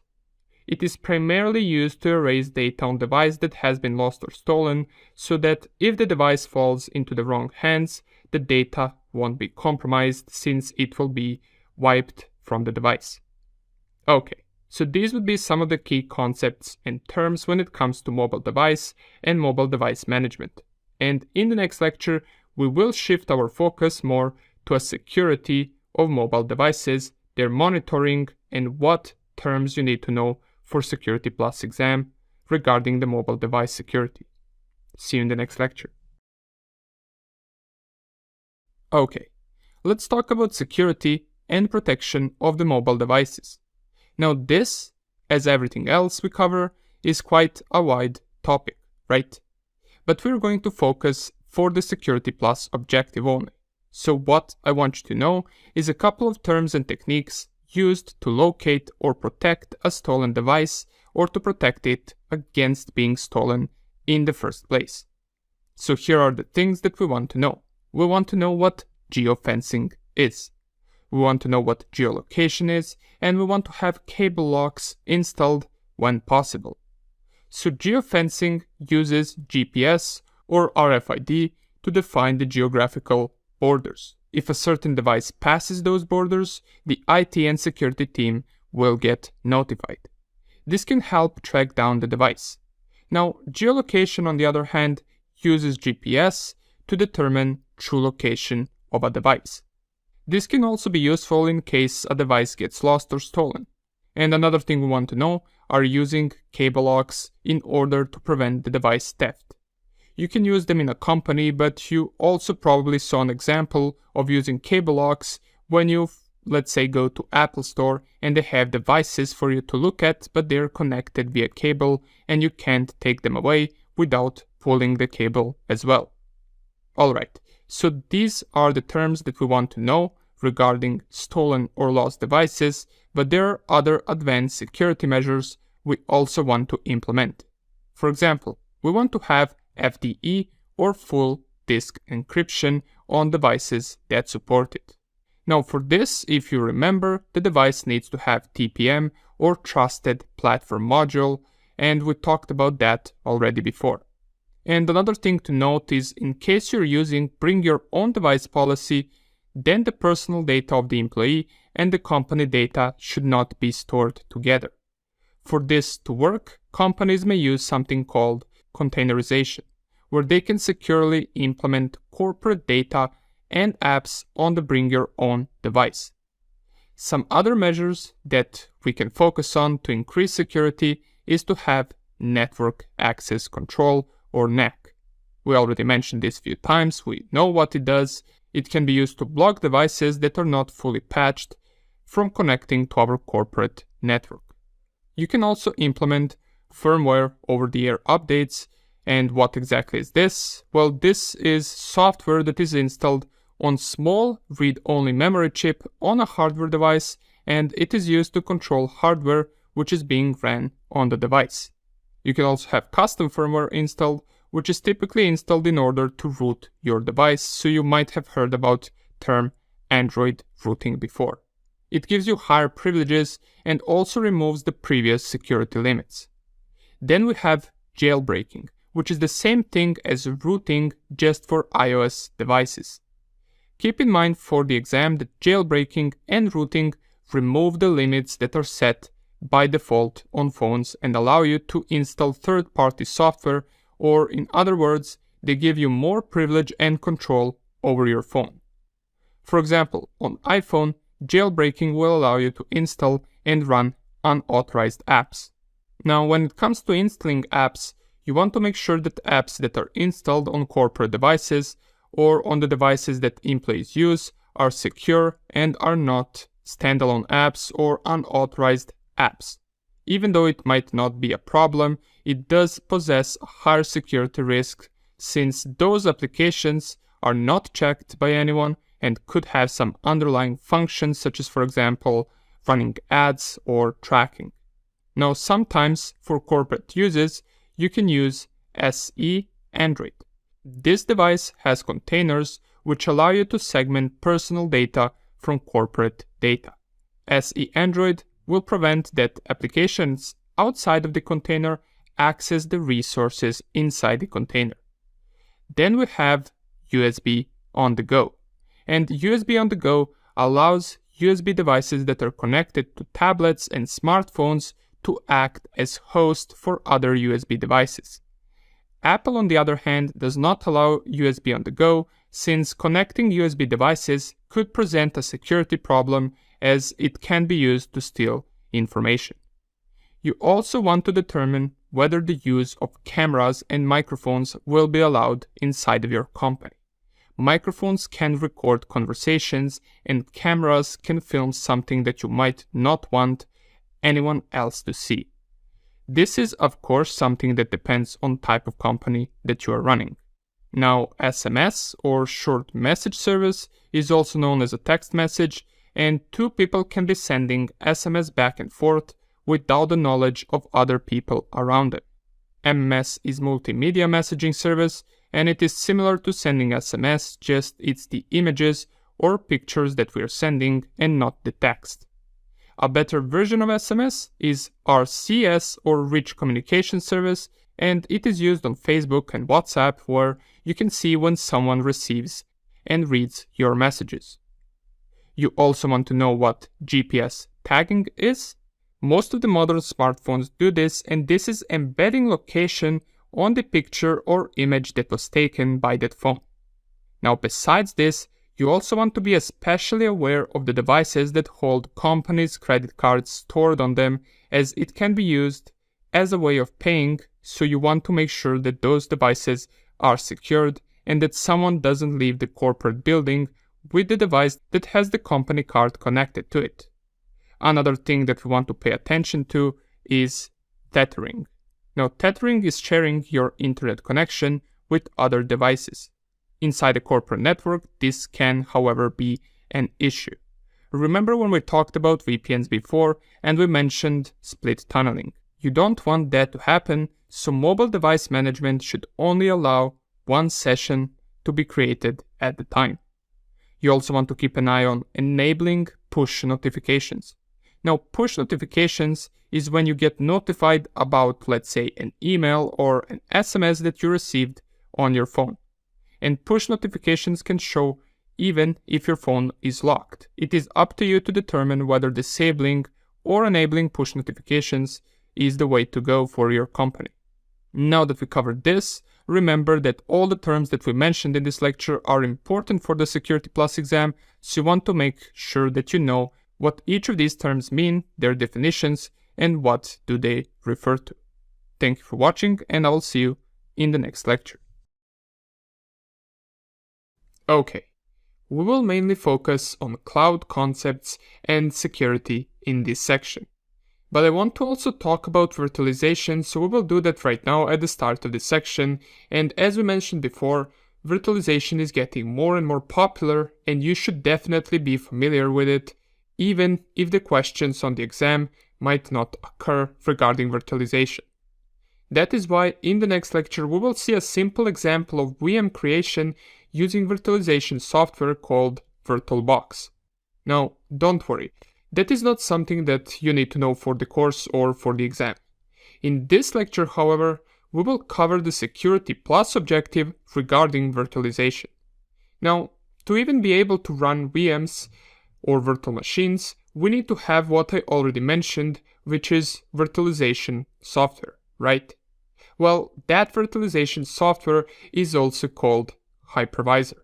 Now, hypervisor is a software that you can download and run on your host machine that allows you to install and run VMs inside of it. There are two types of hypervisors, which are hypervisor type 1, that is referred to as bare metal and is usually used in corporate surroundings.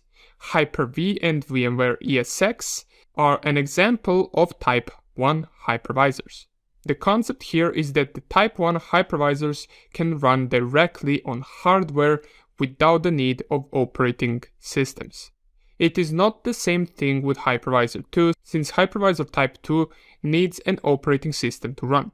An example of Hypervisor Type 2 is virtualization software called VirtualBox, which we will see in the next lecture. But why would we even use virtual machines in the first place? Well, they're easier to maintain, they can be deleted and recreated whenever we want. And if we have strong hardware, we can create as many virtual machines as we physically can, depending on our host machine's power. Now, host machine is the machine running the hypervisor. Of course, the host machine can run over tens of virtual machines, but for all of these virtual machines to run properly, it would need resources from RAM memory to free storage and to processing power allocated to each of these virtual machines. Now, VMs are also referred to as guests, and if the VM guest machine is, for example, Windows 11, well then that virtual machine will need same amount of resources you would need to run Windows 11 operating system. So for example, if 8 GB of RAM is minimum to run Windows 11, then you need to allocate 8 GB of RAM to your virtual machine that's running Windows 11. Another good thing about VM is that you can perform something called snapshot. And snapshot simply allows you to save the current state of the VM, so in case, for example, something happens to the VM, you can just revert back to the state whenever you want, or to the previously saved state by the snapshot. Typically, you would perform snapshot before and after some major updates or installations. Now, sandboxing is when you place an application inside a virtual machine for testing. This is done for security reasons, as sandboxing can also be used to perform malware analysis, and you would want to isolate that application or malware from the rest of the network to perform reverse engineering or analysis. Sandboxing is used for that. Now, VMs are also very easy to replicate. You can simply copy the virtual machine or export and import it whenever you want. We also have something called system sprawl, and system sprawl is when multiple underutilized VMs take up more space and consume more resources than can be justified by their workload. This can end up crashing the virtual machine or host machine. It can be prevented by giving minimal resources to the virtual machine that is required for it to work properly. This is something similar as in least privilege concept, just you can think of it as least resources concept, where instead of giving users the minimal privilege needed to work, here we give virtual machines minimal resources that it needs to work properly. Now, VM monitoring and maintenance should be performed regularly. The reason for this is because just as any other device can become vulnerable to certain attacks or certain exploits, well, so can virtual machines. Virtual machines should be kept patched and up to date, since if they are not monitored properly, after some time a certain virtual machine could become vulnerable to some attack, putting security risk onto entire network. Now, to prevent both VM system sprawl and to prevent unrecognized VMs to spread or to go undetected inside the network, you can use strict policy or strict rules for every VM creation, as well as using network intrusion detection system for detection, and you could perform periodical scanning with tools such as Nmap, which is network mapper that can discover devices on the network and their ports and services. Now, not doing this and letting vulnerable VMs sit inside the network without your knowledge can lead to virtual machine escape attack. This is done by an attacker first getting access to the VM, and from the VM, the attacker can target the hypervisor or the host machine itself. It can also use a vulnerability inside the hypervisor to break out of the virtual machine itself. Regularly patching host machine and regularly patching hypervisor and all the VMs that are running on the hypervisor can significantly lower the possibility of VM escape attack. You could also add additional layers of protection, such as installing host intrusion protection system or antiviruses on the virtual machines. Okay, so that would be all the important things we want to know regarding virtualization, hypervisors, virtual machine threats and attacks that are possible, and we also mentioned what we can do to prevent these attacks. In the next lecture, let's see a simple example of using hypervisor type 2 to create a virtual machine. Welcome back. So in this lecture, we're just quickly going to show how an example of creating a virtual machine would look like using a virtualization software called VirtualBox. So I have VirtualBox right here on my desktop, and I'll just double click it to open the VirtualBox window, and this is the interface we use to create a virtual machine with this tool. So as you can already see, I already got 3 virtual machines created, but now we're going to go from the beginning and see how does the process look like of creating a new virtual machine. So for this particular example, we're going to create another Ubuntu machine. To do that, we want to simply click on New, and just to let you know once again that this is not going to be on your exam, so this is just for educational purposes, so you can see how creating a virtual machine would look like. It's a rather simple process. So once we click on New, it will open a window for us to name our virtual machine. I will just name it Ubuntu and then add a number 2 because I already got one installed. Now ISO image is the actual image of the operating system that we're installing. So this is something that if you were to install this operating system on a physical machine, you would burn the ISO image on a DVD or on the flash USB. So since this is a virtual machine, we can simply just select the ISO image like this. Here it is, the ISO image is on my desktop. I can double click it and it will load the .iso image for this Ubuntu version. Now here under the type and version we want to select the operating system. Under type we have all operating systems, and since Ubuntu is Linux, we want to select Linux. It will auto detect it right here as Ubuntu 64-bit, but if it doesn't manage to auto detect, you can simply just open the version and find the exact version of the Ubuntu or of the other operating system that you're trying to install.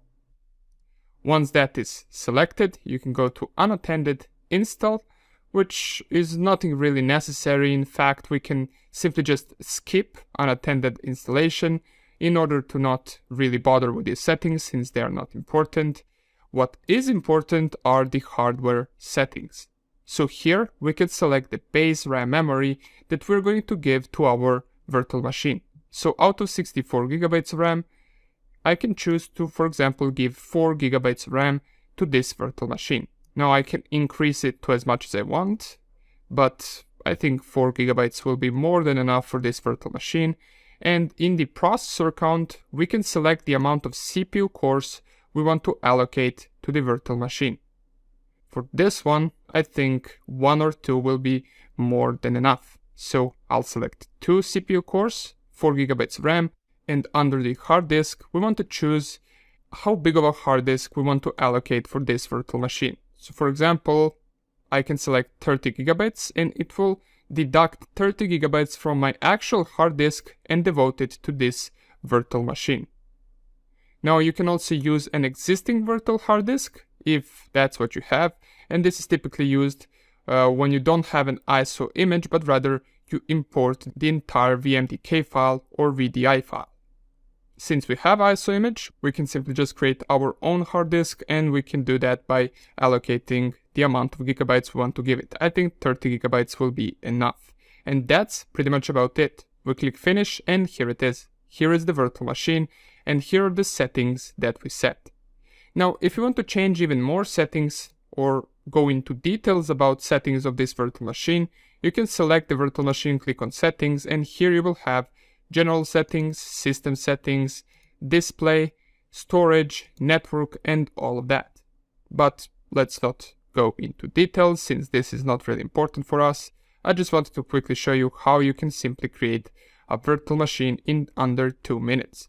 Now, if you no longer need this virtual machine, you can simply just right-click, click on Remove, delete all files, and this will delete the virtual machine in just a few seconds. Okay, nonetheless, thank you for watching this quick lecture, and let's go back straight to the Security Plus objective in the next lecture.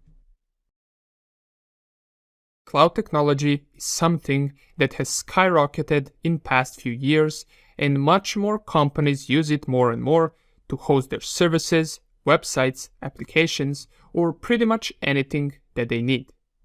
The reason for this is because it's relatively cheaper and you don't have to bother maintaining your own systems. However, there are downsides to this too, as with everything else. The first thing that you need is to trust your CSP or cloud service provider. But as we know in security, there is no such thing as complete trust. But before we mention the security threats and cons regarding cloud technology, let's first take a look at why it became so popular and useful in the first place. So before anything else, it provides elasticity and scalability. Cloud allows us to change our computer power as we wish and based on our needs. One day you might need more computing power, the other day you might need less, and cloud technology allows us to adjust this based on our need.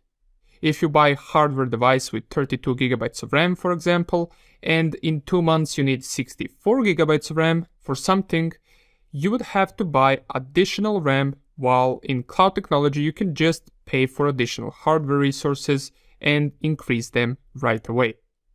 The scalability is also what makes cloud technology so good, since it allows the company to grow much faster than it would without the cloud technology. Sometimes the growth of the company might be slowed down by buying and waiting for additional hardware and while improving their infrastructure. Well, cloud solves this, as you can scale your resources by demanding and by paying more to the cloud service provider, which allows you to instantly get those resources available to you. Now, besides that, it can be financially beneficial to pay monthly service payment to the cloud service provider than to spend all the money right away on the hardware devices. This also means it's beneficial from capital expenditure, and capital expenditure, or CapEx, are funds used by a company to acquire, upgrade, and maintain physical assets such as technology or equipment. Once you start using cloud, you don't really have capital expenditure. Instead of every few years putting hundreds of thousands of dollars into IT equipment, you could just rent as much as you need for your business on the cloud itself and stop renting once you no longer need it. It is similar to having monthly loan payments, except you can stop whenever you want. Another benefit of using cloud is that it is location independent, which means you can access it from wherever and don't need to transfer a bunch of equipment and set it up again in a different place. You also don't have to think about disaster recovery plans, as your cloud should provide access to your IT systems at all times. Now, when it comes to cloud models, we have several different ones. We have public cloud, which is the one that is mostly used. This is when your CSP or cloud service provider provides resources for multiple companies or people. Instead of buying equipment and owning the equipment, these companies or people rent the equipment from the public cloud service provider. We also have private cloud, and private cloud is a type of cloud computing that delivers similar advantages to public cloud, including scalability and self-service, but through a proprietary architecture. A private cloud, also known as internal or corporate cloud, is dedicated to the needs and goals of a single organization, whereas public clouds deliver services to multiple organizations. This gives more control to the company, as the company does not have to share the resources with others. You will hear about the term single tenant regarding private cloud just because of the fact that it is isolated from others and doesn't share resources. And two more models that we should mention, which are important for us, are cloud community and hybrid cloud. A community cloud is defined as a cloud infrastructure in which multiple organizations share resources and services based on common operational and regulatory requirements. Community cloud could be used in many things, such as, for example, it could be used in education sector, in health sector, or in government sector. And we have the hybrid cloud, and this refers to companies that do not want cloud to host their resources, but instead they may have them locally. However, in some areas, they might expand into cloud. This is also called cloud bursting. This is a configuration method that uses cloud computing resources whenever on-premise infrastructure reaches peak capacity. So you can remember hybrid cloud being a combination of local hosting and cloud hosting. Now, when hybrid cloud is used, you will also hear about a term called CASB, or Cloud Access Security Broker.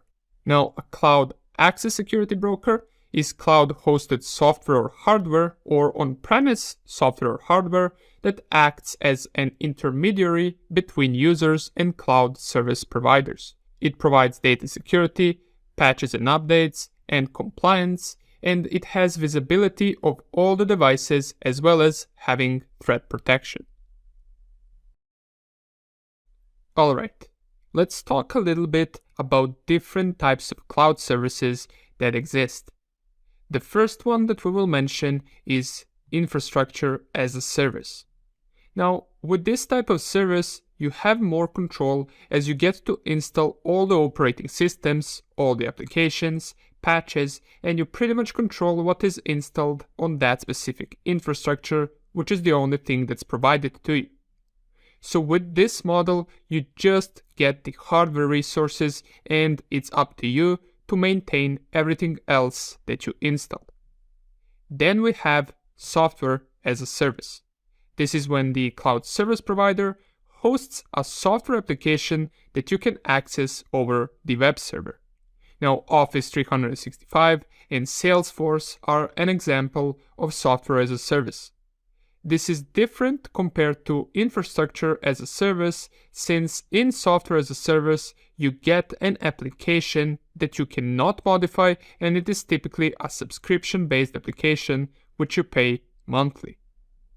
Next one that we have is platform as a service. A good example of this is Microsoft Azure, and it is typically used for creating programming environments for application creation. Here we can see the comparison from Microsoft of the software as a service, platform as a service, and infrastructure as a service. We can see which portion is managed by you or by the company and which portion is managed by Microsoft itself. Now, besides these three, we also have security as a service, and security as a service allows identity and access management, which is useful to securely access applications from anywhere at any time. And last that we want to mention is anything as a service. And this is everything else that could be offered as a service, ranging from backup as a service, network as a service, and anything else that isn't listed in other categories that could be used over cloud as a service. Okay, now that we went over this, it is also important that we are familiar with certain concepts in cloud computing. These can appear on your exam, so make sure that you know what each of them is. Let's start off with a simple term that we know, and that is CSP, or Cloud Service Provider. We already mentioned this before. These are entities that offer their services to other users or companies.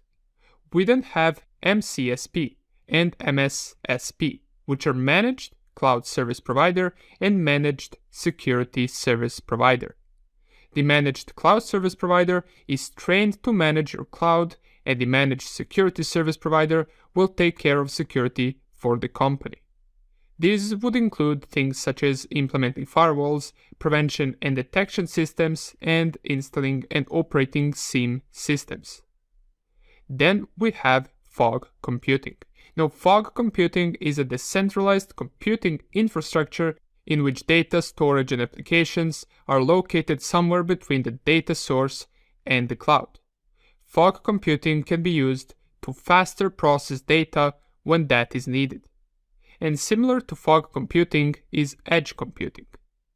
The edge computing is an emerging computing paradigm which refers to a range of networks and devices at or near the user. Edge is about processing data closer to where it's being generated, enabling processing at greater speeds and volumes. Then we have a term called thin client, and thin client is a client with small amounts of resources allocated to them or limited resources which are not enough to run applications. Next term that we have are containers, and containers we already mentioned before. They allow isolating applications or files, so in general they don't have connection with anything else. Usually containers are used with platform as a service. Now we have APIs or microservices. APIs are a set of interfaces that allow programmatic interaction between services. We also got infrastructure as code, or IAC. Here you manage the infrastructure with the help of configuration files. This is a common way to manage infrastructure in cloud environments. Instead of manually managing the devices, here you can manage them in the configuration files and make all devices set with the same options. This can sometimes rule out human errors when manually setting the device.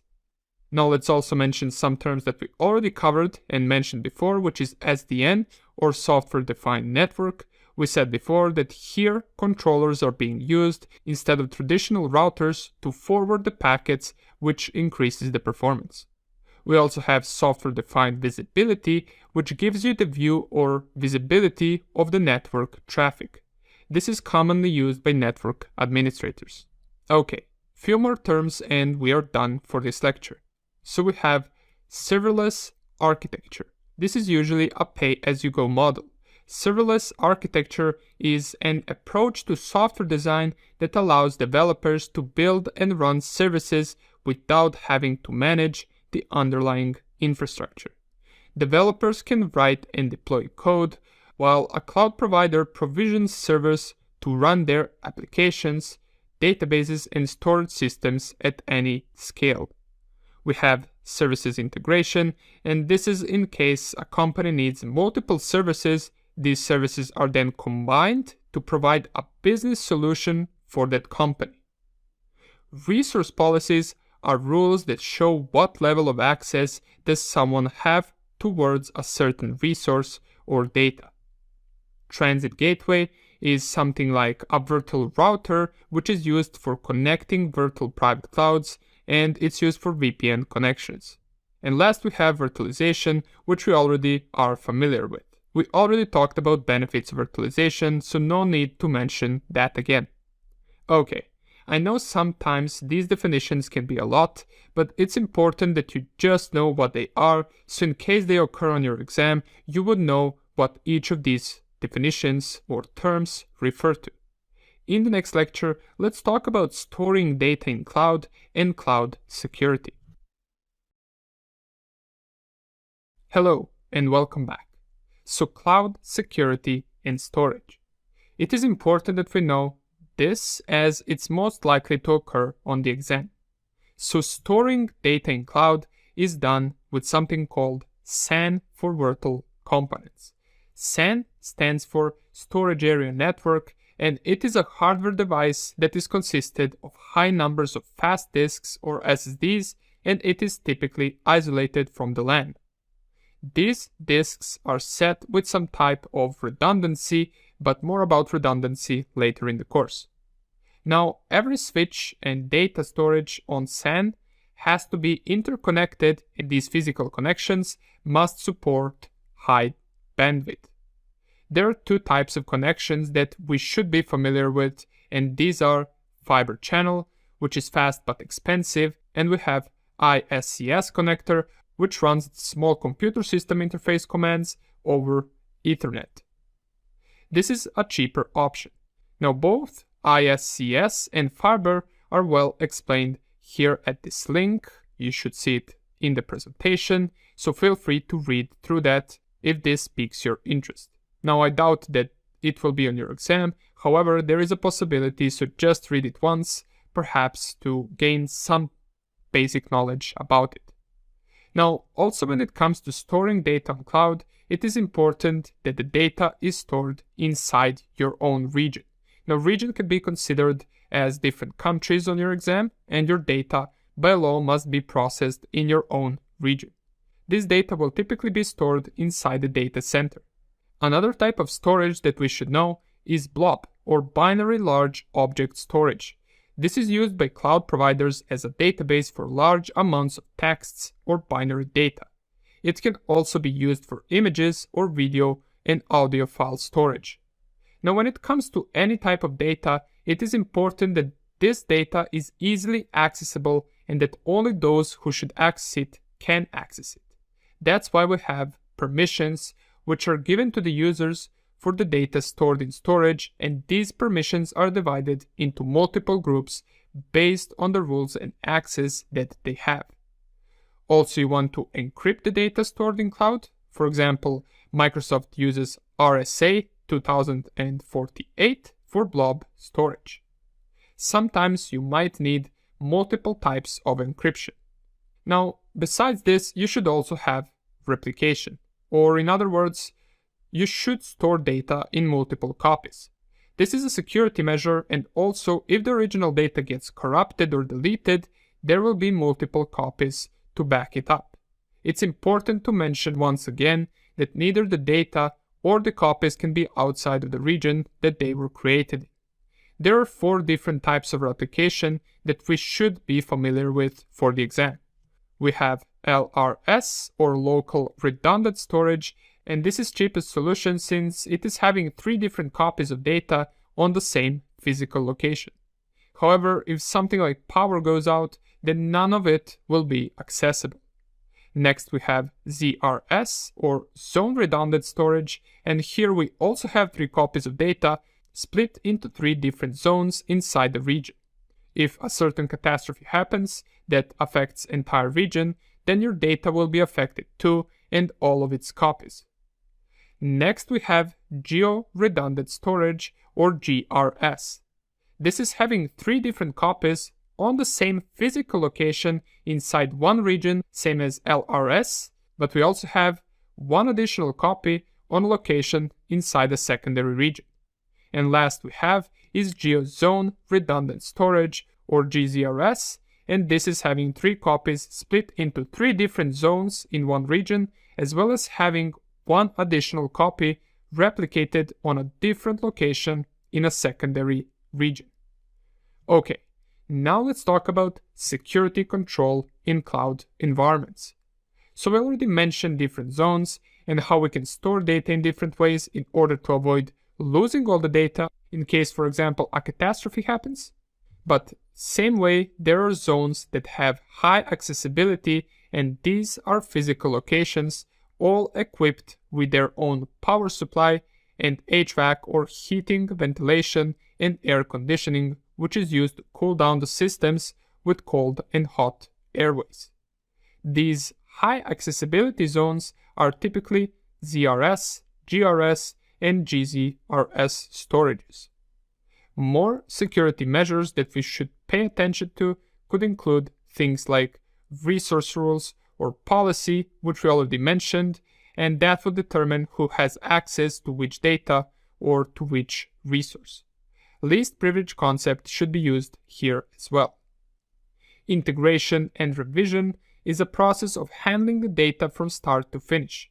This is done by so-called revisor, and revisor is a third party that is responsible for making sure that all the security measures and policies which are created by cloud provider are followed. This would include things like encryption levels, access control lists, privilege and count usage, password policies, phishing protection, and DLP controls, or data loss prevention controls.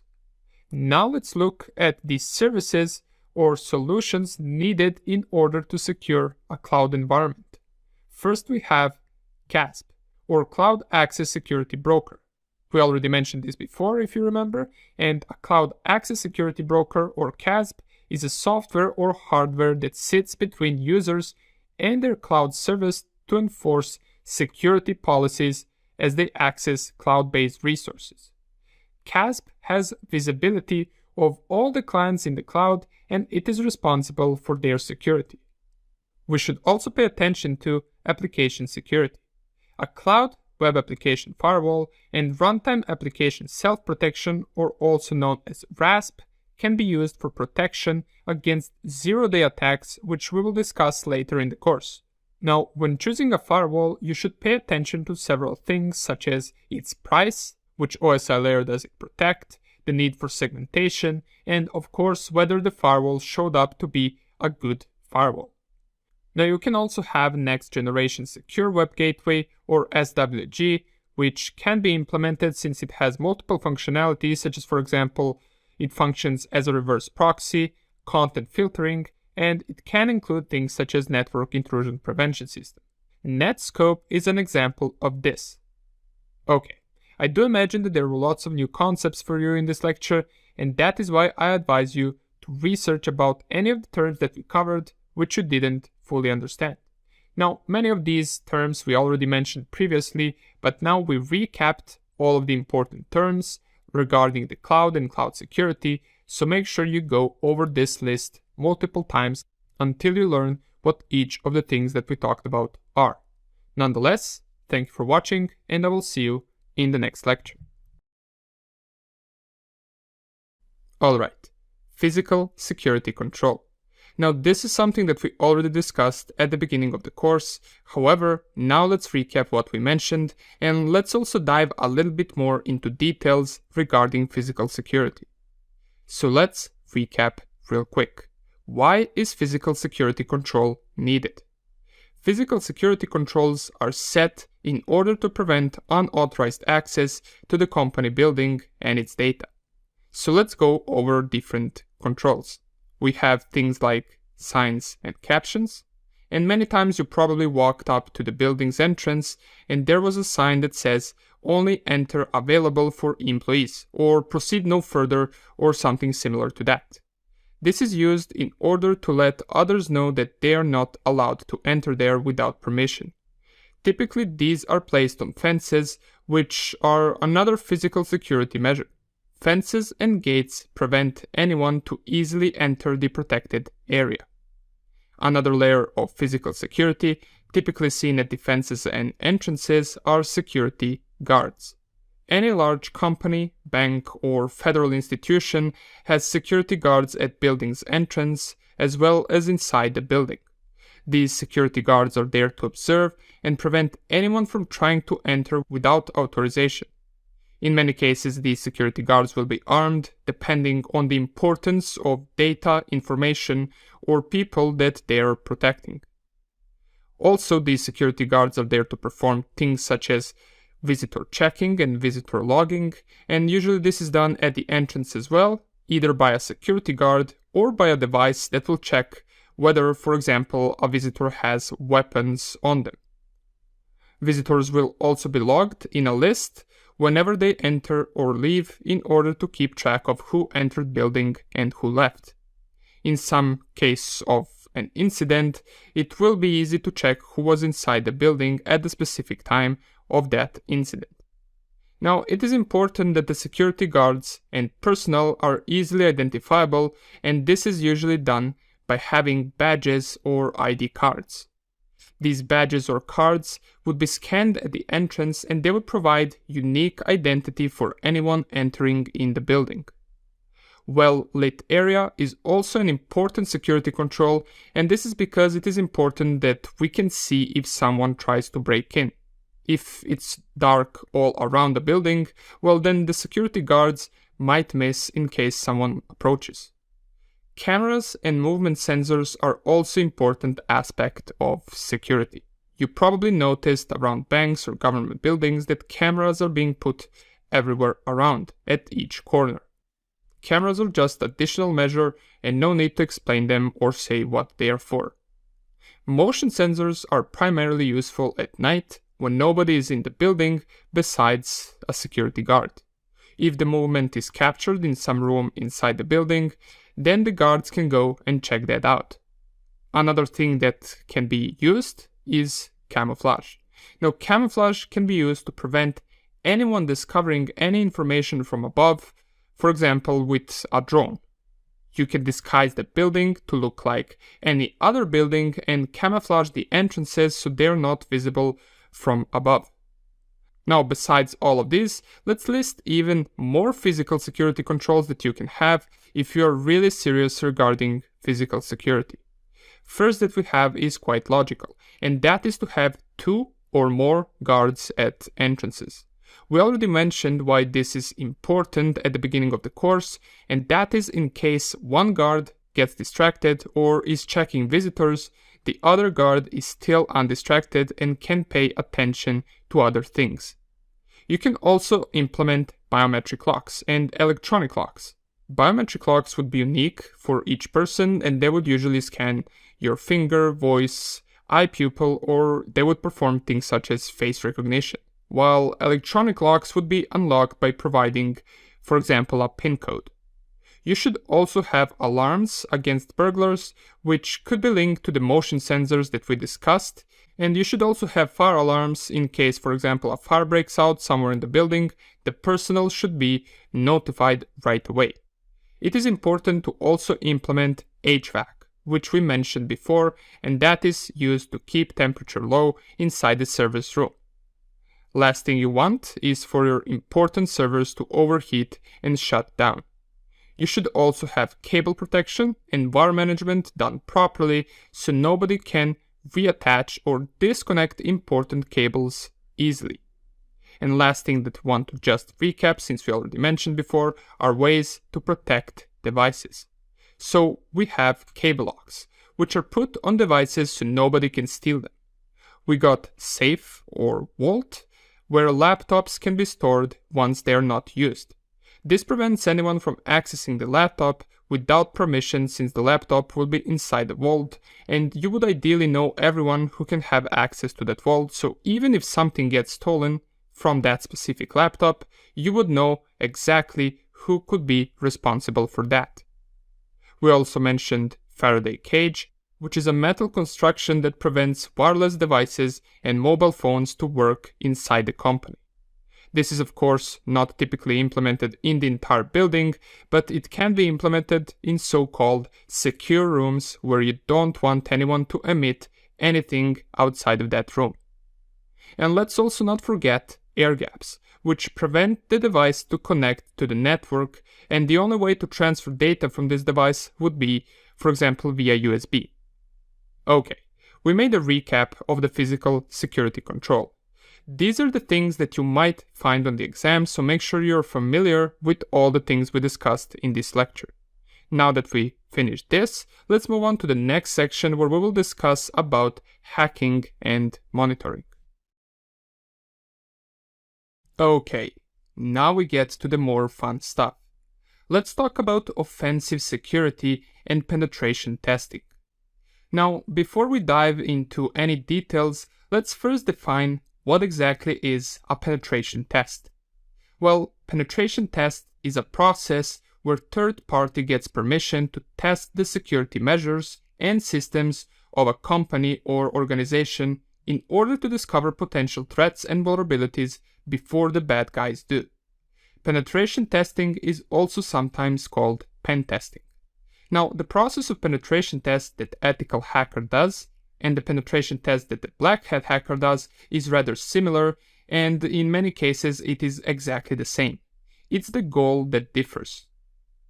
Ethical hacker, or also known as white hat hacker, performs penetration tests to enhance the security of the organization, while black hat hacker performs penetration tests without permission in order to do damage to the organization. Now, when it comes to penetration testing, there are different types of penetration testing depending on the amount of information given to the ethical hacker in order to conduct the test. So we can divide them into 3 main groups, which are black box, gray box, and white box penetration testing. Now, black box is when no information is provided to the penetration tester when conducting the test. They work in unknown environment and have no inside info about the organization and its structure. They have to do everything from scratch. Now, gray box penetration testing is when they have partial information about the environment that they are testing. And white box testing is when penetration tester conducts the test in the known environment with information provided to them about the inner structure or application or network or pretty much whatever they're doing the test on. Now, besides just knowing whether you're going to perform a white box or black box penetration testing, there is some additional information that you should know before starting the test. For example, knowing the details about your client and the company that you're doing the test for. Usually, penetration tests will be done under a contract to keep everything legal, and also the scope of the test will be provided or should be provided. Sometimes the client, for example, might want just a part of application or part of network to be tested and not the entire thing, so keep an eye on what the scope of a penetration test is, since you're not allowed to try and hack the things that are not in the scope. You also want to determine whether IT team will be notified about your penetration testing, since keep in mind that sometimes your test could cause denial of service, which could prevent others from working or accessing important infrastructure systems. If something like this happens, then IT team ideally should be notified. Now, in some cases, however, you do not want to notify anyone. So, for example, you could be hired to perform a penetration test, but at the same time, the skills of the company's blue team will be tested as well. So they will not be aware of the penetration test taking place, however, they are expected to catch it and prevent it. This would put the blue team and their effectiveness to the test. Another important thing is how you handle data while performing a penetration test. There are certain procedures and policies that we should follow when handling private personal information, or PII, which is personally identifiable information.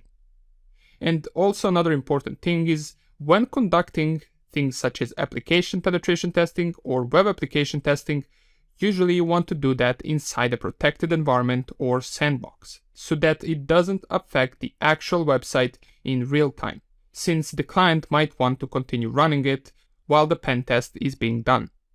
Of course, in case you discover a vulnerability or a critical vulnerability, you would write it down in a report. However, if the vulnerability is severe, then you want to immediately notify your client about it so they can patch it as soon as possible, which means that regular meetings with your client are common when doing penetration tests. Now, two more things or terms that you want to be familiar with are the concept of bringing the testing environment back to as it was before you started the test. You do not want to leave anything different than what it was before you started your penetration test. Of course, this might not apply to everything. And also be familiar with the concept of bug bounty. Bug bounty programs typically offer rewards or bounties for researchers who find and report valid security vulnerabilities. These rewards can range from small amounts of money to substantial sums, depending on the severity of the issue and the company's policies. Okay, now that we covered this, let us proceed to talk about different phases or different steps of a penetration test in the next lecture.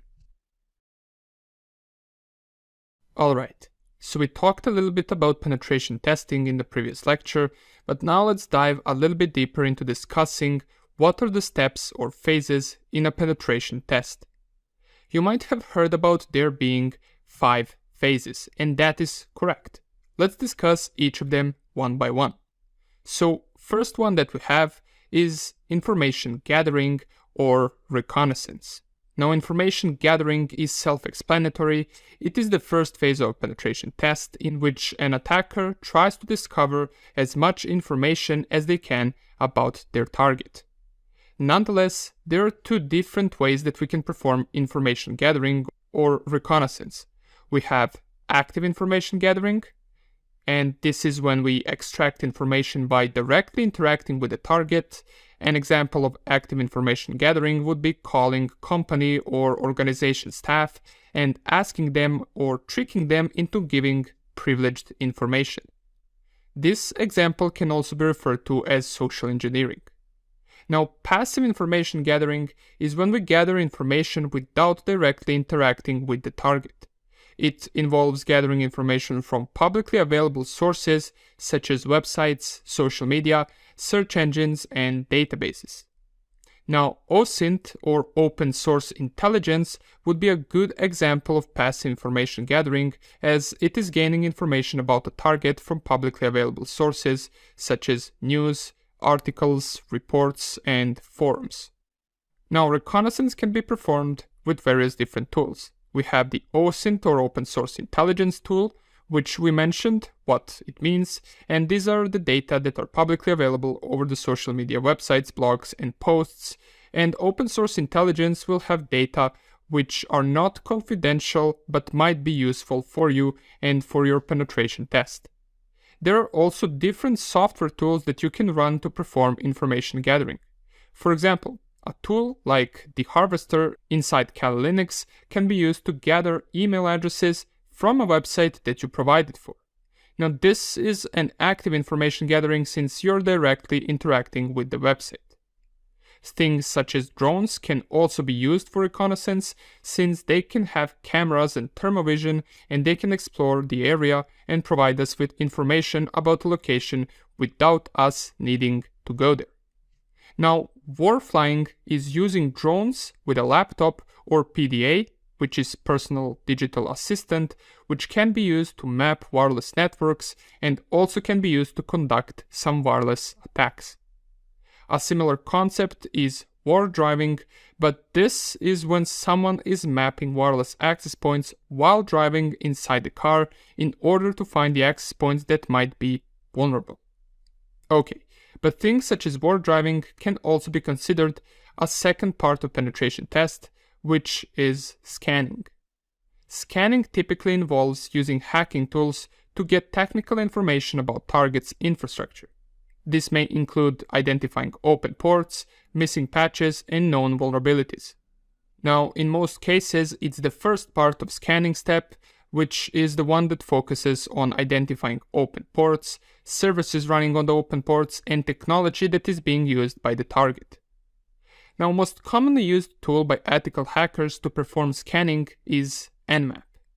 We already discussed Nmap once we discussed different tools, and the process of gathering information about open ports and services and overall mapping the entire network, devices, IP addresses can also be called footprinting. Now, towards the end of the scanning phase, we perform something called vulnerability scanning or vulnerability analysis. Once both information gathering is done and when scanning is done, including vulnerability analysis, now the attacker should have all the things he needs in order to plan out or conduct the attack. That's why the third phase of penetration test is exploitation phase or gaining access phase. Here the attacker or the penetration tester tries to use the information that he has gained to access the network, system, or application, or even a person in order to exploit any possible weaknesses. These weaknesses or vulnerabilities are in many cases software vulnerabilities inside the application, but they can also be human vulnerabilities which would be exploited via social engineering or phishing attacks. Once the exploitation phase is done, and when the attacker has access to the company's network, then the fourth phase comes in, which is post-exploitation phase. Here the penetration tester can do few things such as performing pivoting. And pivoting is when the attacker has access to a device or desktop and then uses that device to conduct the attack on other devices inside the same network. Similar to pivoting, we have lateral movement. And lateral movement refers to the technique that an attackers use after gaining initial access to move deeper into a network in search of sensitive data and other high-value assets. Another thing an attacker can try on the already compromised systems or devices is the escalation of privilege, which would grant the attacker higher level of access. Ideally, an attacker wants to get either administrator access or root level access on the device that they have compromised, and in case the attacker wants to keep having access to the device, they could plant a backdoor, for example, which would give them persistence since they could connect back to that device whenever they want. It would be important for the attacker that the backdoor or persistence goes unnoticed by the IT team. And the last phase that we have is covering tracks and writing reports. Now, covering tracks can also be considered as a part of post-exploitation, But writing reports is another crucial step to a penetration test. You want to provide a client with results of your penetration test, but in a way that the client can understand and perform necessary steps in order to either patch or prevent discovered vulnerabilities and weaknesses from the penetration test. The report should be well structured, concise, easily comprehensible, and presented in a professional manner. Alright, these would be the 5 main steps of a penetration test. While you might not be required to know all of this in details for the exam, you will find it useful if you decide to go into offensive side of security. Nonetheless, let's move on to the next lecture, where we will discuss different types of teams inside cybersecurity. Hello and welcome back. Let's talk about different teams that exist in cybersecurity and what is their purpose. So 2 main teams that you want to make sure you know are Blue Team and Red Team. Blue Team is considered the defensive side. They are consisted of cybersecurity professionals protecting and defending the organization's infrastructure from various attacks and outside threats.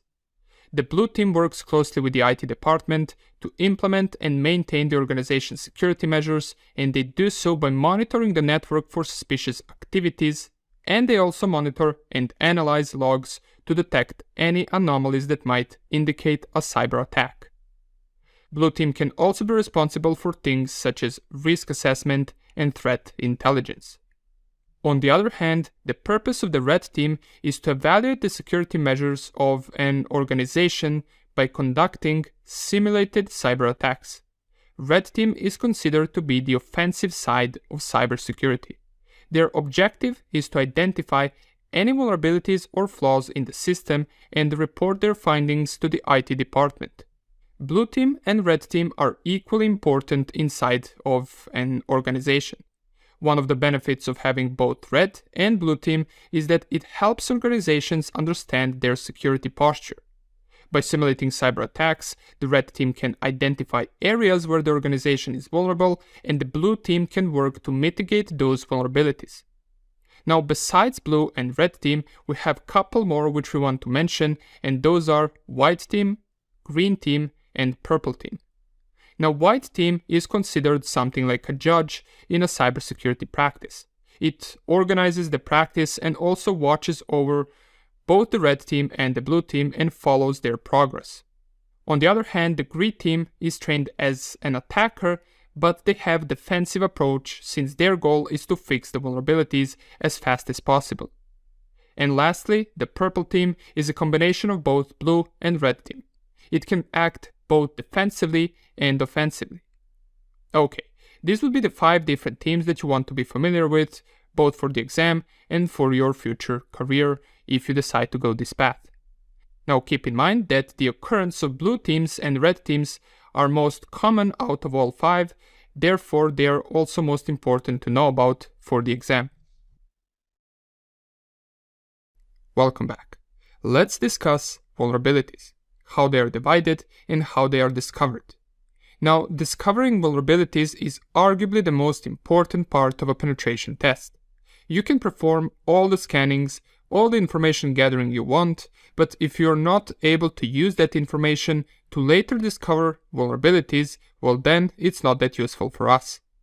Luckily, vulnerability scanning and discovery is not only done manually, but there are plenty of vulnerability analysis tools that you can use to automate the process of vulnerability discovering. These scanners hold a database of all the known vulnerabilities and will auto-perform required tests to figure out if that vulnerability is present or not. In one of the previous lectures, when we talked about different tools, we mentioned Nessus. Nessus is one of the most known vulnerability scanning tools that you can use. Now, it is important to note that vulnerability scanning tools will not be able to figure out zero-day attacks or zero-day exploits. And zero-day exploits are something that we will talk about shortly, but let's give a brief definition. In other words, zero-day exploits are vulnerabilities that are not publicly disclosed yet or patched. Now, when a vulnerability scanner outputs certain vulnerabilities, it does so in a way that we can easily identify that vulnerability. For example, you might have heard about CVE, which stands for common vulnerabilities and exposure. This is a list of vulnerabilities that was created by MITRE, which stands for Massachusetts Institute of Technology, Research and Engineering. This is a non-profit organization, and it established CVE as a standardized way to identify and name vulnerabilities in software and firmware products. CVE provides a unique identifier known as CVE ID to each vulnerability so that it can be easily tracked and shared among security researchers, vendors, and end users. This helps to improve collaboration and information sharing, which ultimately leads to more effective and efficient vulnerability management. But we know that all vulnerabilities are not the same. There are certain vulnerabilities which have higher impact than others. That's why CVSS was introduced. Now, CVSS stands for Common Vulnerabilities Scoring System. This is used to rank vulnerability and its severity. In this slide, we can see a table of its rankings, and it is important to note that critical and high vulnerabilities should always be taken care of first, because they are the most dangerous ones. Now, as with any other type of scanner, the results that we get can vary but can be categorized in few different groups. We have false positive, false negative, and true positive. If you remember, we already talked about this before, when we discussed biometric systems, but let's quickly go over what these three mean again. So false positive is when the vulnerability scanner thinks that there is a vulnerability, but upon inspection it shows that a vulnerability was not present at all. False negative is the more dangerous result, as in this case a vulnerability is present in the system, but our scanner does not discover it. And we have true positive, which is when vulnerability is present and our scanner manages to discover it. Now, when vulnerability scanning is in question, it can be performed in many different ways, and typically you will hear about scanning with credentials and scanning without credentials regarding vulnerability scanning. Now, scanning with credentials is much better option when possible, since it gives you higher privileges, therefore allowing you to perform scan in more details and possibly discover more vulnerabilities on the system. Scanning without credentials has lower privileges, however, it is also more realistic, as in most cases an attacker would not be performing scanning with privileges, therefore this type of scan will give more realistic results as to what an attacker might find if performing vulnerability scanning without privileges. We can also divide our scans into intrusive and non-intrusive scans. Now, intrusive scans should be done in a sandbox, as they can do damage to the systems, since they might be programmed to, for example, try and exploit the vulnerability once discovering it. Non-intrusive scans, on the other hand, are passive scans, and they will only report back about the vulnerability being present and won't take any other action, therefore they do not damage the system. Okay, so that would be about it regarding vulnerabilities and vulnerability scanning.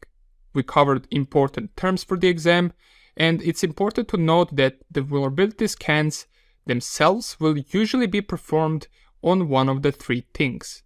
These three things are either scanning the network and its devices, scanning an application to check for any bugs in code or vulnerabilities, and scanning websites or web applications. And in here, usually injection type vulnerabilities are mostly tested, such as, for example, SQL injection or command injection attacks. Alright, now that we talked about this, let's move on to the next lecture, where we are going to cover monitoring. SIEM systems. Remember when we talked about them before. Now, SIEM stands for Security Information and Event Management. It is a type of software solution that is designed to provide organizations with comprehensive security, monitoring, and management capabilities. Now, SIEM solutions collect and analyze security-related data from various sources, including network devices, servers, applications, and other security tools. This data is then correlated and analyzed to identify security threats and potential security incidents. Now, the only time that SIEM system will not give accurate or correct information is if we are using incorrect filters or if we are tracking the wrong host. Now, syslog is a protocol used for sending and receiving log messages in a network. It is a standard protocol that enables different systems and devices to send log messages to a centralized server or service.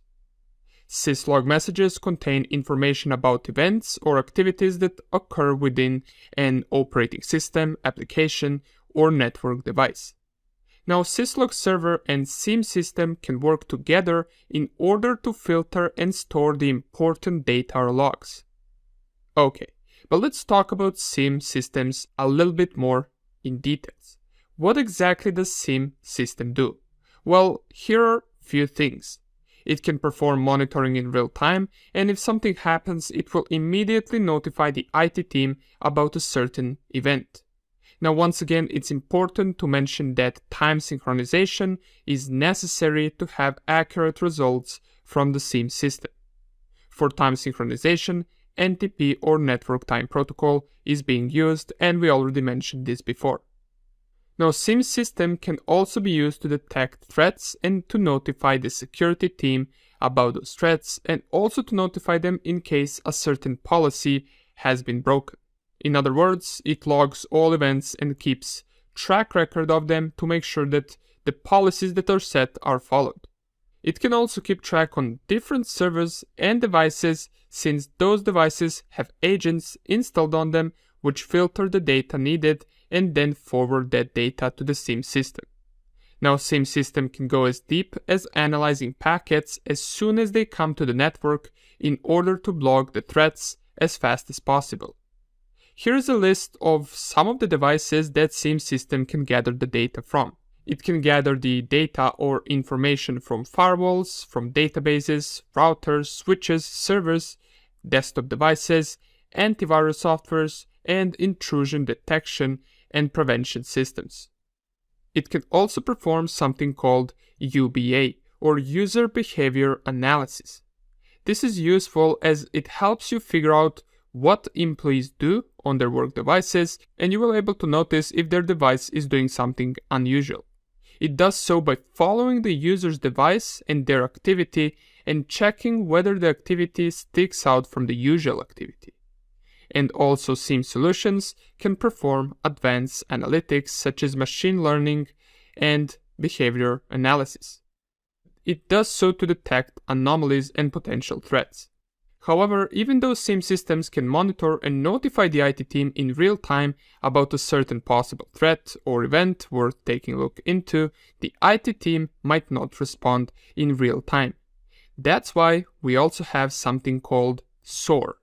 And SOAR stands for Security, Orchestration, Automation, and Response. SOAR is a type of security technology that helps organizations automate and streamline their security operations and incident response processes. Since it has faster response time than people do, it helps lower the MTTD, which stands for mean time to detect. It is simply a metric used to measure the average time it takes for an organization to detect a security incident or breach after it occurs. In other words, SOAR makes threat discovery and incident response a faster process. Here's a full security integration diagram that you might want to look into and memorize. Syslog server forwards the data to the SIEM system, which is connected with SOAR tools, which then react to a certain threat or incident and then notify the SOC team. Okay, those will be the most important things when it comes to monitoring and security integration cycle.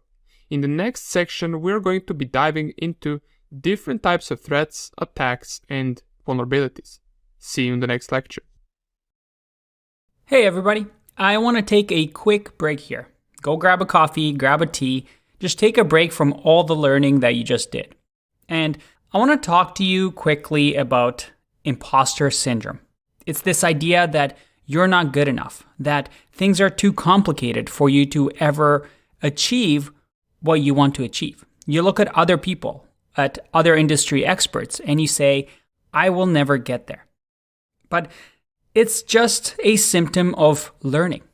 This idea of you not being good enough simply means that, well, you're just not there yet. Things take time. If you want to learn a valuable skill, well, it's hard work. That's why it's valuable. Remember how you felt on the first day of going to school, first day on a job. It's the same experience. But over time, with repetition, with practice, you get comfortable, you get experience, and you slowly start to lose that imposter syndrome. Now, this idea of an imposter syndrome is great. It means you're doing something worthwhile. So don't use it as a negative. Use it as an encouragement that you're doing something good, that you're learning and you're stretching your limits. So with this break, I want to propose that we do a quick exercise. I want you to stop the lectures. Again, grab a coffee, grab a tea, and head on over to our Discord. Now, in our Discord server, if you've used it up until now, that's great. If you haven't, head on over to this server, and I want you to do something that I think it's super important to learning. And that is using what you've learned up until now to actually teach someone or help someone. So you can go all the way to, let's say, the coding and courses section and pick a topic that you want to help somebody in. So let's say you go to the Python channel. And in here, you'll have other students that are asking Python related questions. Now you can scroll through here and see if you're able to help someone. Even though you may not have the experience or the knowledge yet, this idea of practicing and explaining what you've just learned to other people, even if you're not 100% certain, actually is beneficial to your learning. Because if you're never teaching, if you're never explaining and vocalizing and showing what you've learned, you'll always be a beginner. This idea of teaching what you learn is a very important concept. So moving forward, as you go through the lectures, anytime you feel like taking a break, hop on over to Discord and help somebody. Our motto here is that we're always kind. We don't judge anybody. We're all just beginners here. We're all learning. So don't be afraid to answer things, because you got to remember, nobody's perfect except for Yoda. Yoda is pretty perfect. All right, I'll see you in the next one. Bye-bye. Okay, attacks, threats, and vulnerabilities. This is another big section for us, and we're going to start it off by discussing different types of attackers or different types of hackers in general. Most of you are probably already familiar with three main types of hackers. We have white hat hackers, black hat hackers, and gray hat hackers. What's the difference? Well, white hat hackers are also known as ethical hackers.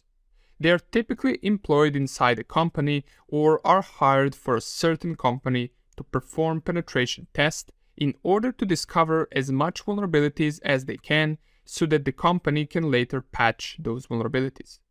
White hat hackers or ethical hackers hack for good. Now, black hat hackers, on the other hand, are a completely different story. Black hat hacker hacks without permission and in many cases with a goal to inflict damage to the organization, person, or a company that the black hat hacker is targeting. And last, the gray hat hacker is something in between, in the sense that gray hat hacker can try hacking into areas without having permission to do so, but still hacking for good and not to inflict any type of damage.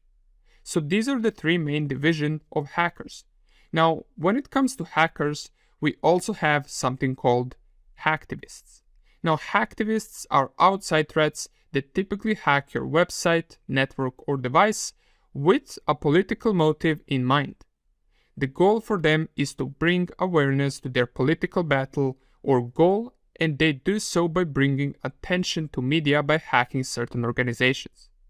Another type of attackers or another type of attack is shadow IT. Here, the attacker connects their device to your network without your permission.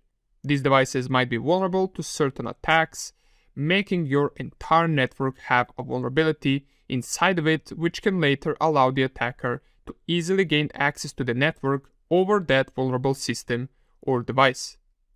Your competition might also be a possible attacker, And the reasons for their attack could be obvious, as they are your competition and they might want the market just for themselves. Therefore, they could try stealing or leaking some private information regarding your company, something that could put a bad name to your company and allow them to take over the market again.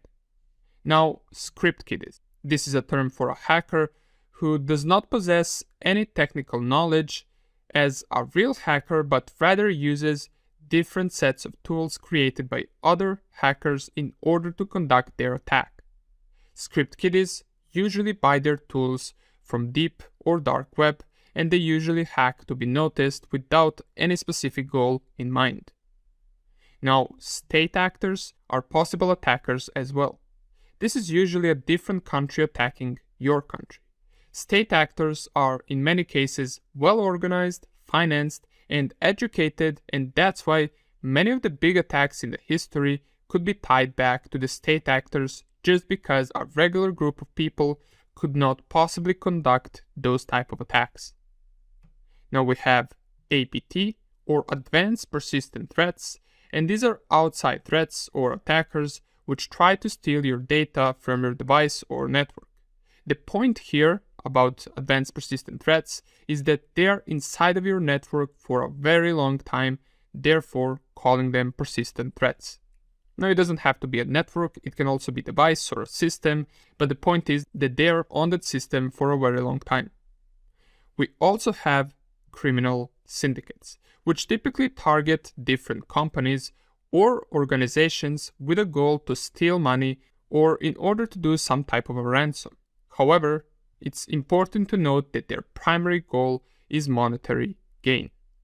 And last thing are insider threats, which is typically an unsatisfied employee who maybe got salary lowered and isn't treated properly at the work or at the company. This could result in them planning and conducting an attack on their own company in order to do damage to the company itself or to a particular employee inside that company. Insider threats are one of the hardest to detect, since the person is already inside your company and has access to your network and company's devices. Alright, these would be different types of attackers that you might encounter, and we also covered what would their motives be. Now in the next lecture, let's move on to talk about different types of threats that exist. We will start off by talking about different types of malware in the next lecture. Hello and welcome back. So we talked about different types of attackers, but now let's focus on different types of malware that these attackers can use to perform damage to a person or organization. Now there are many types of malware, and it's important that you know what each of these malicious programs does, so let's start off with the most basic one. We have viruses. Now viruses are malicious programs which typically replicate themselves, and their goal is to spread from one computer to another computer, or to multiple other computers. It can be spread through various means such as email attachments, infected files, or downloading software from untrusted sources. A version of virus called a polymorphic virus is a virus that mutates while spreading, therefore making it harder to detect. One of the reasons it's harder to detect is because the hash of the virus changes as it mutates, so signature-based antivirus software solutions might struggle to detect it each time. Another form of malicious programs are fileless viruses, which are running in memory, and it is very hard to detect them. We also have potentially unwanted programs, and they are typically downloaded with a different program, and they can use your machine's resources and make your PC run slower. Now it is important to note that potentially unwanted programs do not always have to be malicious. CNC, or Command and Control program or malware, is a software which controls multiple infected devices and typically uses them for things such as data theft, or in most cases it also uses those devices to run distributed denial of service or DDoS attacks on other networks or websites. Another form of malicious program which you are hearing about more and more lately are ransomware. Ransomware is malware that encrypts the data on your device and requires for ransom to be paid in cryptocurrency in order to give you the key which will decrypt your data. And while these files are encrypted, you're not able to access or use your device at all. So for the exam, remember that if you have to pay to get your files back, then you're infected with a ransomware. Now, crypto malware would be a type of ransomware which encrypts your data and requires a ransom to be paid till a specific date and time, or your files will be destroyed. Now, crypto malware does not always have to require a ransom. It can just be a malicious program that destroys your files without even giving you an option to pay and retrieve them. Next malicious program that we have is Worm. Now, Worm is a program that self-infects other devices by exploiting security vulnerabilities. Once a vulnerability or zero-day exploit is found, an attacker can use combination of Worm and, for example, ransomware to deliver the ransomware to many vulnerable devices with the help of Worm, which is exploiting the discovered vulnerability, and it can do so without any user interaction at all, or without the user having to download the program or execute the malicious program. It will auto-execute based on that vulnerability that it exploits. Another common malware that you have already heard about is Trojan. Trojan is a type of a malicious software or malware that is designed to deceive or trick users into thinking that it is harmless or legitimate program, while in reality it is designed to harm or damage a user's computer, steal sensitive information, or grant unauthorized access to a system. Trojans are often disguised as harmless files such as images, documents, games, or software installers, and can be spread through email attachments, file sharing networks, or malicious websites. Once installed, the Trojan can perform a range of malicious actions such as creating a backdoor that allows a remote attacker to access and control the infected computer. They can also steal sensitive information such as passwords, bank details, or personal files, or they can also cause damage to the system such as deleting your files or disabling important programs. A RAT or Remote Access Trojan also can be referred to Remote Access Tool, and it is a malicious program which gives access of a device to an attacker and allows the attacker to have complete remote control over that device. Now, there are a few more malicious programs that we have to cover, so stick with me for just a moment here. Next, we have botnets, and a bot is a program that infects a device and takes control of it. When multiple devices are infected with the same bot, that creates a botnet, which is a collection of these bot devices, and botnet can also be used to primarily conduct denial of service attacks with the help of all the bots that it controls. Now, spyware is a malicious program that spies on you or your device. It is hidden and it collects data to the third party.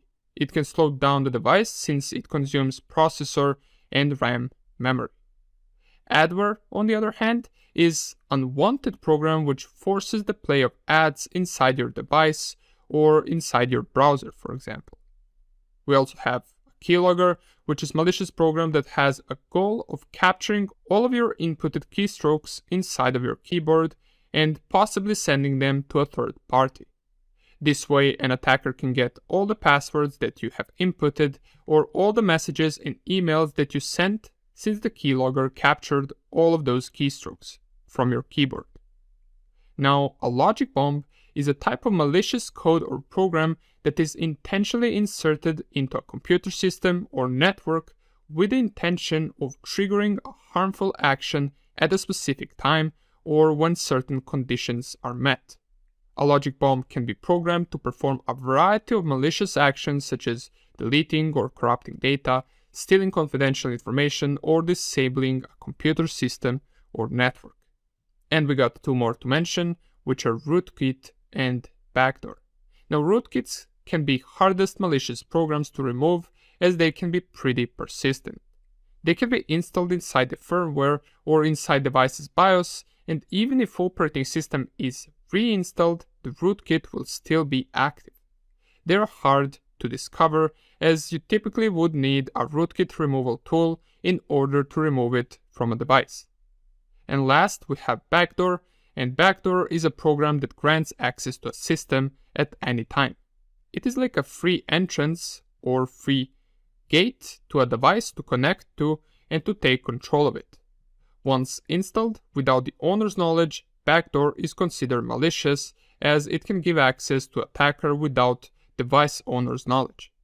Okay, these would be the malware types that we want to be familiar with. Now that we covered different types of attackers and different types of malicious programs, let's move on to discussing various different types of attacks in various places such as networks, applications, password attacks, cloud attacks, and wireless environments, as well as wireless attacks. And we will also mention a little bit about physical attacks and social engineering and phishing attacks. Okay, first on the list are social engineering attacks. Why is this first? Well, believe it or not, these are the most common attacks in existence in the cybersecurity world. People are always the weakest link in security, and it can be easy to trick them, so we're going to go over certain terms in social engineering that we should be familiar with for the exam. Let's start with the most common term that you will hear about, and those are phishing attacks.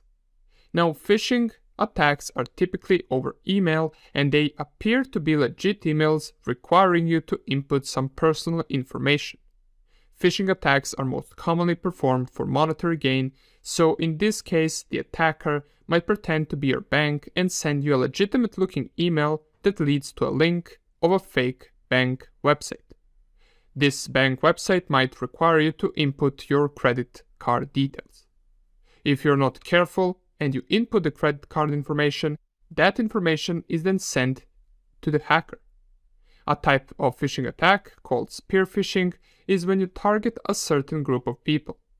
Now, prepending is a social engineering attack where the attacker might add something at the beginning of the email to make it seem as if the email was scanned, or the attacker might add the RE sign at the beginning of email to make it seem like it is a response to some previous email that was already sent. Now, credential harvesting is an attack which is done via phishing as well, in which the attacker might send out an email saying that some information on your account might be incorrect, and it will usually say that you must change that information.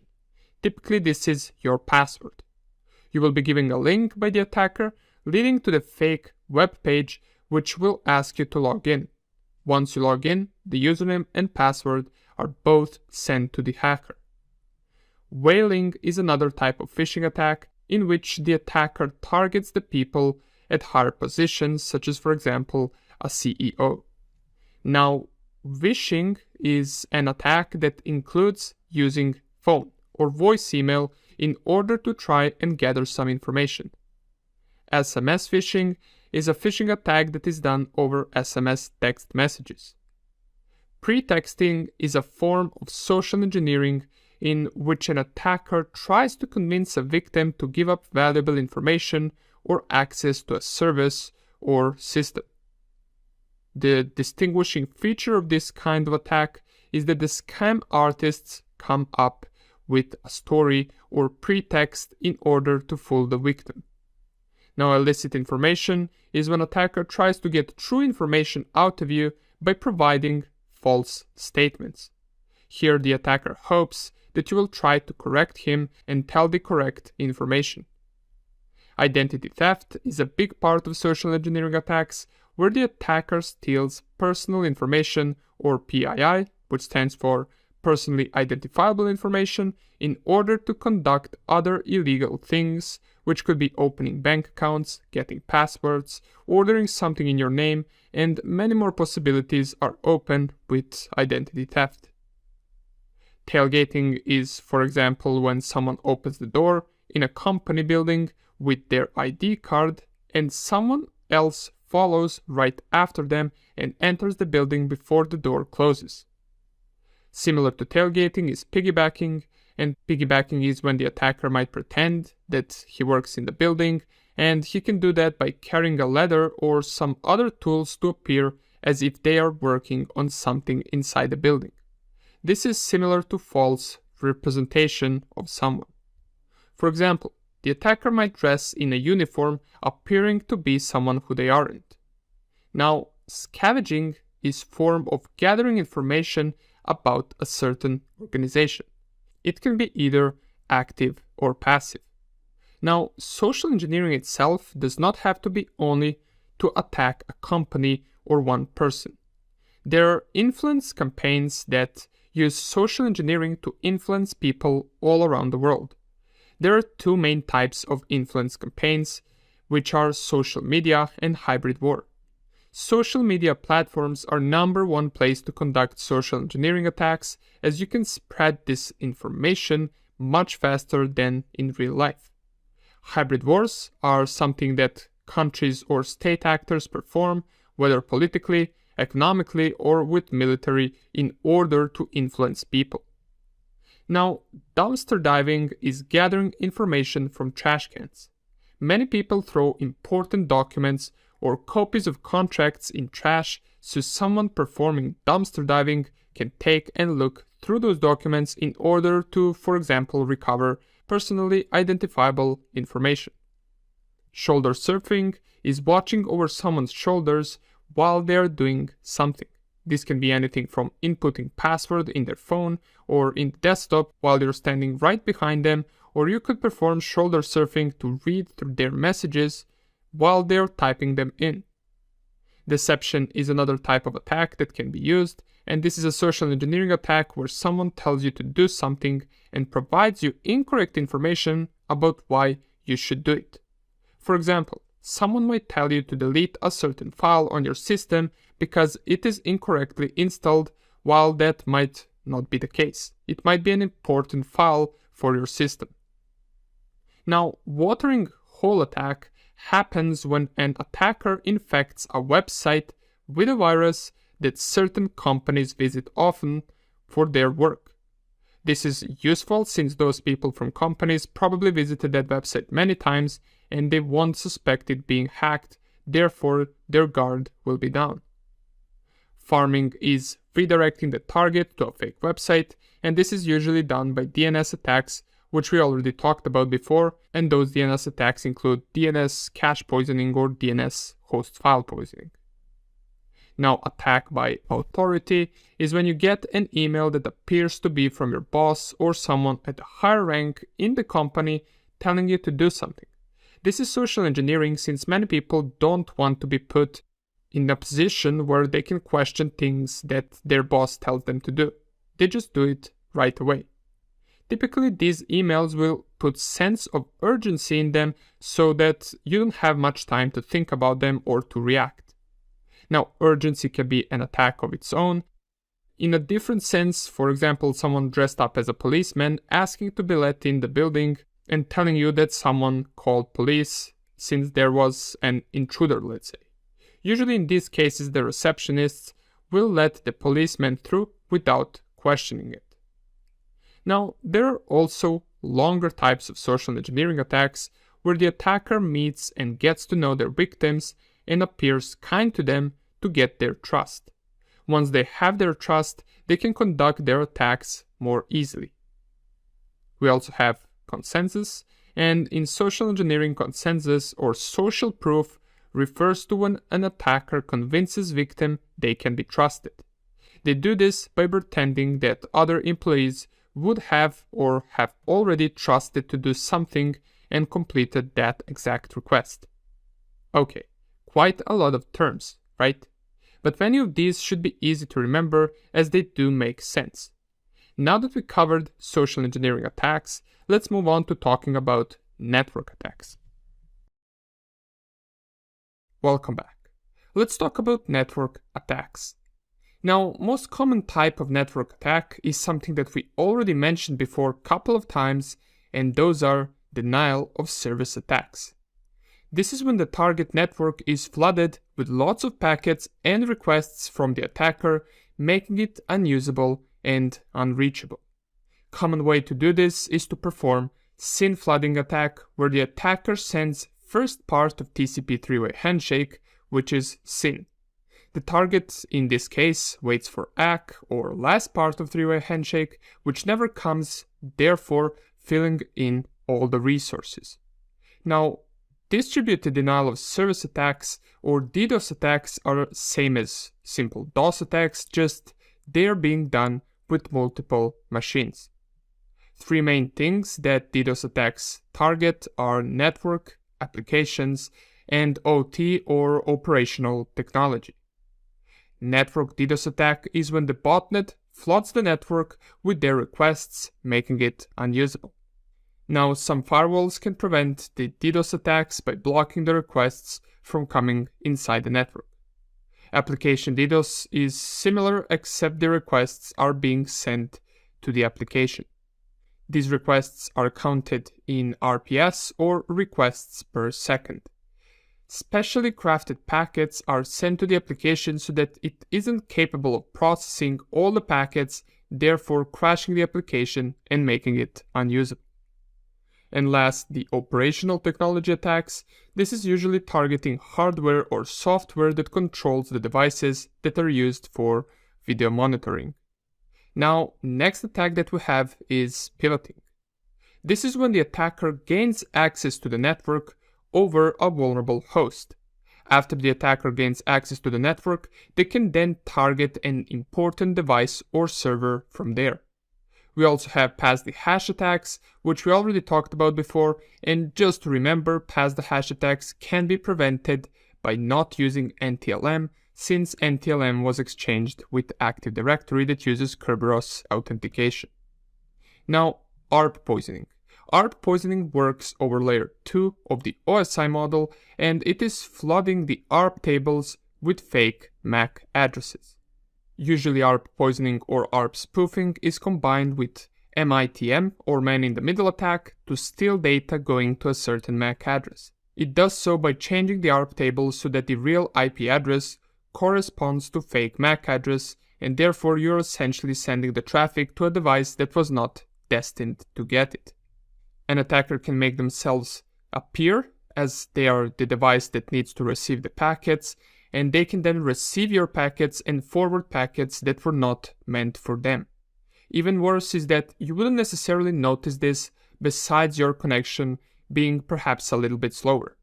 You can check your ARP tables by typing ARP-A inside of your command prompt. If you see two IP addresses having the same MAC address, that would be a pretty good indication of ARP spoofing taking place. Now, stealing MAC address is taking MAC address from an existing device on a network in order to access that network. This can be useful if the access point, for example, uses MAC filtering to grant access to the network. And besides stealing MAC address, there is also a MAC flooding attack, and this is when the attacker floods the switch with fake MAC addresses that maps them to each port. If it appears that port on switch has multiple MAC addresses connected to it, then MAC flooding is taking place, since each port should only have one MAC address. Now, besides faking MAC address, you can also set fake IP address by changing the IP packet and replacing your IP with the fake IP address. This can be useful, for example, if you're performing a scan and you do not want the target to know where the scan is coming from. Now, privilege escalation attack is when the attacker wants to have more permission than he already does. An example of this occurring on a network could be that the attacker is trying to use someone's account to access Active Directory in order to get higher privileges. Now, there is something called on-path attacks. On-path attacks are man-in-the-middle attacks where the attacker is set between two devices and the attacker usually intervenes or modifies the communication between these two devices. This can be dangerous if connection or data is flowing between these two devices unencrypted. An attacker in this case would be able to read the data in plain text, since all the data is unencrypted. Some of the on-path attacks that we should know are man-in-the-middle attacks, and this is exactly what we explained before. This is an attacker intercepting connection between two hosts in order to steal the information or to change the information in real time. Besides just stealing information, the attacker can modify it to contain fake information, therefore changing the true data that was sent for the endpoint device of the connection. Now, manning the browser attack, on the other hand, is when the browser gets compromised. This can lead to many threats, but the main one being that your sessions will no longer be private, and if you, for example, log into your bank over your browser, your credentials might get stolen. Now, repetition attack is when the attacker intercepts a certain request in order to reproduce that request later and send it again. This can be prevented by having each request identified with certain ticket or ID. Now, a good example mechanism that can prevent this attack is Kerberos, since Kerberos requests have sequence numbers and time of the request, and we should already know this by now. And last but not least, we have session replay attack, which allows the attacker to reproduce the exact session that the target had. For this to work, the attacker must get the session ID or the cookie value, which can then be placed inside a new request, and if session replay attack is possible, the attacker will be logged into the target session or account without needing to provide any credentials at all. The attacker can get the cookie value and session ID by performing man-in-the-middle attacks. Encrypting communication and traffic between the client and the website can prevent this attack from taking place. Okay, that would be about it regarding network attacks and on-path attacks, and now that we covered this, let's move on to talking about physical attacks in the next lecture. Alright, let's focus on possible physical attacks that we should be aware of. We can start with USB or evil USB cable. This is a cable that looks like a regular USB cable, but inside of them they can be programmed to execute something on a device once it connects to it. It can be connecting your laptop, or things like evil chargers also exist, where, for example, you're on the airport and you see a place where you could charge your phone with the charger attached. There is a possibility that the charger is programmed to execute commands on your device as soon as you plug it in. Another physical attack that we could encounter is attack with evil USB flash drive. These are USBs that look exactly like a regular USB, but same as with the cable from previous example, it is programmed to execute commands, or in many cases to open a shell on target device as soon as it's plugged into it. The person plugging it in might have found it on the ground next to the building and wanted to figure out who it belonged to. But once that person plugs in that USB, their computer is compromised without them having to click on anything or do anything at all. An example of this can be seen on the Hack5 website with the USB called Rubber Ducky. Now, skimming or card cloning is a physical attack usually done on credit cards. It happens once the credit card goes through the machine for card cloning without the owner of the card being aware of that. This can happen on ATMs or in restaurants or shops, and that's why you should always double check if card cloner is reattached to the ATM that you're withdrawing the money from. And when you pay in restaurants and shops, you should always have your card in sight and preferably to have it never leave your hands at all. Next thing that we have is supply chain attack. Now, many companies have really good security, and it might be really hard to find any vulnerabilities inside their systems. However, these companies probably do business with other companies as well, perhaps buying their softwares or buying hardware from a different company. This allows the attacker to target the other company in supply chain in order to try and grant access to the first company. That's why supply chain attacks are also important to know. You might have everything properly secured, but you might be importing or using a software from a different company that might not have the same security level and awareness as you do. And last but not least, we have artificial intelligence or machine learning attacks. Machine learning is being used more and more nowadays, and artificial intelligence became more and more popular ever since ChatGPT came out. There are a few attacks that we should pay attention to regarding machine learning. First one is importing false data for machine learning.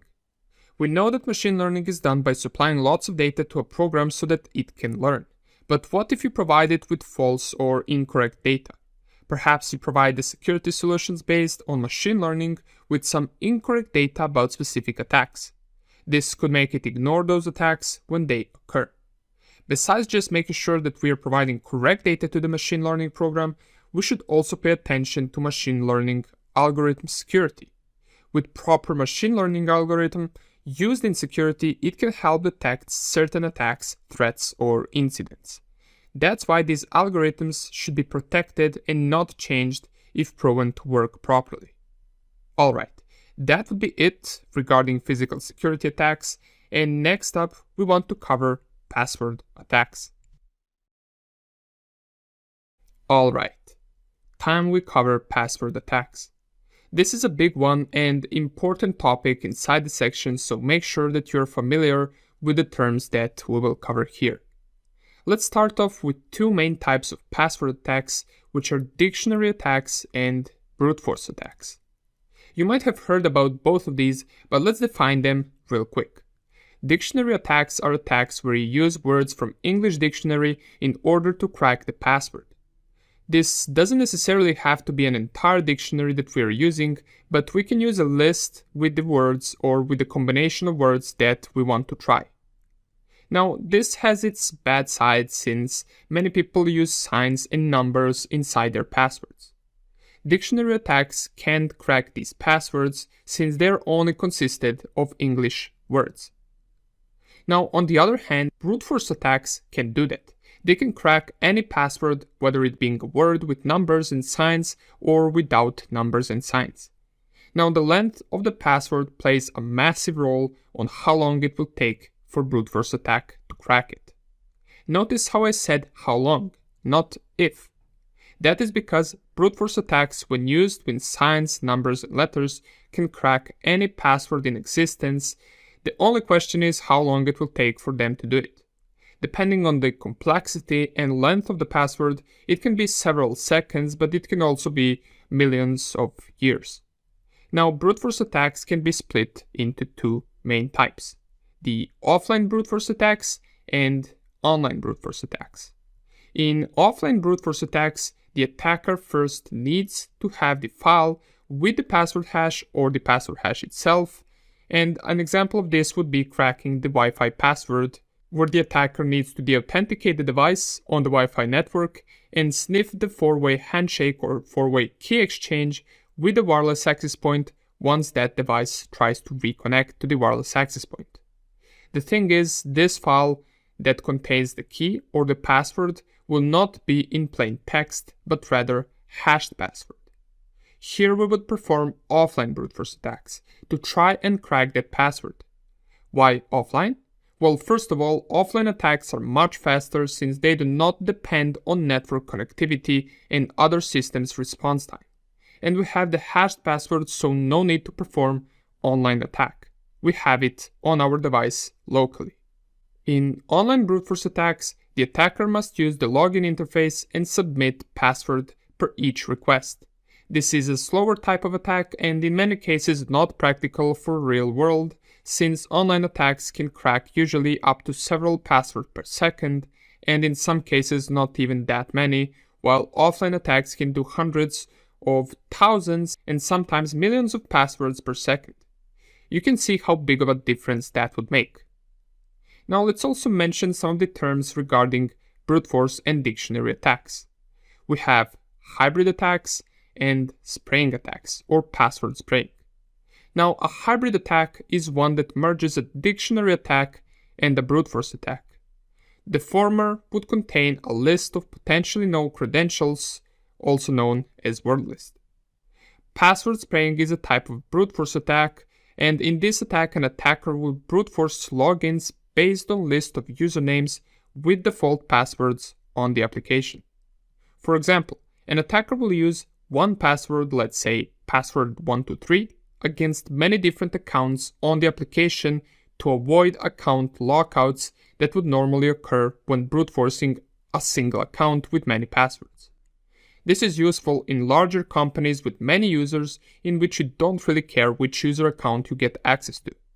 Now, from the security standpoint, let's revise a few things that we should pay attention to when creating a strong password and when checking for accounts being attacked with brute force attacks.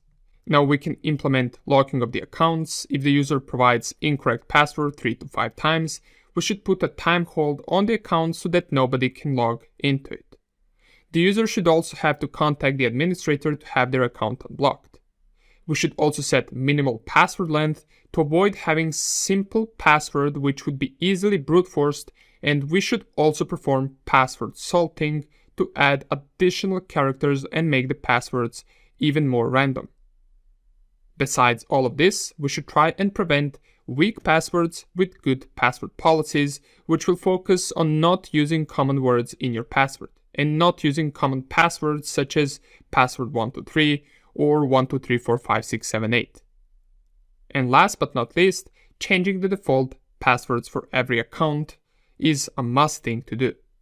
Okay, now before we close off this lecture, let's talk about another attack that we should be familiar with, which is directory traversal attack. This happens when attacker is allowed or able to move through the file system or structure of the server. Directory traversal, also known as file path traversal, can be defined as a web security vulnerability that allows an attacker to read arbitrary files on the server that is running an application. This might include application's code and data, credentials for backend systems, or sensitive operating system files. In some cases, an attacker might even be able to write to arbitrary files on the server. This would allow them to modify application data or behavior and ultimately take full control of the server. Usually in this attack, you will see it being done by using 2 dots and slashes. So 2 dots slash 2 dots slash. This is because this set of characters can be used to go back in directory. If the directory or path traversal vulnerability is present, this will allow us to go back to the root directory with adding multiple 2 dots and slashes, and at the end we could provide a file that we want to access, which could for example be /etc/pswd or /c/shadow. Alright, from this lecture, make sure that you know what dictionary attacks and brute force attacks are, as well as make sure that you know what directory traversal or path traversal vulnerability is and how it works. On exam, you might encounter a question asking what attack is done with /2 dots /2 dots /2 dots and then @c/passwd. Well, now you know the answer. The answer to this is directory traversal attack. See you in the next lecture. Okay, let's talk about even more attacks and threats that we should be aware of. In this and next lecture, we will mostly focus on software and application vulnerabilities, but we will also mention some additional terms that we should be familiar with. So let's start first of all with buffer overflow attacks. A buffer overflow attack is a type of cyber attack that takes advantage of a software vulnerability in which a program attempts to store more data in a buffer, or also known as a temporary storage area in a computer's network. Now, it tries to store more data than the buffer was designed to hold. This can cause the extra data to overwrite memory's location, which can be exploited by an attacker to execute malicious code or to gain unauthorized access to sensitive information. This is a common bug in software code, and for example in C language, there are certain functions that you should avoid to not have buffer overflow vulnerabilities. These functions would be gets, string copy, or string cat, and these are just some of them. There are way more of these unsafe functions, but in general they are considered unsafe since they do not limit the amount of characters that the user of the program can provide. This can lead to buffer overflow attack. Here is an example of vulnerable code to buffer overflow. In this program, the function vul_function takes a string input and copies it into a buffer using the string copy function. The buffer is only 8 bytes long, which means that if an input longer than 8 bytes is provided, a buffer overflow will occur. For example, if the user inputs a string longer than 8 characters, such as 01234567889, the program will copy more data into the buffer than it can hold, or than it is designed to hold. This can cause the program to crash, overwrite other data in memory, or even allow an attacker to execute arbitrary code. Now, another vulnerability that you should know about is called integer overflow.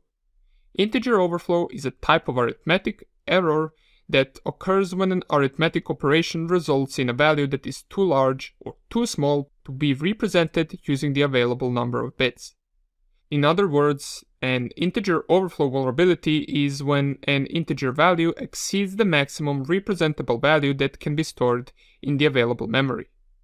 Now, in this code that we can see on the slide, we're trying to add 1 to the maximum representable value for an integer. Now, since the value of x is already at its maximum, the additional operation will result in an integer overflow. Now, in most programming languages, the behavior of the program in the case of an integer overflow is undefined, which means that the result can be unpredictable and may depend on the implementation of the language or the specific hardware architecture. Okay, next thing we should pay attention to when coding is error handling. Not properly handling errors can sometimes lead to vulnerabilities. For example, attackers can use something called fuzzing, where they send various random inputs to the application or program in order to see how it will react to those inputs.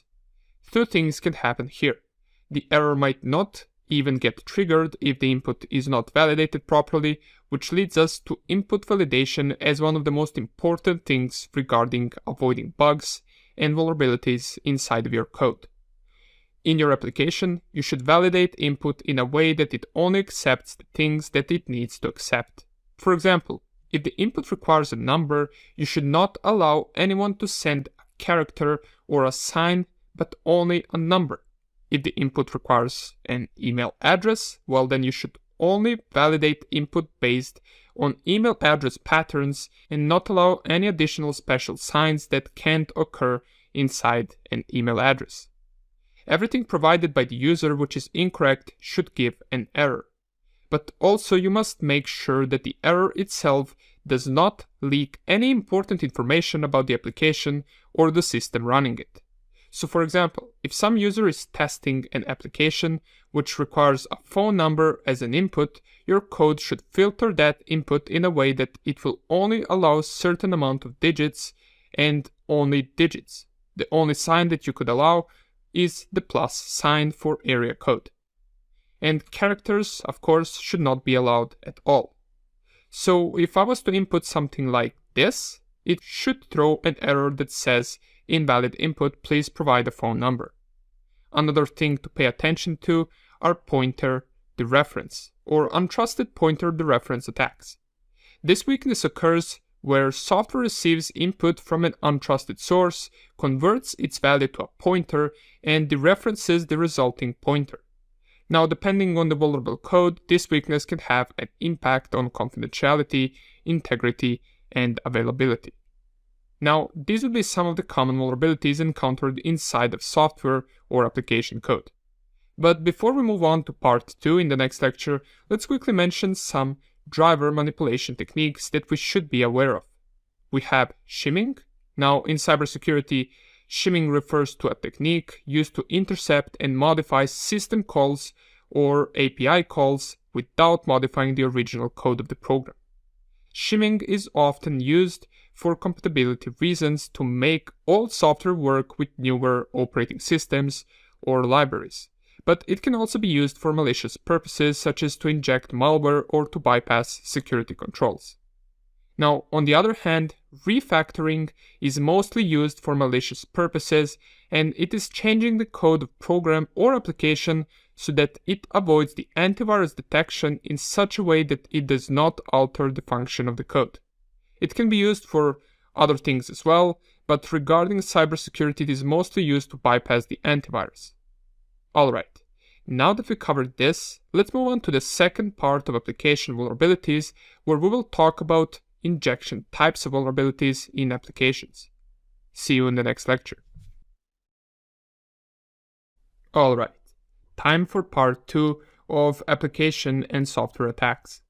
While in the last lecture we focused on vulnerabilities such as buffer overflow, integer overflow, error handling, and others, here let's mainly talk about different injection type vulnerabilities as well as some other ones that we should know. Let's start with a simple attack, which is something that we already know, and that is the denial of service or resource exhaustion attack. Now, we talked about this before when we were in the network security attacks, but resource exhaustion can happen on applications as well. If an application can process 100 requests a minute, and when that number is exceeded, we have resource exhaustion and possible denial of service. Next attack that can happen on softwares or applications is DLL injection attack. Now, DLL stands for Dynamic Link Library. It is a type of file that contains code and data that can be used by multiple programs at the same time. DLL injection is a technique that allows users to run any code in the memory of another process by forcing the process to load a foreign DLL file. Typically, it is used for malicious purposes since you can inject DLL for malware in a different process. Next up we have CSRF, or cross-site request forgery. Cross-site request forgery is an attack that forces an end user to execute unwanted actions on a web application in which they are currently authenticated. An attacker may trick the user of a web application into executing actions of the attacker's choosing. If the victim is a normal user, a successful CSRF attack can force the user to perform state-changing requests like transferring funds, changing their email address, and so forth. If the victim is an administrator account, CSRF can compromise the entire web application. Okay, now besides CSRF, we also have SSRF, or server-side request forgery. In a server-side request forgery attack, the attacker can abuse functionality on the server to read or update internal resources. The attacker can supply or modify a URL which the code running on the server will read or submit data to. And by carefully selecting the URLs, the attacker may be able to read server configuration, connect to internal services, or perform post requests to internal services. The request can appear to be coming from the server itself, and it might ask to see the contents of example /etc/passwd. Okay, next up we have is a common attack or bug in a web application, and that is XSS or cross-site scripting. This is when the attacker injects the code, usually JavaScript code, but it can also be HTML code, into an application, and the web application processes the JavaScript code and HTML code not as a part of input from the user, but rather executes it as code itself. Usually to test for vulnerabilities such as XSS, attackers use script alert and then close script tags to check whether the alert function will pop a window. In this code, everything between the script tags will be processed as JavaScript code. It will execute a simple alert function which will pop a small window that will write out whatever it is in the alert brackets. Now, this is just an example. An attacker can try and run any other JavaScript code that they want. Now, XML injection is when the attacker tries to manipulate the XML script in order to conduct the attack. As with other injection types of the attacks, by properly validating user input, you can avoid having this bug inside of your application. The XML attack is similar to JavaScript injection or XSS, and you can read more about all the vulnerabilities that we covered in this lecture, as well as their examples here at this link, or simply just navigate to owasp.org and you will find information about all of these vulnerabilities. Now, another critical bug or vulnerability which is common is SQL injection. And SQL injection is when the attacker tries to exploit the database by injecting SQL queries and hoping that the application processes them as SQL code. This can also be prevented with proper user input filtering. Here we can see an example of SQL injection query, which is select everything from users where user ID equals something or 1 equals 1. This is simply just telling the database to select everything from the users table where the ID is equal to a certain number or 1 equals 1. One of these two conditions will be met, and since 1 equals 1 is always true, this will return everything from that specific table. Now, the last thing that we want to cover is LDAP injection. We already know what LDAP is, and one of the most common LDAP injection attacks is to bypass authentication, in which the attacker can use the LDAP filter, and we can see an example of this right here on the slide. This would allow an attacker to get access without providing correct username or password. Another use case of LDAP injection can be if the attacker wanted to check if some user exists, the attacker can then use this filter to check if the user called John exists. Now, we can avoid LDAP injection by blocking the special characters from these filters. These would include things like brackets, equal signs, slashes, pipes, and pretty much any other special character used in these commands. Our application should process those as just a regular text. Also, you already know that you should use LDAP-S instead of LDAP. Okay, that would be about it regarding the injection type of the attacks and some other application attacks that we should know of. But before we close off this lecture, let's also quickly mention some of the scripting languages that we should also be familiar with. We have PowerShell, Python, Bash, VBA, and macros. PowerShell can execute certain tasks in Windows environment. Each command is known as cmdlet, and PowerShell script's extension ends with .ps1. You can run PowerShell from your command prompt, and you can use command getService to show you all the active services running. You can also filter your output by providing additional details for the command. For example, if we wanted to only show Windows services, we could run command getServiceName, win, and then asterisk. Now, PowerShell can also be used by attackers in many scenarios. To prevent someone from executing PowerShell commands on our desktop or server, we should run the command set execution policy restricted. Now, Python, on the other hand, is a powerful scripting language that is probably the most popular programming language in the world. Python is also one of the number one scripting languages that hackers use to create their tools and exploits. Bash is used in Linux systems to execute commands or programs, and there was a known vulnerability called shell shock in Bash, which allowed the attacker to get remote access to the web servers. We have VBA, or Visual Basics for Application, and we can use VBA with Microsoft Office applications, and it can be used to create automated tasks which the application itself can't do. And last we have our macros, which is a set of actions that you want to execute, and they are typically used in Word or Excel. Macros can sometimes be used by attackers. That's why suspicious documents from emails you should always open after disabling all macros with notifications. Alright, that would be about it regarding both scripting languages and application vulnerabilities, and now let's move on to the next lecture where we will talk about zero-day attacks and weak configurations. Alright, let's talk about zero-day vulnerabilities and weak configurations. Let's start with zero-day vulnerabilities first. A zero-day vulnerability is a type of security vulnerability in computer software that is unknown to the software vendor or other parties responsible for patching or otherwise fixing the flaw. This means that attackers can potentially exploit the vulnerability before the software developer has a chance to patch or fix the issue, leaving the software and its users at risk. The term zero-day refers to the fact that the vulnerability is exploited on the same day that it is discovered, giving software developers 0 days to address the issue before attacks begin. Zero-day vulnerabilities can be particularly dangerous because there is often no patch or workaround available, leaving users and organizations exposed to potential attacks until a fix is developed and deployed. It can sometimes take days or weeks for critical zero-day vulnerabilities which are discovered to be patched.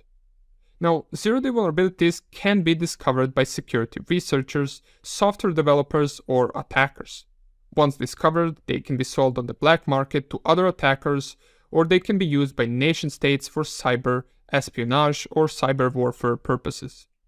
To minimize the risk of zero-day vulnerabilities, it's important to keep software and systems up to date with latest patches and security updates, and it's also important to use security tools such as firewalls and intrusion detection systems, and practice good security hygiene such as strong passwords and limiting access to sensitive data.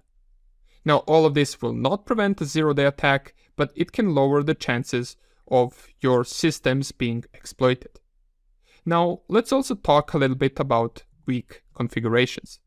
These are the configurations that we should avoid as they can present a security risk to the organization. These include things like weak encryption, default settings, open ports and services, errors, unsecured accounts, and privileges. Now, weak encryption is self-explanatory. It is when the application or software uses one of the weaker types of encryptions which can easily be broken. Default settings are also self-explanatory. Many devices or softwares come with default settings which can sometimes present a security threat and should be changed. An example of this would be your router, which comes with default gateway username and password, which you can easily Google and find on the internet. If these are not changed, it would allow anyone to log into the router with just knowing default username and password, which in most cases is just admin. Open ports and running services are also a security threat if the ports that are open are not in use, or if the service running on those ports is not patched or is vulnerable. For example, if you have Telnet port open on your device, it can present a security threat as Telnet service is vulnerable. Now, errors are also something that we discussed before. You should only show generic errors to the users and not disclose any important information in these errors. Unsecure accounts can be a problem as long as the password is weak. This is why all the accounts and especially administrators or generic accounts should be protected with a strong password. And last we have is privileges, which is also referred to accounts, but here we should have a proper division of privileges to all of the accounts available. Remember the least privilege concept. All accounts should have exactly the amount of privileges that they need in order to do their task. Alright, that would be about it regarding 0 days and weak configurations, and now let's move on to talking about more attacks or threats in which the attacker abducts the session or domain or device. These attacks are also known as hijacking attacks. See you in the next lecture. Let's talk about hijacking attacks in which the hacker steals something. So let's go one by one. First, we have bluejacking, and this is when the attacker uses Bluetooth device such as a mobile phone and sends unsolicited messages to Bluetooth-enabled devices, provided the target is in a certain area. Now, bluesnarfing is when the attacker takes control over the Bluetooth device and steals all the confidential data from the device. In other words, it can be defined as theft of information from a wireless device through a Bluetooth connection. Another hijacking attack that we have is session hijacking. This is when the attacker might steal your cookie or session ID and use it to grant access or to gain access straight to your session inside the web application. We also have domain hijacking, and domain hijacking is the act of changing the registration of a domain name without the permission of the original owner or by abuse of privileges on domain hosting and domain register systems. This can end in financial and reputational damage for the owner. Besides domain hijacking, we also have URL hijacking or typo squatting. Typo squatting is a type of social engineering attack which targets internet users who incorrectly type a URL inside their web browser rather than using a search engine.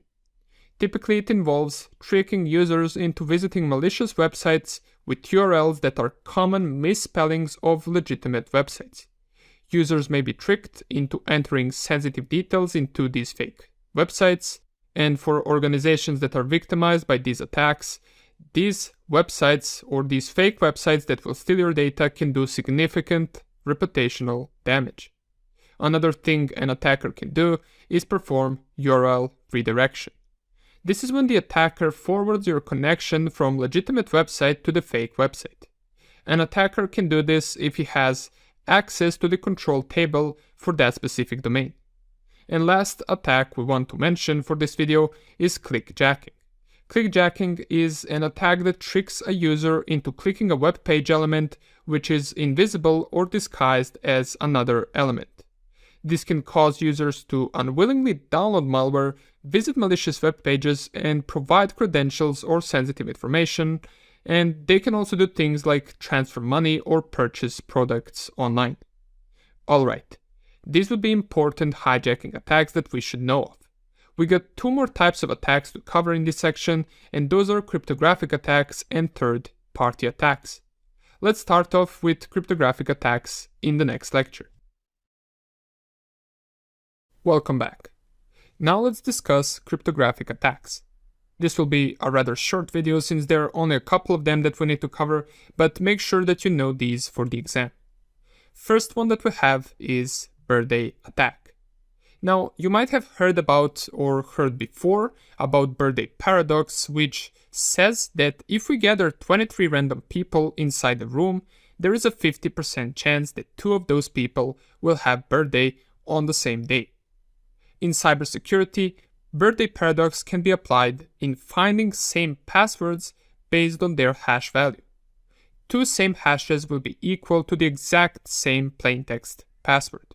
So if an attacker finds 2 same hash values, he can know that the password is the same for those 2 accounts. In other words, birthday attack exploits the mathematics behind the birthday problem in probability theory. Digital signatures can be target of the birthday attacks. Next one that we want to know about are rainbow tables. Rainbow tables are big lists of already pre-calculated passwords and their hashes. They are used to faster brute force a hash, and these lists can be tens or hundreds of gigabytes large. For the exam, you can remember that rainbow tables are used to crack the password hashes faster. Next up we have is key stretching. Now, key stretching is a technique used to go against the rainbow table attacks and collision attacks.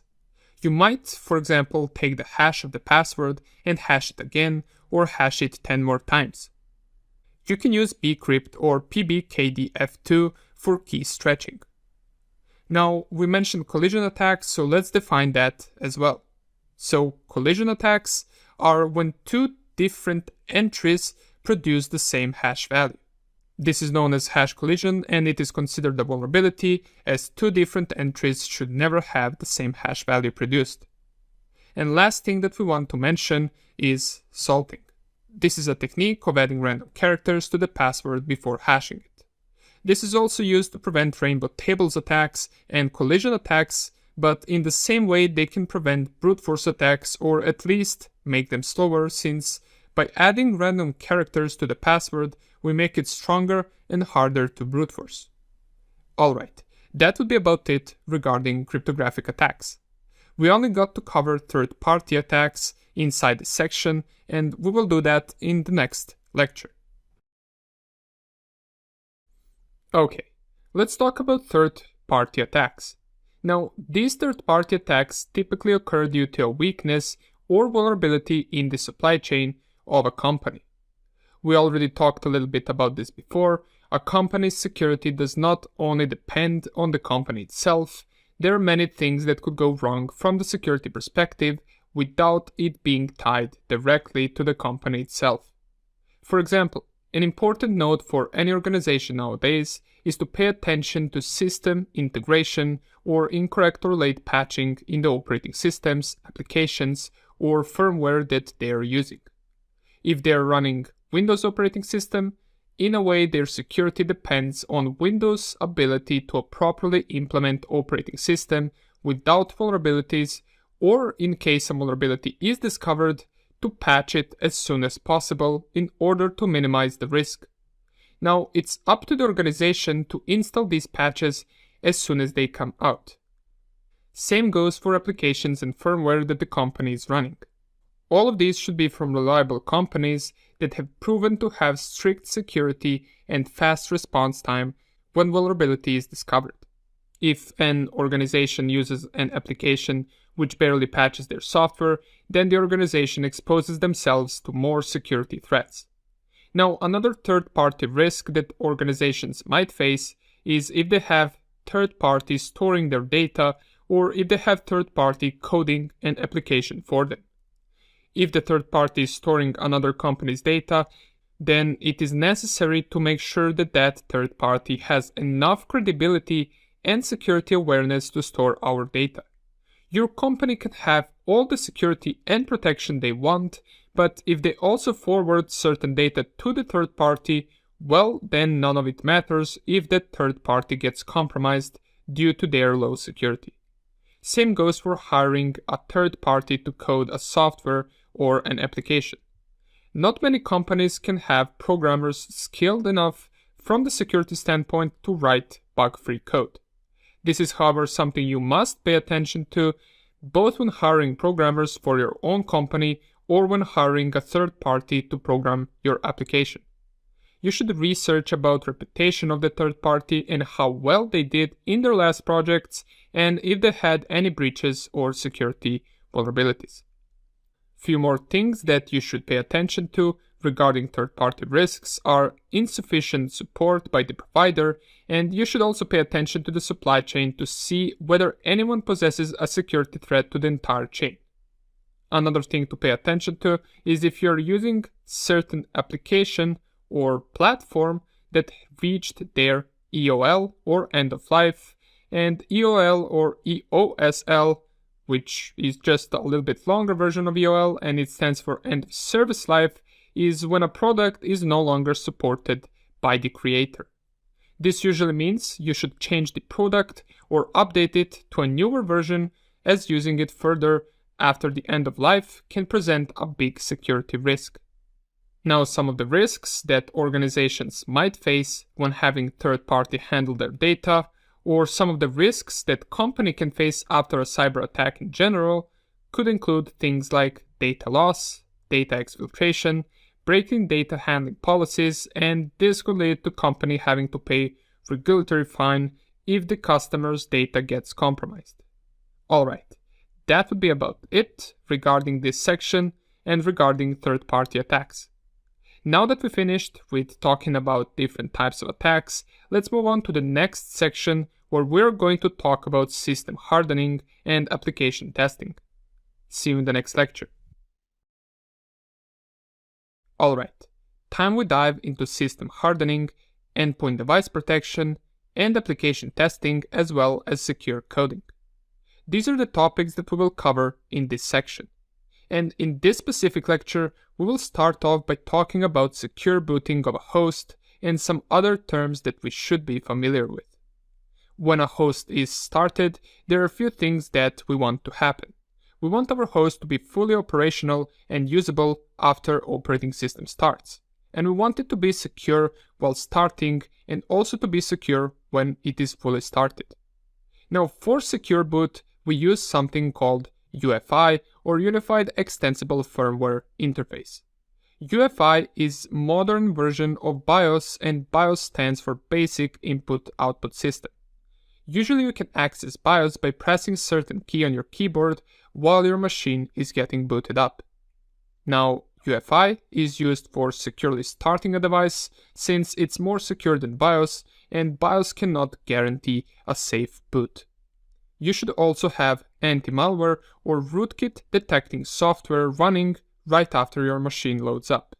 These anti-malware solutions will help detect malicious programs and rootkits, and it will prevent them from fully starting up at boot time.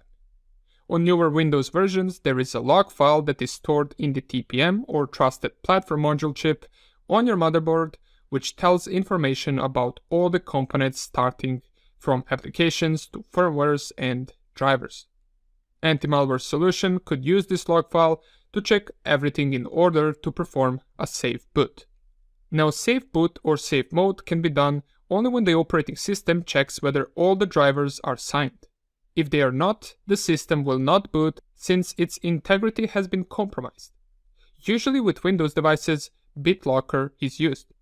BitLocker is used for full disk encryption and it stores its keys on the TPM chip on motherboard. It can be used to guarantee safe boot.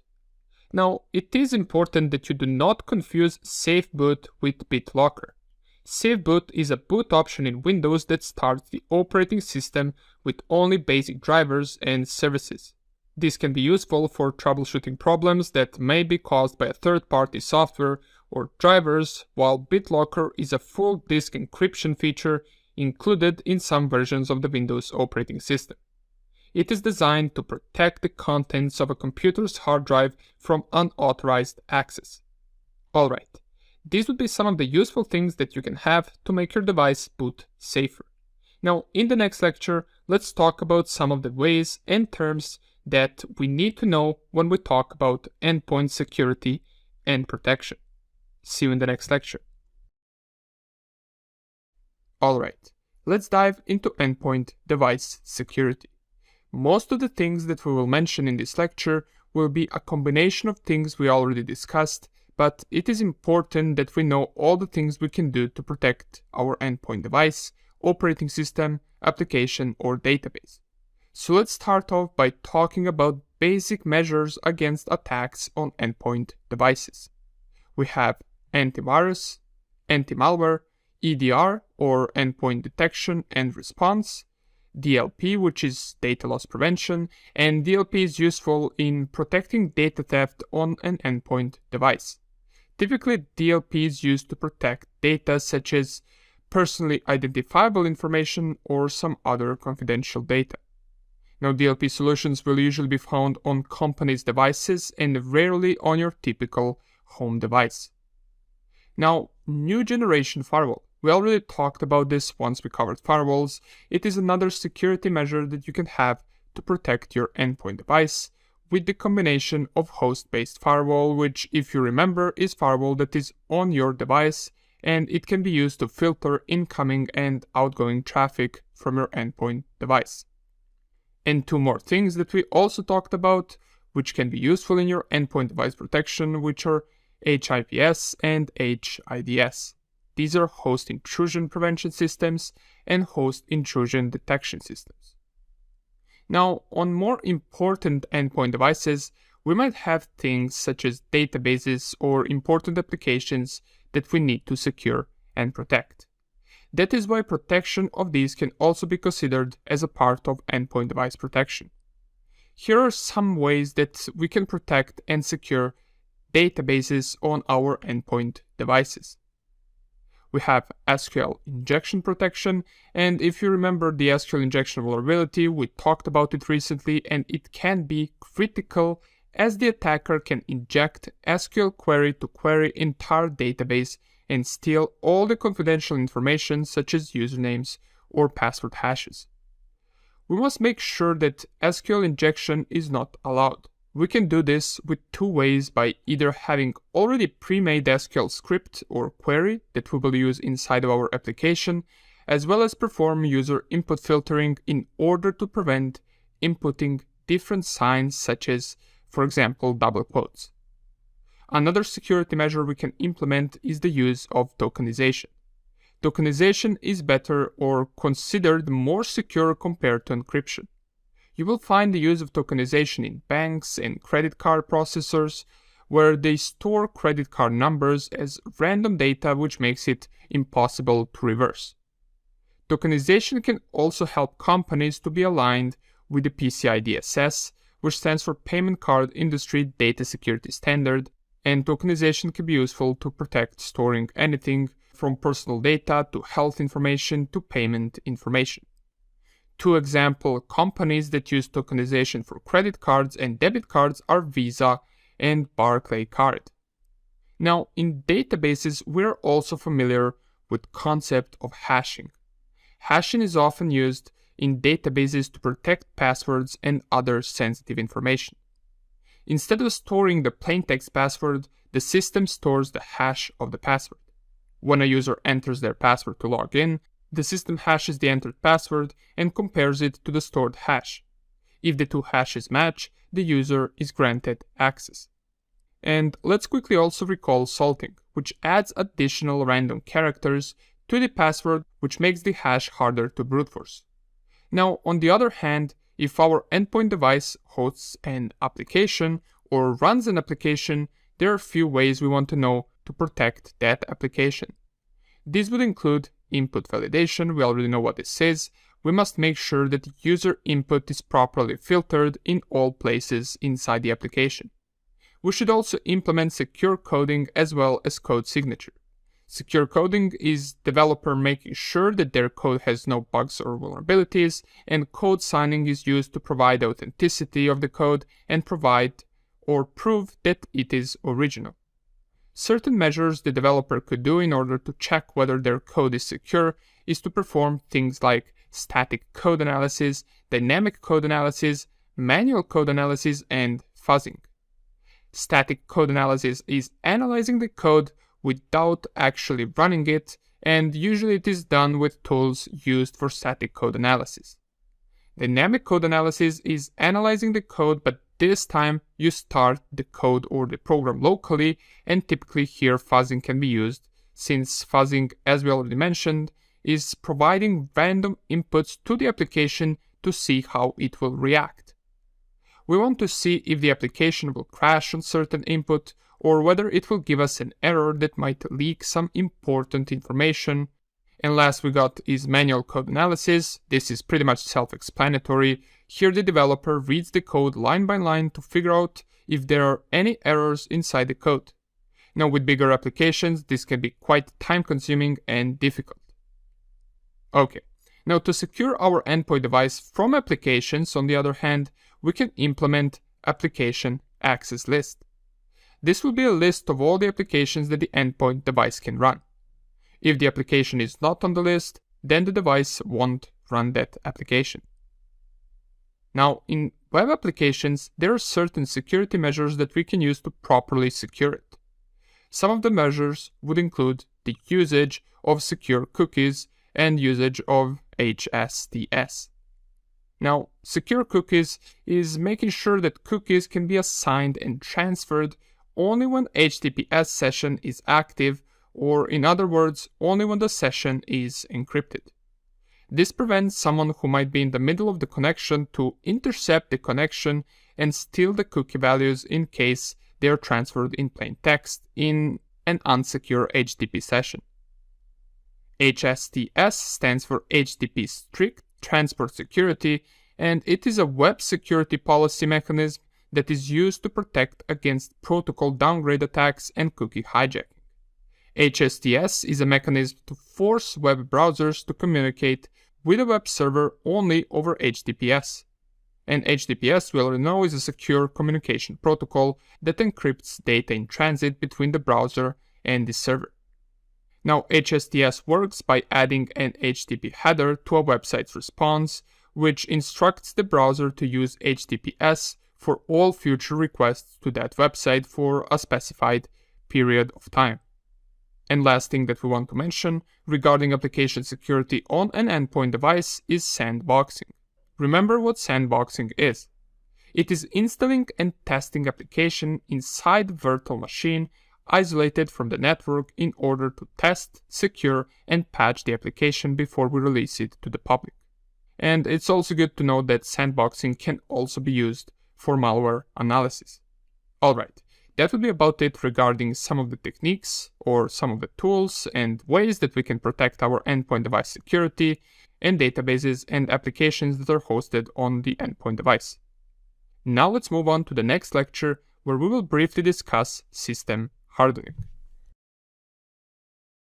Alright, this can be considered like a continuation to the previous lecture or as a part 2, since we're going to talk about system hardening or endpoint device hardening. We're only going to mention relevant things for us. So let's start off by mentioning things we are familiar with, and that is open ports and services on those open ports. We already mentioned that once operating system is installed, some ports might be open by default. These open ports, if not used, and in some cases even if used, present a security threat, and we should close those ports. You can use command netstat inside of your terminal or command prompt to check your active connections and ports that those connections are using. You can either close the port or block the traffic in your host-based firewall. You can also secure and harden your operating system by running patches as soon as they come out. Besides that, you could also have a software or an application that will notify you as soon as patches are available so that you do not waste any time but rather patch straight away. Another thing you can take a look at is your Windows registry. Now, this is only of course for Windows users, and registry in Windows is pretty much the heart of Windows. All the settings are there, and you can access registry by typing regedit in your Windows search box. Now keep in mind that changing wrong things in registry can make Windows not work anymore, so be careful if you ever edit something inside the registry. Once you open the registry editor, you will notice 5 different names, or also called 5 different hive keys. An example of one of those hive keys would be HKey local machine. Alright, some other system hardening methods that are less important for us but that you might want to know would include things like monitoring and logging activities, regularly backing up data, using secure configurations and strong authentication and encryption, disabling unnecessary services, and implementing stronger firewalls. Now we're not going to dive into these, we already mentioned most of them multiple times in the course, so let's not waste any more time on them. Now that we discussed the security of typical endpoint device, such as desktop or laptop, in the next lecture we're going to shift our focus on securing inbuilt and specialized systems and devices, as well as Internet of Things devices. See you in the next lecture. Okay, let's focus now on the security of inbuilt devices, as well as mentioning some specialized devices and their purposes. Now, probably the most common types of devices that we will hear about are IoT or Internet of Things devices. Internet of Things devices are physical devices that are connected to the internet and that can exchange data with each other. IoT devices can range from simple sensors and actuators to complex machines and appliances. The most common security problem that these devices encounter are default credentials or default usernames and default passwords. Many users are not aware of these default credentials, leaving these devices vulnerable for the attackers. Also, there are many types of Internet of Things devices, which makes securing them a rather difficult process due to devices themselves being different. Let's mention a few types of IoT devices. We have smart devices, which can be a smart TV or smart fridge, and these devices can be connected to the home network. These devices also have default passwords, which should be changed to avoid the default credentials attack. Now, smart devices can be used for home automatization, and you might have heard about smart home before. These include different sensors or devices that control your curtains, air conditioning, alarms, and other things inside of your home. These sensors can be used for various different things, from motion sensors to heat sensors to controlling light inside the room when someone passes by. There are lots of options, and these are just some of them. It's important that you remember, however, that the biggest security threats are default credentials, which users are not aware of, leaving the devices vulnerable. Now, an operating system which can commonly be found in IoT devices is RTOS, or Real-Time Operating System. Real-Time Operating System is designed to process data in real time, meaning that it can respond to input within a guaranteed time frame. This is important in IoT systems where devices need to respond quickly and reliably to changed conditions or user input. Now, many IoT devices use real-time operating system to manage their operations, including processing data from sensors and communicating with other devices in the network. Now let's talk about some other inbuilt devices or specialized devices that we should know of. We have multifunctional printers, or shortened MFP. This is a device that combines the functions of a printer, scanner, copier, and sometimes a fax machine, and all of this in a single device. This device can print documents, make photocopies, scan documents, and images. They do have network interface, making them a target for the attackers. Now there is also common use of surveillance systems, which mostly refers to surveillance cameras, but not necessarily just cameras. These can be, as we mentioned, motion sensors, light sensors, cameras, alarms, and they are also a target for attackers due to them being connected over the internet. Now, SoC, or System on Chip, is an integrated circuit that combines various components of a computer or electronic system into a single chip. It typically includes a processor, memory, input-output interfaces, and other components necessary for a complete system. For the exam, make sure to know that life support devices use System on Chip. Now, besides just life support devices using System on Chip, it is also found in IoT devices and mobile devices, as well as in robotics and industrial automation. Alright, now we have HVAC. This is something we already mentioned, so let's quickly go over it, since it is also a topic for this section as well. HVAC stands for heating, ventilation, and air conditioning. It is important to implement HVAC in server rooms because it can regulate temperature with the help of cold and hot airways. It is a topic for this lecture because HVAC has sensors which detect if the air is too hot or too cold.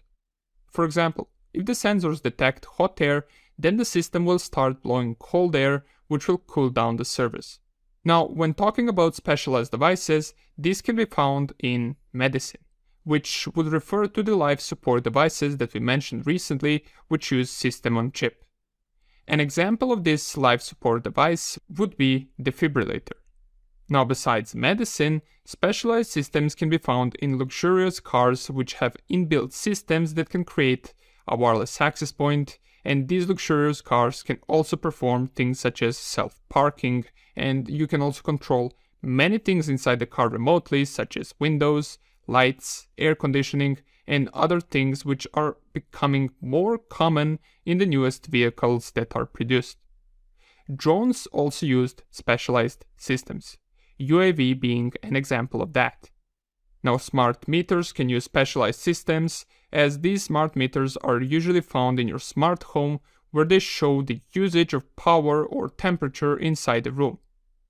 Now, some other inbuilt devices that you want to know about, besides the ones we mentioned, are Raspberry Pi, Arduino, and Field Programmable Gate Array, or shortened FPGA.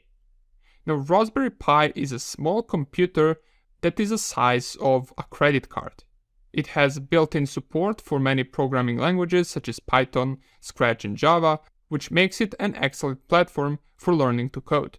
Now, Arduino is an open-source electronics platform. It is consisted of both a physical programmable circuit board, often referred to as a microcontroller, and a piece of software or IDE, which stands for Integrated Development Environment, that runs on your computer, and it is used to write and upload the code to the physical board.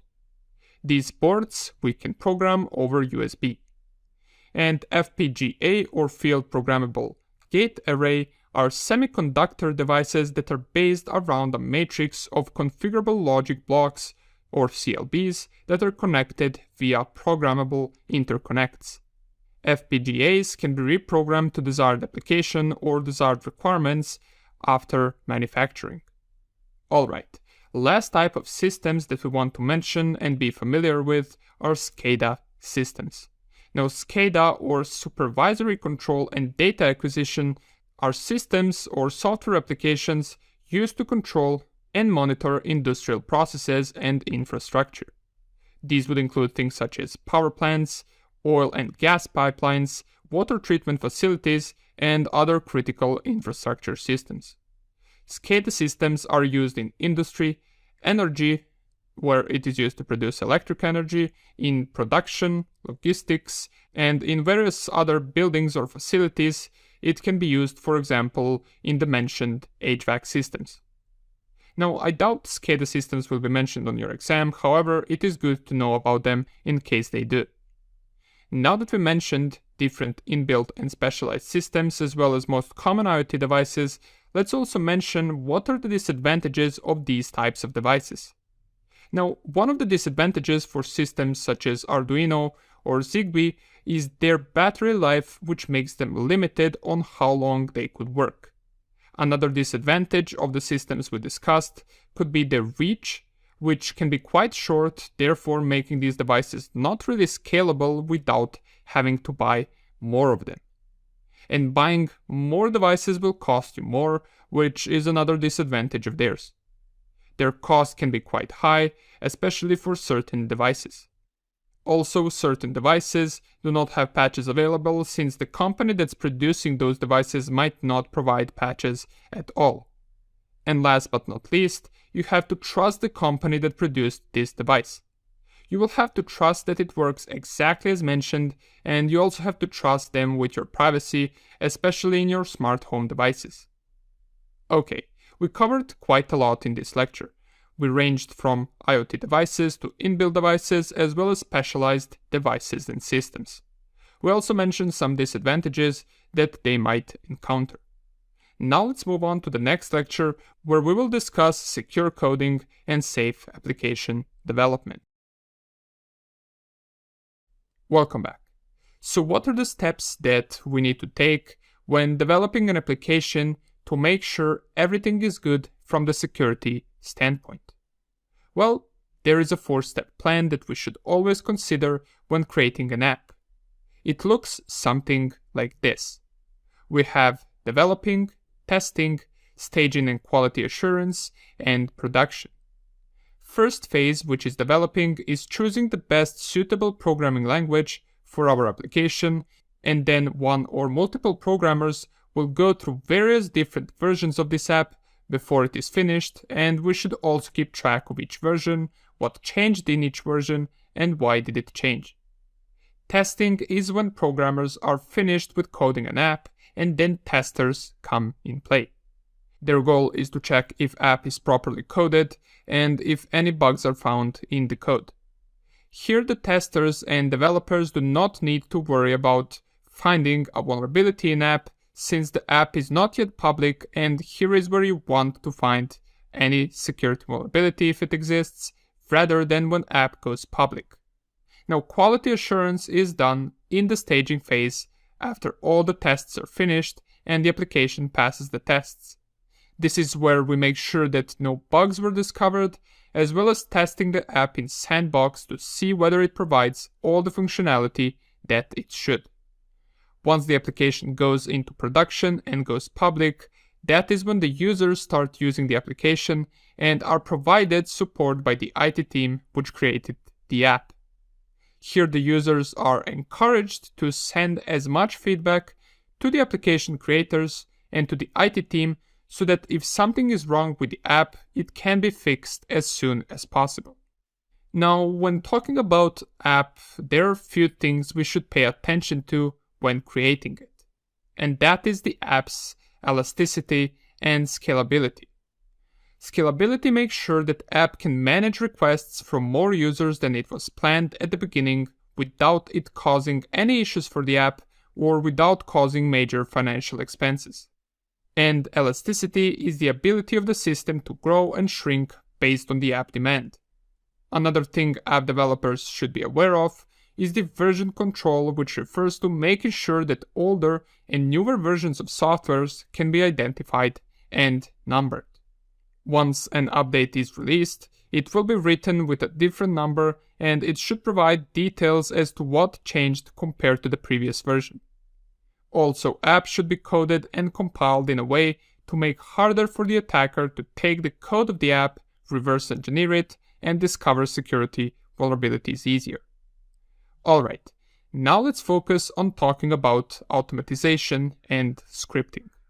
Automatization is setting up a process so that it auto-completes certain tasks without a human intervening. It does so by using scripts, which are certain tasks and procedures compiled that start on their own once the script is activated. Some aspects and terms of automatization that we should know about are continuous monitoring, which is logging any security vulnerabilities and errors or failures in a system so that they can be fixed. If system was to fail, certain automated actions can be taken to improve the situation. We got continuous validation and verification, and validation is when we test the application to check if it provides the required functionality and that it fulfills the user's requirements. This can also be helpful in discovering new bugs or vulnerabilities that might exist in the current application version. Now, continuous deliver is process of fixing the errors in application before we put it in production. Continuous integration is when multiple programmers who coded the software or app consolidate and test the code in order to check if there is any conflict between their codes, and this is done in the development and testing phases of app development. Now, continuous development happens in staging part of app development, and it is process of pushing out new updates for the app, such as fixing certain bugs and vulnerabilities or adding new functionality to the app. And last we have our automated courses of action, which is a process implemented by using pre-written scripts. Remember when we discussed SIEM and source systems, and we mentioned that source systems are used for faster response compared to human reaction. Well, that is because source systems can use automated courses of actions, which allows them to automate the process. Now let's focus on certain policies or techniques when it comes to secure coding. There are a few of them, so let's start off with stored procedure. Now, stored procedure is a secure coding technique which is predefined and already written SQL script, which, for example, can be used to find certain customers in an application. The point here is that the script is pre-written, therefore the attacker won't be able to change or modify the script. Now, code reuse or dead code. Once a developer works on an application, they might start with the old code that they used, and as the time goes by, they can exchange that old code with a newer code for the application. This can lead to having dead code, since dead code is a code that never executes. Dead code should be removed, as it is not used and it can waste resources on the system. Now, server-side and client-side validation. Validation on the client side is also known as front-end, and it refers to validation that is happening on client's browser. Languages such as JavaScript or HTML5 are used for client-side. Now, client-side validation is also faster than server-side validation, since server-side or backend validation includes databases, domain controllers, and app servers in which the client input is being sent to the server and they're validated, and then the response is sent back to the client. You can see why it would take longer than client-side validation, since here the request has to travel all the way to the server, while in client-side it's done inside the client's browser. Now, C# and .NET are server-side programming languages. Next up, we got data exposure, and it refers to secure coding technique which mentions that data should be encrypted to prevent anyone from stealing it. And in some cases, the sensitive data should be masked even to the user. Now, using third-party and software developer kits or SDK is using external libraries to make application development an easier process. While using these libraries from third parties can make the development process faster and easier, it is important to know that they can also come with security vulnerabilities. Memory management is another important secure coding technique, and it is important that the developer, while coding application, also controls how much memory can the application use. Memory leaks can occur if an application uses more memory than it needs, consuming memory over time and wasting resources for other applications.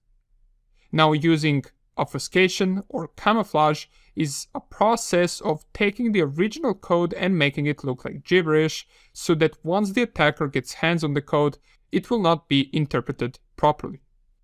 Things such as XOR and ROT13 can be used to mask data, and steganography can be used to hide or camouflage the source code of a software or application. Now here on the slide we have an example of using XOR. And XOR is a binary operand which compares 2 bits and in return gives 1 bit back. If 2 bits are the same, the result will be 0, and if 2 bits are different, the result will be 1. Here the point is that you would not know which bit was 1 and which bit was 0 if the result is 1. And you will not know if both bits were 0 or if both bits were 1 if the result is 0. This is of course considering that the only thing we see is a XOR result. Now, ROT13 on the other hand is variation of Caesar's cipher. Here we move each letter in alphabet by 13 places. You can see the correspondent letters that would be used with ROT13 here on the slide. Now next up we have, or next method that we want to mention, is normalization. Normalization is usually applied in databases. Each database has a list of tables which are further divided into rows and columns. The goal of normalization is to eliminate redundancy, to make fewer indexes per table, and to make searching faster. And last secure coding technique that we want to mention is OWASP. This is for web applications, and OWASP stands for Open Web Application Security Project. It is a non-profit organization which creates lists of newest threats for the web application security. OWASP can be useful for web app developers to double-check their code with latest web vulnerabilities. You can find different tools and resources on OWASP, and they also provide their own community and focus on education and training. Alright, we covered lots of stuff in this lecture. We talked about 4 steps of app development, as well as important terms and aspects regarding automatization and scripting. And lastly, we covered different techniques or practices for secure coding that developers should always keep in mind when creating a new software or application. Welcome back.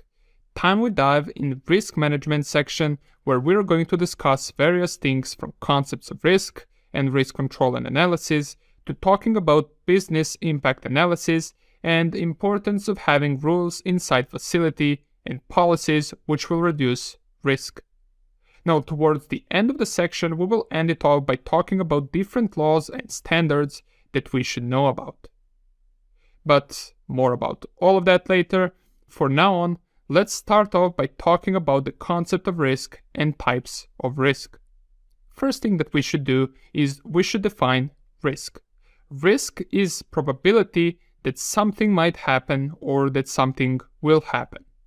Now, risk does not always have to be bad. For example, risk can sometimes bring profit to the company. However, it can also lose money for the company. That's why it's important to have risk control and management to be able to determine which risks are worth taking and which are not. Now, some of the main components of risk management are resources, risking or risk itself, a threat, and vulnerability. Now, the first phase or first term is classification and identification of resources. Resources can be different things. It can be a confidential document or it can be personal data. These data or documents are something you want to protect and provide risk analysis for. The risk itself, in a sense, would be probability that some event will happen which will result in financial loss or data or service loss for the company. A threat is someone who wants to do damage to the company, and it can be an employee or it can be an outside hacker or some other company. And vulnerability, we already know what it is. It is a weakness in a system that would allow an attacker to compromise and exploit that system. It can be weakness in a software or firewall of the company, but on the other hand, it can also be a weakness in a certain person or employee. This would be one of the main components that we want to pay attention to when conducting risk management. Now, most important one is the first phase, where we identify the resources and we rank them by their importance. Depending on how important certain resource is, it is going to be equivalent of how much we're going to spend trying to protect it, and also how we're going to handle that specific resource. Identifying the risk itself in a sense to what can happen is also important. You should always consider all possibilities, even the ones that are less likely to happen. And of course, knowing possible threats and vulnerabilities that could compromise our resources is key as well to conducting proper risk control. Now, let's also mention the types of risk that exist. We have 6 categories important for us, and these are external risk, internal risk, risk of all deprecated systems, multi-party risk, intellectual property theft, and software licensing. So the external risk includes outside attackers, from state actors to criminal syndicates, and also the company's competition might also be one of the external threats. Pretty much anyone who wants to do damage to a company that is not a part of the company can be put into external risk.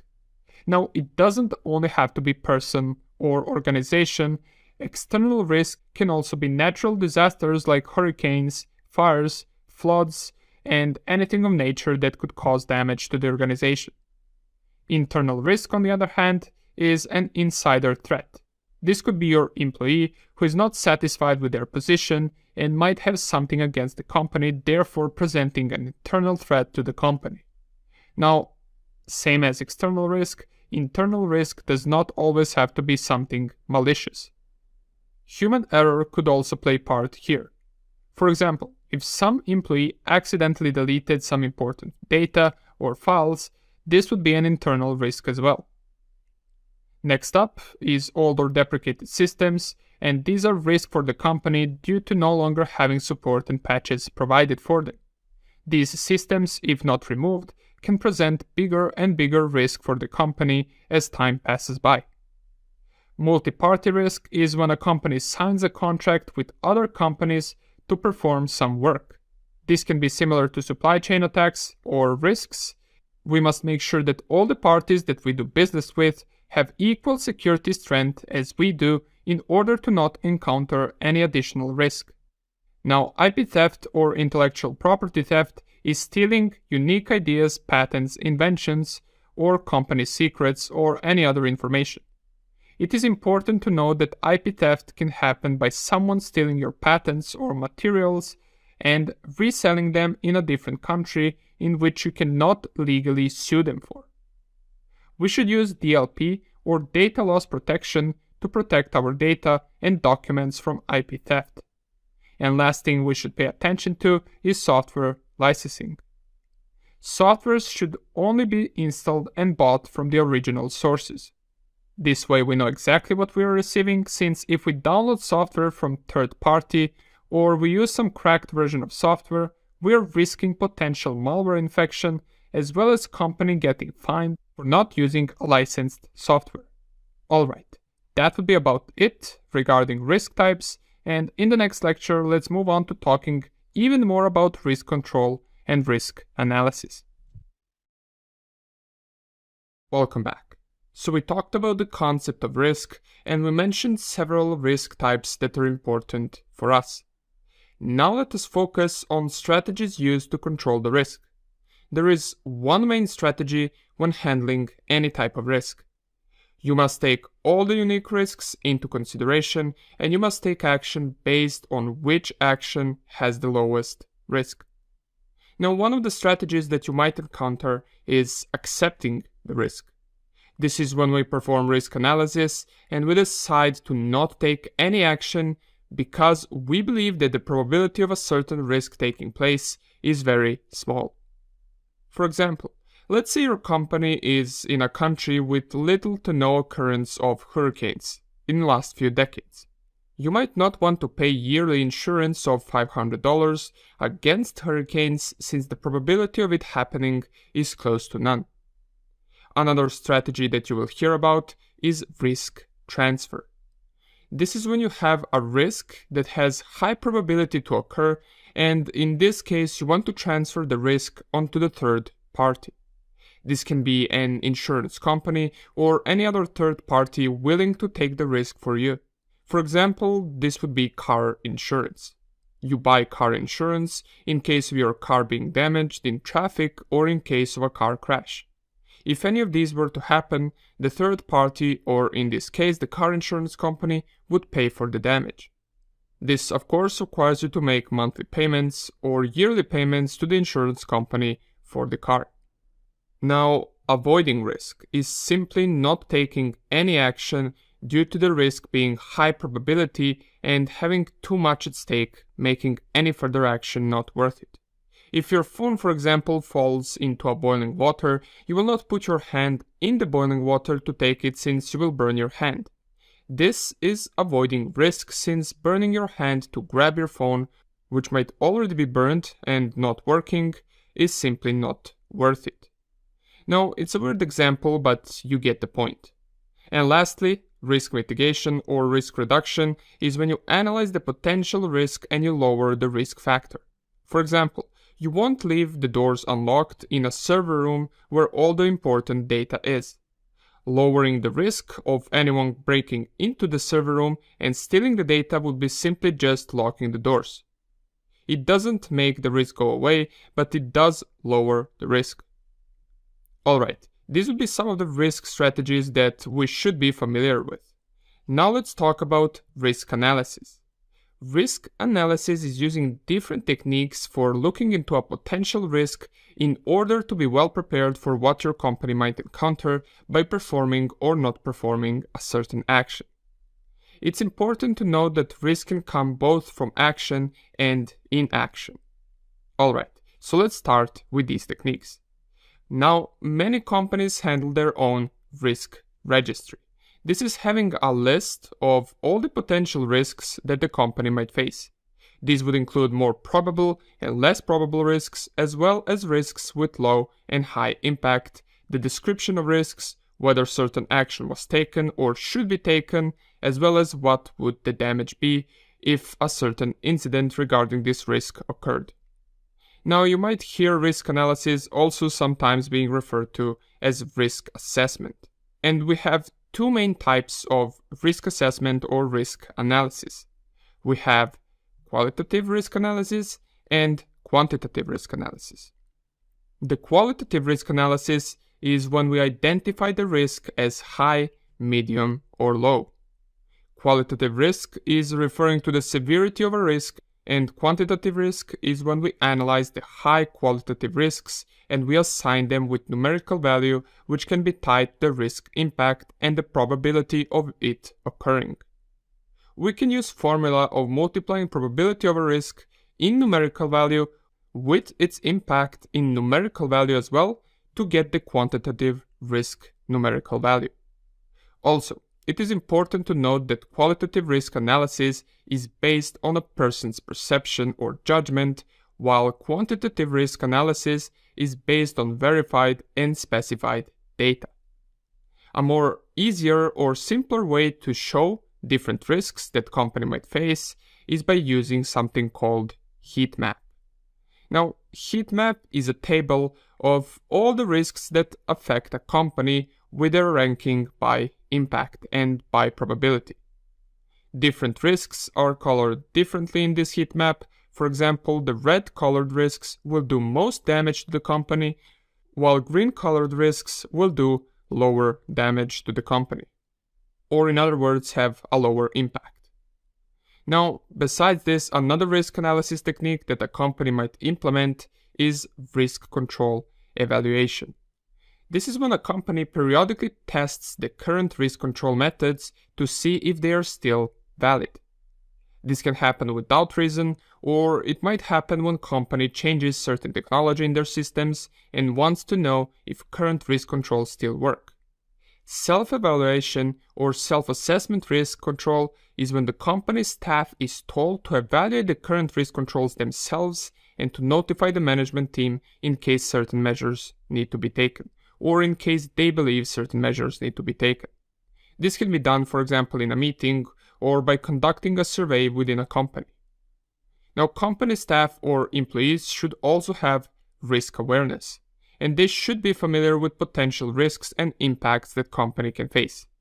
This can be done by regularly having meetings or educating employees about potential threats to the company, and this can make the next risk control evaluation survey more successful.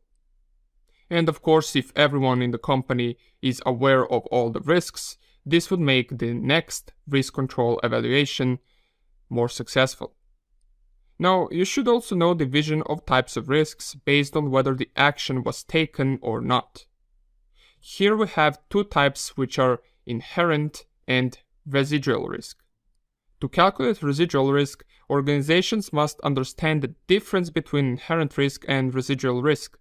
Inherent risk is the risk present in any scenario where no attempts at mitigations have been made and no controls or other measures have been applied to reduce the risk from initial levels to levels more acceptable to the organization. Now, residual risk, on the other hand, as stated, is the risk remaining after efforts have been made to reduce the inherent risk. It is also important to note that you can never completely eliminate a risk. And last term for risk analysis and assessment that we want to know is risk appetite. Risk appetite is the level of risk that an organization is willing to accept while pursuing its objectives and before any action is determined to be necessary in order to reduce the risk. Alright, now that we covered important risk analysis terms that we should know, let's move on to the next lecture where we're going to talk about business impact analysis and calculating data loss. See you in the next lecture. Okay, business impact analysis. Every business should have it. This is taking into consideration everything that could possibly go wrong and that could make our company have financial losses or any types of losses at all. First of all, it's important that we consider all types of risks and threats. There are a few main types of risks for the company. We have internal and external risks, and these internal and external risks can be divided into ecological risks or threats and risks that people create. Ecological risk is a risk threat based on ecological factors, for example, probability of a hurricane we mentioned in the last lecture, or probability of flood would be considered an ecological risk. The threats that people create can be both malicious and accidental. For example, a hacker hacking into a company server and deleting files would be malicious, while an employee accidentally deleting files would not be malicious but would also be caused by people. These risks are one of the reasons why many companies have business impact analysis, or also known as BIA. This is calculating and assessing all the catastrophes that could happen and calculating losses, fines, and buying new equipment. The primary thing that business impact analysis focuses on is financial losses after a certain incident or catastrophe. Here are some important terms that we should be familiar with that are tied to business impact analysis. We have failure point or point of failure, which is one component which could prevent company from being operational and continuing its business. This is one of the most important aspects of business impact analysis and should be our primary focus. Besides the point of failure, we also have RPO or recovery point objective, and this represents maximum acceptable amount of data loss after an unplanned data loss incident expressed in an amount of time. Now, RTO is similar to RPO. RTO stands for recovery time objective, and it is time that it takes for company to get back into work or to become operational again after a certain incident. Now, don't confuse RTO with RPO. RPO represents how long a company could go without its data, while RTO represents how long would company take to become operational again after an incident. If RTO is longer than RPO, then it could negatively affect the company. Besides these, we also have MTTR, MTBF, and DRP. These are all terms that we should know. MTTR stands for mean time to repair, and it is average time that it takes to fix a system. If our server goes down and it takes about 4 hours to get it back to work, then the MTTR is 4 hours. Now MTBF stands for mean time between failures, and it shows how reliable a system is. If you're looking to buy any type of servers or devices or any type of system at all, you should take into consideration mean time between failures, since if the number of times it breaks down over a certain period of time is high, then the system is not that reliable.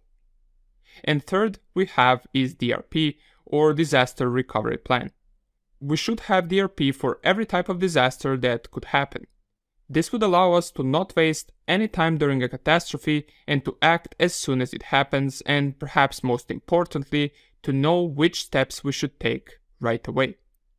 Now, to make these recovery plans more functional, we should implement different trainings, simulations, and practices for our company staff so that they are well prepared. Now, in business impact analysis, we should also identify most critical systems or most critical assets. This would allow us to focus more on most important parts of our business. If our business is based on generating income online over our website, then our website and its structure would be our critical system, as well as all the other things it takes to run our website and to make it function properly. Okay, now before we close off this lecture, there's one more thing that I want to talk about, and that is loss calculation. We should be familiar with next terms regarding calculating the real loss of equipment and money during our work over a certain period of time. These terms are SLE, or single loss expectancy, ARO, or annualized rate of occurrence, and ALE, or annualized loss expectancy. Now, single loss expectancy is considered as loss of one piece of equipment or one system. For example, losing your mobile phone that costs $500 would result in SLE being $500. The ARO represents how many times a year does stuff like this occur. Let's use the same example of losing our mobile phones. If our company employees lose 5 work phones over a period of 1 year, then the annualized rate of occurrence would be 5. And lastly, annualized loss expectancy would represent the annualized loss. Now, going back to the same phone example, the annualized loss expectancy would look like this. Annualized loss expectancy equals single loss expectancy times annualized rate of occurrence. If a single mobile costs, as we mentioned, $500, and we lose it on average 6 times a year, then the annualized loss expectancy would be $500 times 6, which equals to $3,000 a year. You can get the monthly number by simply dividing the annualized loss expectancy number with number 12, since there are 12 months. Alright, that would be about it regarding business impact analysis and loss calculation, and in the next lecture we're going to cover from which resources you could learn about potential threats and risks that could impact you. Alright, let's talk about different sources you can look into that will be helpful regarding certain risks and vulnerabilities that your company might face. One of them we already mentioned before, and can you perhaps recall what that could be? Well, we could use OSINT, or Open Source Intelligence, and we already mentioned that OSINT are publicly available information that is gathered from the internet. Now, these are publicly available, however, you can also pay for certain information on certain websites. These usually give you even more accurate data since you had to spend money for this information.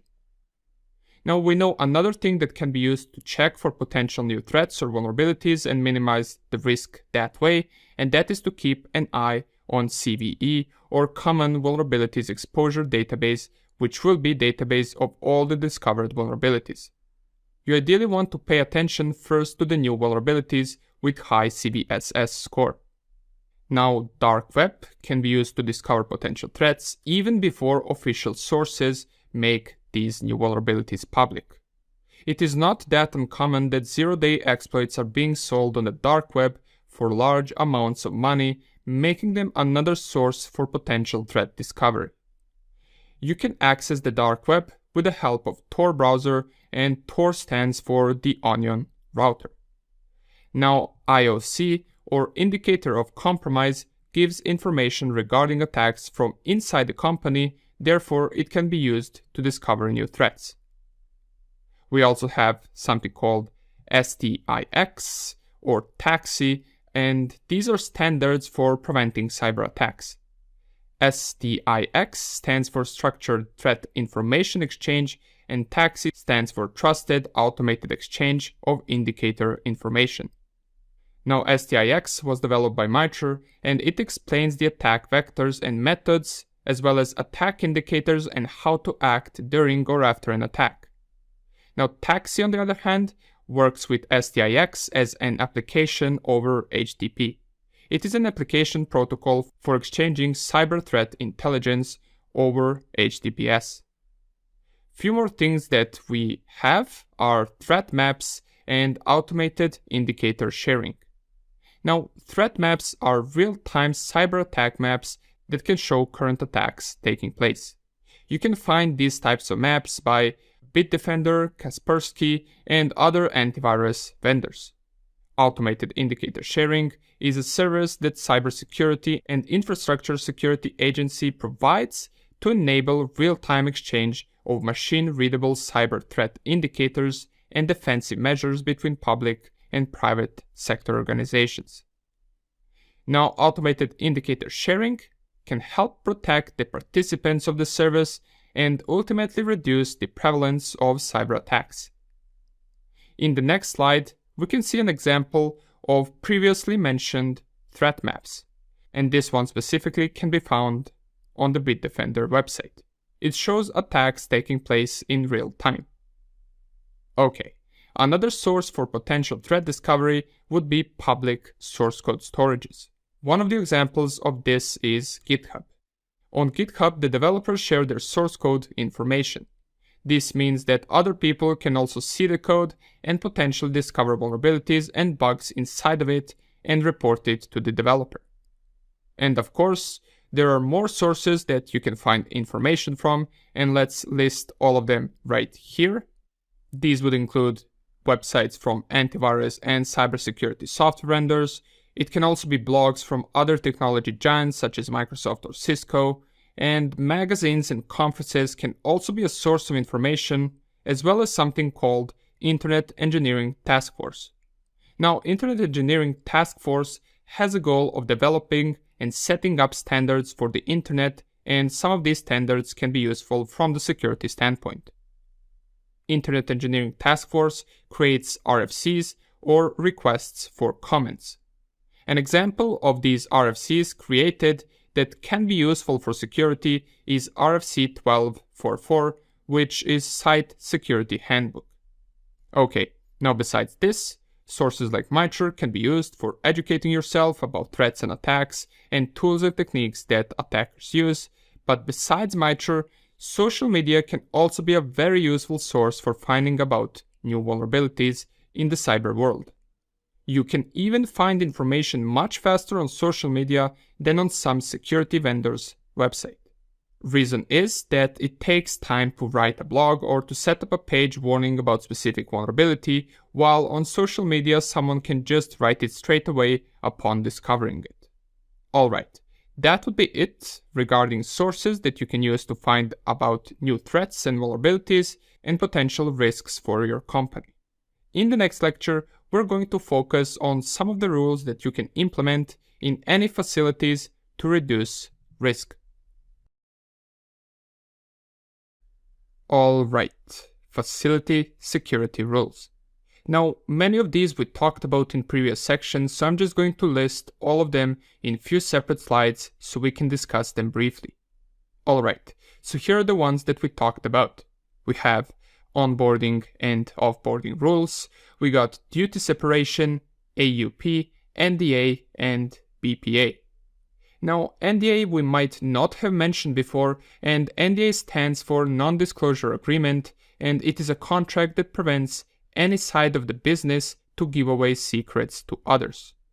These would of course include secrets about that specific business. This helps prevent the plans and secrets that one company has to be given away or sold to other companies or competitors. On-board and off-board rules we discussed, AUP we also discussed, and duty separation is making sure that more than one person is working on a specific task. This helps prevent malicious activities and reduces the possibility of errors occurring. It helps reducing malicious activities since for a task to be completed by the malicious person, it is easier when they are the only ones that are working on that task. If multiple people are working on it, then it becomes harder. Same goes for errors. If multiple people are checking on a specific task, it makes it less likely for error to occur. Now, BPA stands for Business Partnership Agreement, and it is useful for reducing third-party risks. It is agreement between two companies that are doing business together, and it confirms how much should each company contribute, company's responsibility, and how the profit from the business and partnership is split. Some more facility rules or policies you can consider are history check, where we check the history of an employee or history of the company that we want to do business with. The interview once someone leaves company allows us to figure out what could the reason be as to why they left the company. Now, holidays or vacations might sound like a good thing for employees, and they are generally a good thing, but they're also considered good for company from the security standpoint. If you make a 1 week or 2 week vacation a mandatory for all employees, it can help you discover if certain employee was engaged in some malicious activity once they go on vacation. Also, person who is doing malicious activity is less likely to use many vacation days. Now, least privilege concept we already discussed many times, so let's skip it now. Rules of conduct are there to tell employees how they should act. There should be no discrimination between employees, making fun of others, or any type of harassment between the company staff. Even more policies that you can take into consideration would be breaking rules policies. For example, employees should know that certain things can have consequences and that they might even get fired for doing something that they shouldn't. Social media policy tells employees what they can't post on their social media profiles, since certain things might be inappropriate for the company, and also posting some important information on social media can give the attacker an edge in their attack. And last thing we want to have is employee training, which could include things like capture the flag challenges, which give practices to the red and blue team. These include challenges that they try to solve, which helps boost their skills and can usually be fun things to do. Now, phishing training or phishing campaigns is when the employees are trained to recognize phishing attacks. Company might also purposely send fake phishing emails to see which employees fall for it, and if someone does fall for it, they can just send them back to the training again. One useful tip for making sure that employees understand all the training content that they are being taught is to implement gamification in your training. This is giving quizzes or questions at the end of training to the employees, which they should then try and solve. This makes it more fun for them, as well as it shows you who really understood the topics and who didn't. Okay, these would be considered the most common rules or policies that you can implement into your organization to increase risk awareness and reduce potential security threats. Now let's also talk about data policies. Data is one of the most important resources that a company can have, so there are a set of rules as to what should be done with the data. These are the important steps that we should take. We should perform data classification, data management, and data retention. Now, classification is the process of splitting data into different groups depending on how important the data is. For example, whether they are classified data, secret data, or public data. Classification determines how the data is handled. Now, data management can be considered security controls that you should implement in any step of handling data. These security controls explain or describe in details how data should be handled in all forms, for example, how we should handle stored data, how we should handle data in transfer or in transit, and how we should delete the data. Now, when it comes to deleting data, companies and facilities can't do it that easily. Even though removing unimportant data would be easier for the company, sometimes they must keep it for a certain amount of time. Alright, these would be some important policies and techniques that you should know regarding facility rules and policies, as well as data policies. Now, we will talk more about handling data later, but this should be enough for now. Let's move on to the next lecture, where we will discuss different laws and standards that we should know for the Security Plus exam. Okay, remember in one of the first lectures of the course that we mentioned certain laws or standards that we must know for the Security Plus exam and that will be useful for our career later on. Well, let's quickly recap them. Do you remember what they were? Well, we will list it right here, so here we go. We have GDPR, we have HIPAA, and we have PCI DSS as well as FISMA. Now, GDPR stands for General Data Protection Regulation. It is a European Union law that came into effect on 25th May 2018. Now, GDPR governs the way in which we can use, process, and store personal data. This personal data includes things like name, date of birth, images, videos, email addresses, and phone numbers. HIPAA stands for Health Insurance, Portability, and Accountability Act, and HIPAA is a federal law that requires the creation of national standards to protect sensitive patient health information from being disclosed. And last we have PCI DSS, which stands for Payment Card Industry Data Security Standard, and it handles and stores data regarding card payments. Alright, we already were familiar with this, but besides this, there are some other key working frameworks that we should know. These frameworks were designed mostly by non-profit organizations and they're used to lower the risk of cybercrime or incident. Let's list them right here. We have CIS, or Center of Internet Security. This is a non-profit organization that publishes information about best practices against threats, and they also offer tools that will allow you to better manage your risk and to harden your systems. Next up we got is NIST, CSF, or Cybersecurity Framework. It focuses on the individual and the risk that the individual represents for cybersecurity. There is also NIST RMF, or Risk Management Framework, and it is mainly useful in assessing the risk for government agencies. The ISO, or International Organization for Standardization. ISO is an independent, non-governmental organization that develops standards to ensure the quality, safety, and efficiency of products, services, and systems. You can find more information about ISO standards at the ISO.org website, including different standards.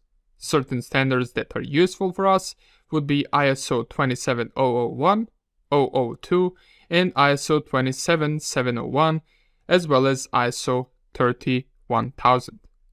Now, these are not something that will be on your exam. However, if you're curious, you can research these standards, as well as other ones that pique your interest. Next up we have is Statements on Standards Attestation Engagements. Now, this is a series of enhancements aimed to increase the usefulness and quality of SOC reports.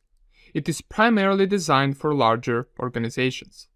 Now, there are SOC 2 Type 1 and Type 2 reports. SOC 2 Type 2 reports are reports that assess how effective controls are over time by observing operations for 6 months. Now, SOC 2 Type 1 reports are used for the design of security processes at a specific point in time. SOC 3 is a variation on SOC 2 and contains the same information as SOC 2, but it is presented for a general audience rather than an informed one. If a SOC 2 report is for auditors and stakeholders inside the company that you're selling to, then SOC 3 would be for the company's customers. Now, CSA, or Cloud Security Alliance, this is a non-profit organization that provides various different resources to help cloud service providers. They are dedicated to defining and raising awareness of best practices to help ensure a secure cloud computing environment. They do so by providing online training, webinars, and discussion groups. Now, CCM is designed to provide a guide for security principles to the cloud providers. CCM stands for Cloud Control Matrix. It has a framework that offers a detailed understanding of security concepts and principles that follow Cloud Security Alliance. Now, Cloud Security Alliance CCM can also help potential clients to measure the overall risk of a cloud service provider. And last we have is CSA Reference Architecture, which provides best security practices for the CSP. Okay, now that we covered different laws and frameworks that we must know, let's talk about handling and processing data and information in the next lecture. Alright, let's talk about concepts of data privacy and confidential data. We will start off by certain terms that we should know about. First of all, we have data sovereignty, and digital data falls under the laws and policies of the company in which they were created, as well as in the region in which they are held. We already know that data cannot be moved to a different region since moving data comes with certain legal complications. But before we discuss these, let's first of all define types of data. Data can be classified in various different types. We have public and private data, we have confidential data, critical data, which refers to data that the company does not want to disclose or anyone else to know about. We got proprietary data, which is data generated by companies such as business secrets or research and development data. Now, PII and PHI is something that we talked about. PII stands for Personally Identifiable Information, and it refers to data which can identify a person. These once again include date of birth, insurance numbers, name, surname, and other identifiable information. PHI is Protected Health Information, and these are health information about the person.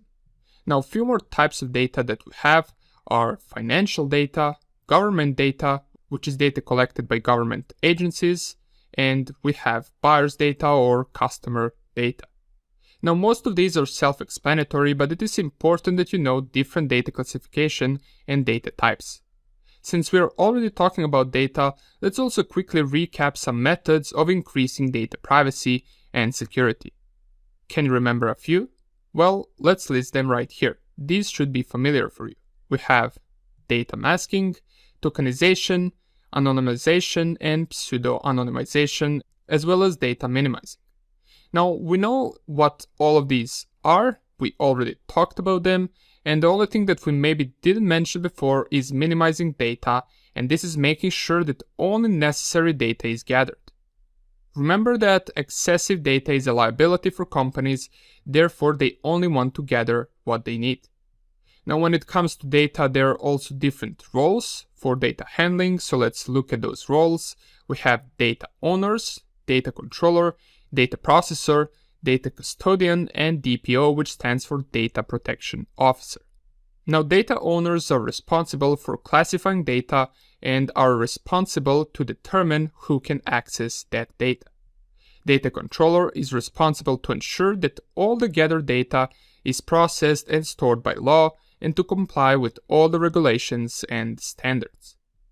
Data processor works with data controller to ensure gathering, storing, and analyzing data while also complying with the regulations. Now, data custodian is someone who implements controls for the data owner. However, data custodian does not decide which controls will be used. And we have DPO, or Data Protection Officer. Now, based on GDPR, DPO is a must-have position inside any organization. A data protection officer is a role within a company or organization whose responsibility is to ensure that the company or organization is correctly protecting individual personal data according to the current legislation. Out of all of these, questions about DPO and about data custodian as well as owner are most likely to occur on your exam compared to other data roles. Alright, now we have life cycle of data. We have 4 phases of data's life cycle, from creating the data to destroying the data.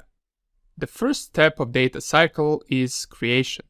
The second step would be data usage or using data. In this step, the data should be used only for its purpose and we should access data by complying with the least privilege rule. Now, collecting data or data retention is step number 3. Here is where laws come in play. Sometimes we will have to keep the data or archive it. And last step or fourth step is data disposal, and this means that we must find the best and most efficient way to dispose the data and in some cases to destroy the data. Few more things we should keep in mind regarding data is impact assessment, which is taking into consideration the potential impact on data and search for tools and techniques which could lower the potential risk. In general, impact assessment can help organizations avoid data breaches. Now, terms of agreement or terms of service are something that you most likely saw before on some website or application, and this is an agreement between the website and you on which of your data will be gathered, as well as the purpose of gathering that data.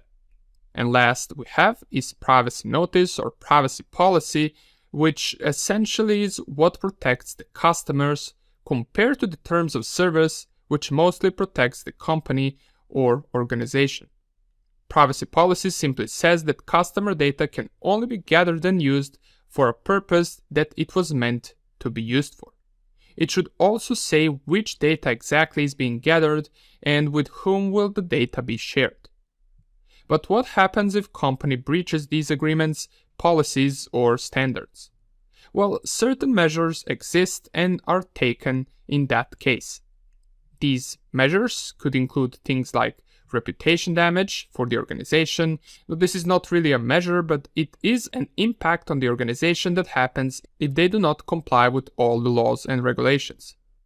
Also, if certain breach becomes public, this can lead to financial losses for the company due to people trusting less with their data to that specific company.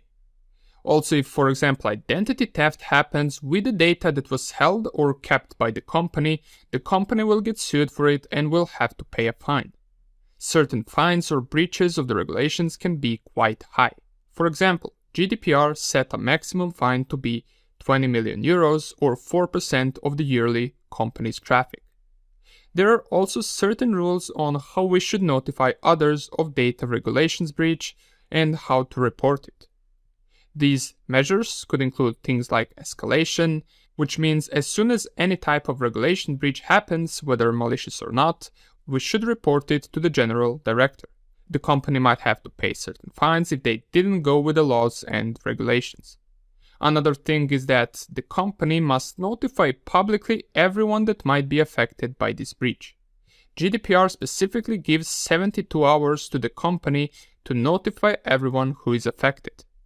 Okay, that would be it about data, data handling, data roles, and classifications. In the next lecture, we will start a new section on incident response and forensics. See you in the next lecture. Alright, incident response. Now, before we even create detailed plans about responding to a particular incident, it is important that we have an incident response blueprint ready. Let's discuss 6 main steps that we should implement in all of our incident response plans. We have prepare, identify, contain, eradicate, recover, and lesson learned. Now, preparing is creating different plans for incident response. Identification is once an incident occurs, we must identify which plan is best to use in that particular scenario. Containing is isolating infected devices and systems in order to prevent further damage and spread of malware. Eradicate is destroying the source of the incident. If, for example, incident occurred due to a virus, we would want to delete the virus and all the infected files. Recovery is where we work on getting our company back on track after an incident, and if we had to remove operating system on certain devices due to, for example, infection, reinstalling those operating systems would be a part of recovery. And lesson learned is at the end of everything, where we gather as much information about the incident and study it in order to prevent it from happening again in the future. Now, when it comes to certain practices for disaster recovery, there are few we can implement. Let's name the main three ones. We have tabletop, walkthrough, and simulations. These practices will make sure that your company is well prepared for any type of incident. Tabletop is a hypothetical practice where staff gathers and talks about potentially solving a problem that isn't there yet. Walkthrough is when we create a fake incident and we act as if it was a real one. An example of this is firefighters performing their walkthroughs. Just in this case, it is important to know that it is planned and it is not a real incident. And simulations are a test based on a certain scenario where the company security team needs to act according to that scenario. Usually this is seen in blue team versus red team practices. Alright, these are three practices your company can implement to be more prepared for any type of incident. Let's also discuss different attack frameworks that can allow company security teams to prepare better for an incident or an attack. We're already familiar with the first one, and that is Mitra Attack. We already know Mitra is a company that has a goal of helping in cyber attack preventions. It developed an online framework that can be helpful for anyone that wants to know how certain attacks work. Now, we haven't discussed this before, but the attack part of the name is actually an acronym for Adversarial Tactics, Techniques, and Common Knowledge. Now, adversarial refers to behavior of attackers which are in different groups. Tactics refer to the medium as to how the attack will be played out. Techniques is process of an attack and how it will be executed, and common knowledge refers to documentation that is publicly available regarding the techniques and tactics of the attackers. Now, besides Mitra Attack framework, we also have Cyber Kill Chain, which is a framework for cybersecurity teams to be more aware of the cyber attacks. It provides them with each step of the attack and gives clear image of how each phase ends. There are 7 phases in Cyber Kill Chain, and these are reconnaissance, which is gathering information, sending emails, social engineering, dumpster diving, and all of that. After reconnaissance comes the second phase, which is weaponization, which is creating an attacking payload to deliver it to the target, and that's why the third phase is delivery, which is delivering the payload via, let's say, USB, email, or websites, and once the payload is delivered, we enter the exploitation phase, which is when the payload activates and gives us access to the target system. Now, once the payload executes, we have installation phase, which is installing any software of ours on the target machine. Command and control is the 6th phase, where the attacker communicates with the infected systems and exchanges information between the attacker machine and the target machine. And the last step is actions on objectives, and here the attacker accomplishes their goal, and you will also hear in this phase about the term hands on keyboard. And the third attack framework that we want to cover is Diamond Model of Intrusion Analysis. This is a framework for gathering intelligence about network intrusion attacks. There are 4 key elements to this model, and these are adversary, infrastructure, victim, and capabilities. As we can see, these 4 elements can all be arranged into a diamond pattern. Now, the adversary is group of attackers, and here we can use Mitra Attack to identify which type of attackers are they, and which attacks are they using. Infrastructure is the way that the attacker reaches the victim. This can be via USB, over IP address, or email. The victim is self-explanatory. It is the person that is targeted by the adversary or by the attacker, and capabilities is attacker creating their exploit, which they will use to attack the victim. Okay, so those will be the 3 attack frameworks that we want to know for the exam. Now, before we close off this lecture, let's also discuss different plans that exist for incident response and recovery. We got the communication plan and disaster recovery plan. Communication plan is plan on informing all the affected sides about an incident. This can mean informing stakeholders when a certain incident occurs, and a stakeholder is any party with an interest in the enterprise. We must make sure that sending over this information is well protected and encrypted, since we don't want this event to be public yet. Disaster recovery plan is preparing for any type of disaster that could occur.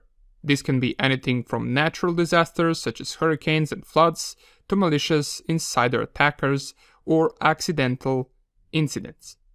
Here we want to identify the important resources and to occasionally perform practices against disasters so that all the staff could get experience, which would help them act faster and with more confidence once a real disaster or incident occurs.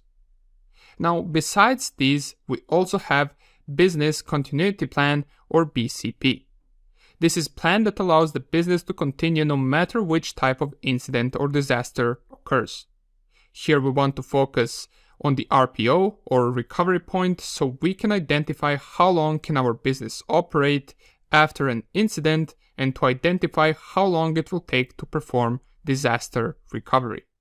There are 4 phases of BCP, which are initial answer, relocation, recovery, and resilience of the site or of the location. Initial answer shows how the company should act at the beginning phases of a disaster or incident. We activate the plan by contacting IRP team, or also known as Incident Response Team, and in relocation we should move to the next hot or warm location, or we should work from home so that the business can continue even if the main workplace is not functionable. Now, recovery is determining incident impact and taking measures to recover, and this can mean running backups of affected devices, reinstalling images, and restarting important servers. And 4th phase, which is resilience of site. Here there are 3 main types of sites or locations for incident recovery. We have hot, warm, and cold sites or locations. Now, hot location is most expensive to maintain, but also gives fastest recovery time.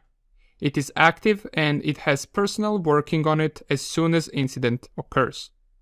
For hot location, we could also use cloud provider, which could potentially make it even faster since we wouldn't physically need to travel to a different location as everything will be hosted on a cloud. Warm location or site is similar to hot location, but it takes about 3 to 4 hours longer for data and other things to arrive compared to the hot location. It is, however, cheaper to maintain. And cold location is the cheapest for maintaining since it doesn't have working personnel and equipment, therefore making it slowest for recovery and work. Alright. The last thing we want to mention is COOP, or Continuity of Operations Planning. Now, COOP was created by United States government, and it was essentially their business plan continuity. It takes into consideration every type of disaster and sets up plans and processes for the government so they could operate with limited resources while still offering important service. Now, all of these plans that we mentioned wouldn't be possible if there was nobody working on the incident once it occurs. That's why we have IRP or Incident Response Team, which we mentioned. Let's quickly just list out the roles that can be found on the Incident Response Team. We have Incident Response Manager, and this is the highest level manager that takes charge once an incident happens. Security Analyst is tech support to the incident. Risk Analyst is the one that evaluates all the risk aspects. HR can also be involved in case certain employees are involved in the incident. We got IT auditor, who checks whether the company is compliant. Now, legal advisor is the one that gives legal advice and answers questions about certain laws and legal measures that must be taken. Public is the person that talks to media to reduce the impact to the general public. It is important that each person of the team understands their role and activities they need to take for incident response to be effective. Alright, a little bit longer lecture here, but we covered many important things. Now, in the next lecture, we're going to continue by talking about information gathering for incident responding. Whenever an incident happens, we must be able to process all the needed information and to determine what the damage was in a reasonable period of time. There are a few things that we can do to be able to get as much information about an incident. Now, a simple way to discover potential vulnerabilities that are present which might have caused the incident would be by using vulnerability scanners. This can give you a fast result on how the incident might have originated if you have an exploitable vulnerability in one of your systems. Another source you can use to gather information about an incident is from SIEM tables. We already know what SIEM table is, we talked about it throughout the course, and it can be really useful in getting information in real time. SIEM systems can use sensors to send, monitor information all over the network, and SIEM systems can also look over personally identifiable information to make sure that the company is aligned with all the standards and policies. Now, something that we didn't mention before is that SIEM can also follow trends, which means it can try and identify any hardware performance problems which can give us information about something even before an incident might happen. This would allow us to perhaps prevent the incident from occurring in the first place. Now, warnings are another thing that SIEM is used for, as it can be used to automate the responses or warnings from various log files in order to notify the IT team straight away. Now, speaking of log files, they are another source of information when an incident occurs. They keep track of what happened and can be useful for us to quickly see what went wrong. There are different types of log files, and here we have a list of some of the most important ones for us. We have network log files, which can be used for identifying IP and MAC addresses of the devices that are connecting to the network. Here also we use NIDS and NIPS logs, which can help us identify potential attacks taking place on the network. The next type of log files that we have are system log files that contain information about systems hardware, available patches, time synchronization, and logging different accounts and groups and their activities on the specific system. Application log files contain information and logs from the software of the application, whether, for example, it was properly started, if some errors occurred during startup, and if all the application functionality is properly working. Security logs are typically used for gathering information about authorization and account authentication. It can see if someone is trying to log in multiple times or if a brute force attack is taking place. Web logs are typically put on a web server, and they keep track of all the requests and responses coming and going from and to the server. Now, you might have heard about HTTP status codes before and what they are used for. Let's list them out right here so you can see what each set of status codes are used for. We got HTTP status codes 100, which means that the result is received. The 200s are successful responses. 300s means more actions need to be taken. Typically, these are redirection messages. 400s are referred to client errors. For example, you all have seen error 404, which means that page or file was not found. And 500s are server-side errors. Now, besides web log files, we can also have DNS log files, which will keep track of any DNS errors, DNS cache, and DNS sec. Dump files or DMP files are useful when system crashes and all the memory contents are then saved in this dump file. If you remember, we can use tools such as Blue Screen Review to review the dump file. And we also have VoIP log files or VoIP managers that gives information about calls, to who are the calls going to, and from which device are the calls initiated. And also log files can be used for SIP protocol, which, if you remember from before, is Session Initiation Protocol used for internet calls. The log files in this example can be useful if users are not able to join the call. Now, besides log files, we can also use syslog, rsyslog, and syslog-ng for gathering information. We already know what syslog is. It can gather information about events from various devices, and then it sends them to the central syslog server. Now, if on one device a log file was deleted or cleaned, syslog server could provide us with a copy of that log file. rsyslog is more advanced and higher performance syslog server, and syslog-ng is free open source protocol for Unix and Linux systems. Another two useful Linux tools for information gathering are Journal, CTL, and NXLog. NXLog can help in identifying security risks in Linux systems, and it is also open source. Now, metadata. Metadata is data that gives information about other data. Sounds confusing, but they prove to be useful for information gathering about incident responding. Different types of metadata we can encounter are email metadata, which can be found in email headers, which hold detailed information about the email. They can show things like source, destination, and route from email provider to the receiver. Mobile metadata are kept by telecom providers about phone calls, as well as text messages and usage of internet and the exact location of where the phone is. These can be used and are used frequently in investigations. Now, website metadata shows information about each web page on the website, as well as who is the author, date of creation, images, and videos. Now, file metadata can also show who created the file, when was the file created, when and if the file was changed at some point, size of the file, and many more information. Photography metadata can hold location embedded in the image, which can give you exactly the location where the image was taken.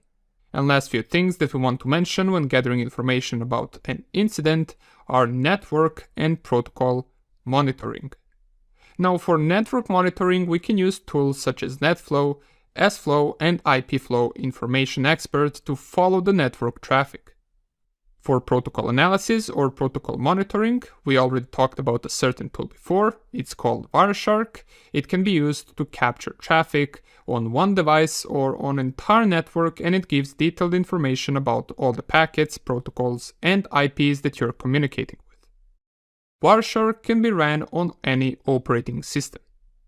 Alright, that would be it about useful tools that we can use for information gathering when encountering incident, and this will help us with faster response and will give us detailed information that we might need to resolve and recover from an incident. Now that we finished that, let's move on to the next lecture, where we will talk about different techniques and controls for lowering risk and making incident less likely to occur. Welcome back. Let's talk about few controls and measures you can implement to lower the risk of an incident occurring. Most of these we discussed, but it's also important that we mention them as risk-lowering techniques. These methods can be used both before and after discovering incident to lower the potential risk. Okay, so here is a list of few things that we can do. We can create a list of allowed apps, which can be apps whitelist, meaning only the apps from the whitelist will be allowed to run on an endpoint device. For the exam, just make sure to remember that if we want to prevent users to install apps or to prevent installing malicious apps, we use whitelist. Now, same way there's a whitelist, there can also be an application blacklist. This is a list of apps that we do not allow to run on a machine. If the app is not in the blacklist, then it will be able to run on the endpoint device. Now, quarantine is technique we use to isolate the device that we know is infected with a virus. We can remove it from the network by putting it in the quarantine, or we can also use air gaps, which by now we should know what they are. Also, if you remember, we can also use network access control to only allow devices that are fully patched to join the network. The devices that are not fully patched will be put in the quarantine network and will be provided with updates that they need to install in order to join the network. Now, if the device proves to be infected with malware, we can choose to contain the device to stop spreading the malicious software into the network. Another way to do this is to use network segmentation, where you can put important devices in one network while less important or less secure devices are in a separate network so that they cannot communicate with one another. Now, besides just these techniques and methods, we should also have policies that can lower the risk of incident happening, and also in case incident does happen, they will allow us to get faster to the bottom of the incident. Now, besides just these techniques and methods, we should also have policies that can lower the risk of incident happening, and also in case incident happens, they will allow us to get faster to the bottom of it. Here are some configuration management policies that are useful for us. We have use of diagrams, which should be used by security team to represent in details all the devices in a network. This allows for better visibility of all devices and their security. Naming conventions should be used for these devices, as well as for the servers, firewalls, routers, desktops, printers. All of that should be under naming convention so we know exactly what each device is. Resource managing is having resource registry and knowing which resources have priority when it comes to security and which resources are most important. This will allow us to shift our focus to the most important assets that we have. Now, default configurations and firewalls can play a lot in preventing an attack. Changing default configurations can sometimes be necessary, especially if certain device or software has default credentials. These must be changed as they are a threat to the entire network. Firewalls are also considered to be as good as their filters are. If you set incorrect filters for the firewall, it won't be that effective. Filtering content is also important in enterprise environments, as you do not want to allow the employees to browse whatever they want over the company's network. URL and content filtering should be applied to avoid this. Now, mobile device management and DLP, we already know what they are, we discussed them before, and here we are mentioning them again as they are considered to be lowering risk of incident occurring and increasing our security posture if they are applied correctly.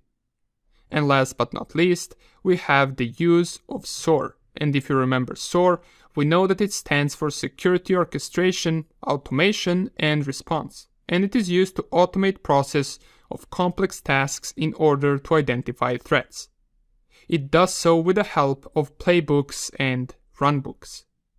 Runbooks are documents that contain information about certain events and necessary actions that must be taken in order to stop the threat. And playbook have the set of rules and actions that allow SOAR to identify incidents and to take preventive measures. Alright, these are the measures we can take to lower possibility of incident occurring. Of course, as we mentioned before, it is not possible to completely remove a risk. However, we should always do our best to lower it as much as possible. Anyways, thank you for watching, and I will see you in the next lecture. Now, redundancy is ability to continue operating even if one part of our system shuts down or stops working. Let's mention a few redundancy methods that companies can do or implement. We have usage of disks, and this one is important because we want to set up our disks on servers in a way that even if one or multiple disks break or stop working, the data will still be available. There are different layers of redundancy of disks, and we refer to these disks as RAID. RAID stands for Redundant Array of Independent Disks. First of all, we got RAID 0, and RAID 0 uses between 2 and 32 disks, and the data is written between disks in segments of 64 kilobytes. RAID 0 does not provide any tolerance or redundancy, since if one disk breaks or stops working, all the data will be lost. The advantage that it has is that it is fast, therefore we can use it for less important things such as cache proxy server. Now RAID 1, on the other hand, is consisted of 2 disks where we have the original disk that is active and we have copy of the data on other disk. RAID 1 provides some form of redundancy and tolerance, since if original disk breaks down, we can activate the copy disk or the second disk and we can continue operating properly. RAID 5 has at least 3 disks, and these are known as segmented disks with parity. It also writes out data in segments with a size of 64 kilobytes. Now one disk has one parity block for each line of data. Why is this helpful? Well, it allows us to be able to lose one disk. Each disk has numerical value, and if only one disk stops working, we can use these numerical values to figure out the data of the lost disk. If we, however, lose 2 disks, the parity block will not be able to recreate the lost data. Now we got 2 more to cover. We have RAID 6, which has at least 4 disks and has same configuration as RAID 5. The difference is that RAID 6 has additional parity block, which means that now you can lose 2 disks and still continue to run properly. And last we have is RAID 10, also known as RAID 1+0, and this configuration combines both copying and segmenting the data. It has sets of disks that have original disk and copy disk, and as long as one disk is active in each set of disks, the data will be available. Okay, now besides disks, how else can we implement tolerance or redundancy? Well, there are a few terms that we should know. We can have geographical dispersion. This is, if you remember, having hot, warm, and cold locations. Now we replicate the data between different places inside the same country or region to make sure that even in case of a natural disaster, one of the regions or one of the places that we have data will still be available to use. Now, if you remember, besides hot and warm locations, there are also cold locations. However, these do not provide any data tolerance as they do not have any data with them. Now, we also want to provide tolerance for our network. We can do that by implementing few things that we already talked about, which are NIC or Network Interface Controller, and in server rooms we can have network cards doubled, so in case one adapter stops working, we have second one. And we have load balancers, and if you remember we talked somewhere at the beginning of the course about load balancers. They split the traffic between servers, so if for example load balancer notices one server being overcrowded, it will forward the traffic to the server that is less used and that has less traffic. Now we should also consider power supply when talking about redundancy. It is one of the most important things that is needed to run our systems. We can implement something called UPS or uninterruptible power supply. It is a battery that turns on in case a power goes out. It typically lasts for a few minutes, only to give time to the device or server to properly shut down. Now, when it comes to power supply, we can also implement more than one power supply for the important devices. This is just in case one breaks down, we have a second one which can continue running. Now, we can also use generators which are powered by diesel, propane, or gas, and it is useful once power goes out as we can turn them on and have power available. Generators are typically found in hospitals where certain devices must keep running to keep patients alive. Alright, now when it comes to replication, we must provide redundancy there as well. Remember when we talked about SAN or storage area network, we said that it was hardware device consisted of large amounts of fast disks or SSDs, and it is isolated from LAN since it has its own network. Well, with it we can have HBA, and HBA stands for host bus adapters. The cheapest way of providing redundancy for SAN is to have two HBAs on each NOT. For example, the SAN fabric is an area of the network that contains routers and switches. A storage area network is configured into a number of zones, and a device that uses the SAN can communicate only with devices that are included in the same zone that it is in. We can, for example, use two SAN fabrics called Fabric 1 and Fabric 2, and we can have SAN NOTs that connect one HBA to Fabric 1 and second HBA to Fabric 2. Now, another term that we should know is VM replication, and this refers to virtual machines and keeping the additional copy of VM on a different host in case something happens. We will have VM redundancy. Also, keeping copies of data was also a good redundancy method. Let's mention which type of copies do we have. We got full copy, which is copy of all the data. We have incremental copy and differential copy, and an incremental copy is a copy that has been changed since the last full or incremental copy. A differential copy or backup is a data backup that copies all of the files that have changed since the last full backup was performed. We also got daily copy, which is simply a copy of data for any particular day, and if you remember, we can also use cloud to store our data. You can pay additional fee for storing larger amounts of data on cloud, and it is one of the ways you can store your copies. We also got online and offline copies, and when it comes to data copies, we should consider keeping the copy on different locations to the original copy, and also we should determine how far away should data be kept. Here we can take into consideration few things, from how big of a catastrophe are we preparing for, and also how fast can we access that data on a second location if something was to happen. Now, one more thing that we want to talk about, and then we will finish this section, and that is securely destroying data. It is important that we can remove or destroy the data in the most secure way possible, primarily to not have anyone access them or to anyone being able to access them afterwards.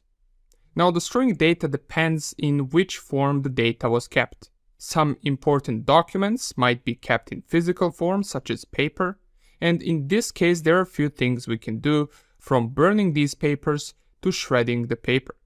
Now, burning would be the best option here, and if we can't do it ourselves, we can hire a third party to destroy data for us.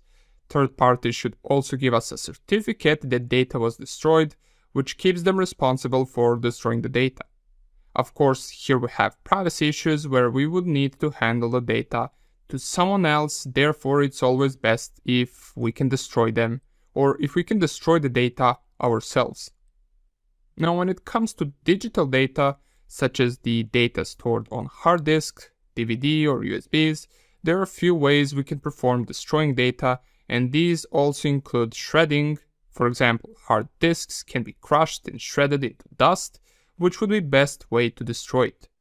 Breaking it is another method of making it unusable. You can simply take a hammer and break it until there is no way that it can be recoverable. And there is also demagnetization, where we send electrical charge through the hard disk. However, if you want to erase the data but in a way that will make the hard disk usable afterwards again, you can simply use deleting, or a better option would be formatting as a method of cleaning the hard disk. Okay, that would be about it when it comes to some redundancy methods and when it comes to data destroying. Now that we covered this, let us go into our last section of the course, which will focus on cryptography and public key infrastructure. See you in the next lecture. Okay, there are two main types of encryption that we want to cover. We got asymmetric and symmetric encryption. Now, first, let's define encryption. Encryption is taking a plain text and changing it in a way that any third party cannot read that text without decrypting it. This would be a simple explanation. Now, we already mentioned few types of encryption methods before when we talked about Caesar cipher and when we mentioned ROT13, which is moving each letter 13 places in the alphabet. These were the simple basic examples of encryption. Now, when it comes to certificates, we said there is asymmetric and symmetric encryption. Symmetric encryption is a type of encryption that uses a single shared key to both encrypt and decrypt data. In this method, the sender and the recipient of the message use the same key to encrypt and decrypt the message, which means that both parties must have access to the secret key. The main reason for using symmetric encryption is because it can encrypt large data really fast. Some symmetric encryptions include DES 56-bit, 3DES 168-bit, AES 256-bit, twofish, and blowfish. Now, it's important to know that the smaller the key, the faster the encryption, but the larger the key, the more secure the encryption is. Now, also in symmetric encryption, data is being encrypted and transferred in blocks, which is another reason why it is faster. Out of all of the ones that we mentioned, DES has smallest key while AES 256-bit has largest key. Diffie-Hellman is used to protect symmetric encryption in transit by creating a safe tunnel for data to flow. Now, asymmetric encryption, on the other hand, uses two keys, private key and public key. We already mentioned before that private key is something that is used to decrypt data and it should be kept secret and not sent to anyone, while public key is used to encrypt data and it can be sent to third party. The comparison here would be thinking of a private key as your credit card, while public key can be considered a proof of transaction which you could give to the third party, while you would never give someone else your credit card. Now, the first phase in asymmetric encryption is key exchange. You will always give your public key and keep your private key, so it's the public key that will get exchanged with the other party. Same process goes for digital signatures. The first phase in digital signatures is exchange of public keys. The reason we use digital signatures is because our data can get intercepted and changed in transit. By signing the data with private key, we can guarantee the integrity and authenticity of the data, which can be confirmed with the public key that we sent. For example, we can notice this in sending an email. One person could be sending an email to a different person, and they can sign their email with their private key so that the other person can know that the email was not changed and they can know from who the email is coming from. They can check it with the help of the received public key. Alright, now let's talk about cryptographic algorithms and their characteristics. Let's first refer back to the symmetrical algorithms, which we already mentioned, and let's discuss their characteristics. We got AES, or Advanced Encryption Standard, and you will usually see AES 128, 192, and 256-bit. If you recall from before, AES is used for L2TP, IPsec VPNs. Now, Data Encryption Standard, or DES, groups the data in 64-bit blocks, and it is the fastest but weakest symmetrical algorithm. It can also be used for VPNs, however, it is weaker than AES. Now, Triple Data Encryption Standard is using DES key 3 times, which is 168-bit. This is because one DES key is considered to be 56 bits large. Now, Triple Data Encryption Standard can also be used for VPNs, but it is also weaker than AES. Now, RC4, or Reverse Cipher 4, is 40-bit and it is used by web. And we got Blowfish and Twofish, in which Blowfish is using 64-bit key while Twofish is double that, which is 128-bit key, and both of these were primarily designed for encryption for the inbuilt systems. Now let's move on to the asymmetrical algorithms. First, we got the already mentioned Diffie-Hellman, and Diffie-Hellman key exchange protocol is an asymmetric cipher used by several protocols, including SSL, SSH, and IPsec. It allows two communicating parties to agree upon a shared secret, which can then be used to secure a communication channel. It can be used for establishing secure session for VPNs. Now we also have RSA, which is named after the three people that invented the algorithm, and here the keys are the size of 1024, 2048, 3072, and 4096. It is used for encryption and for digital signatures. Now, elliptic curve cryptography is small but fast key that is used for encryption on small devices, with the exception of military devices where AES 256-bit is used instead. Now, ephemeral keys are short-term, they are used for one session, and there are two types, which are Diffie-Hellman ephemeral and elliptic curve Diffie-Hellman ephemeral. PGP, or pretty good privacy, is used between two users for setting up asymmetric encryption and digital signatures. For PGP to work, we need a set of public and private keys. And GNU PG is free version of PGP.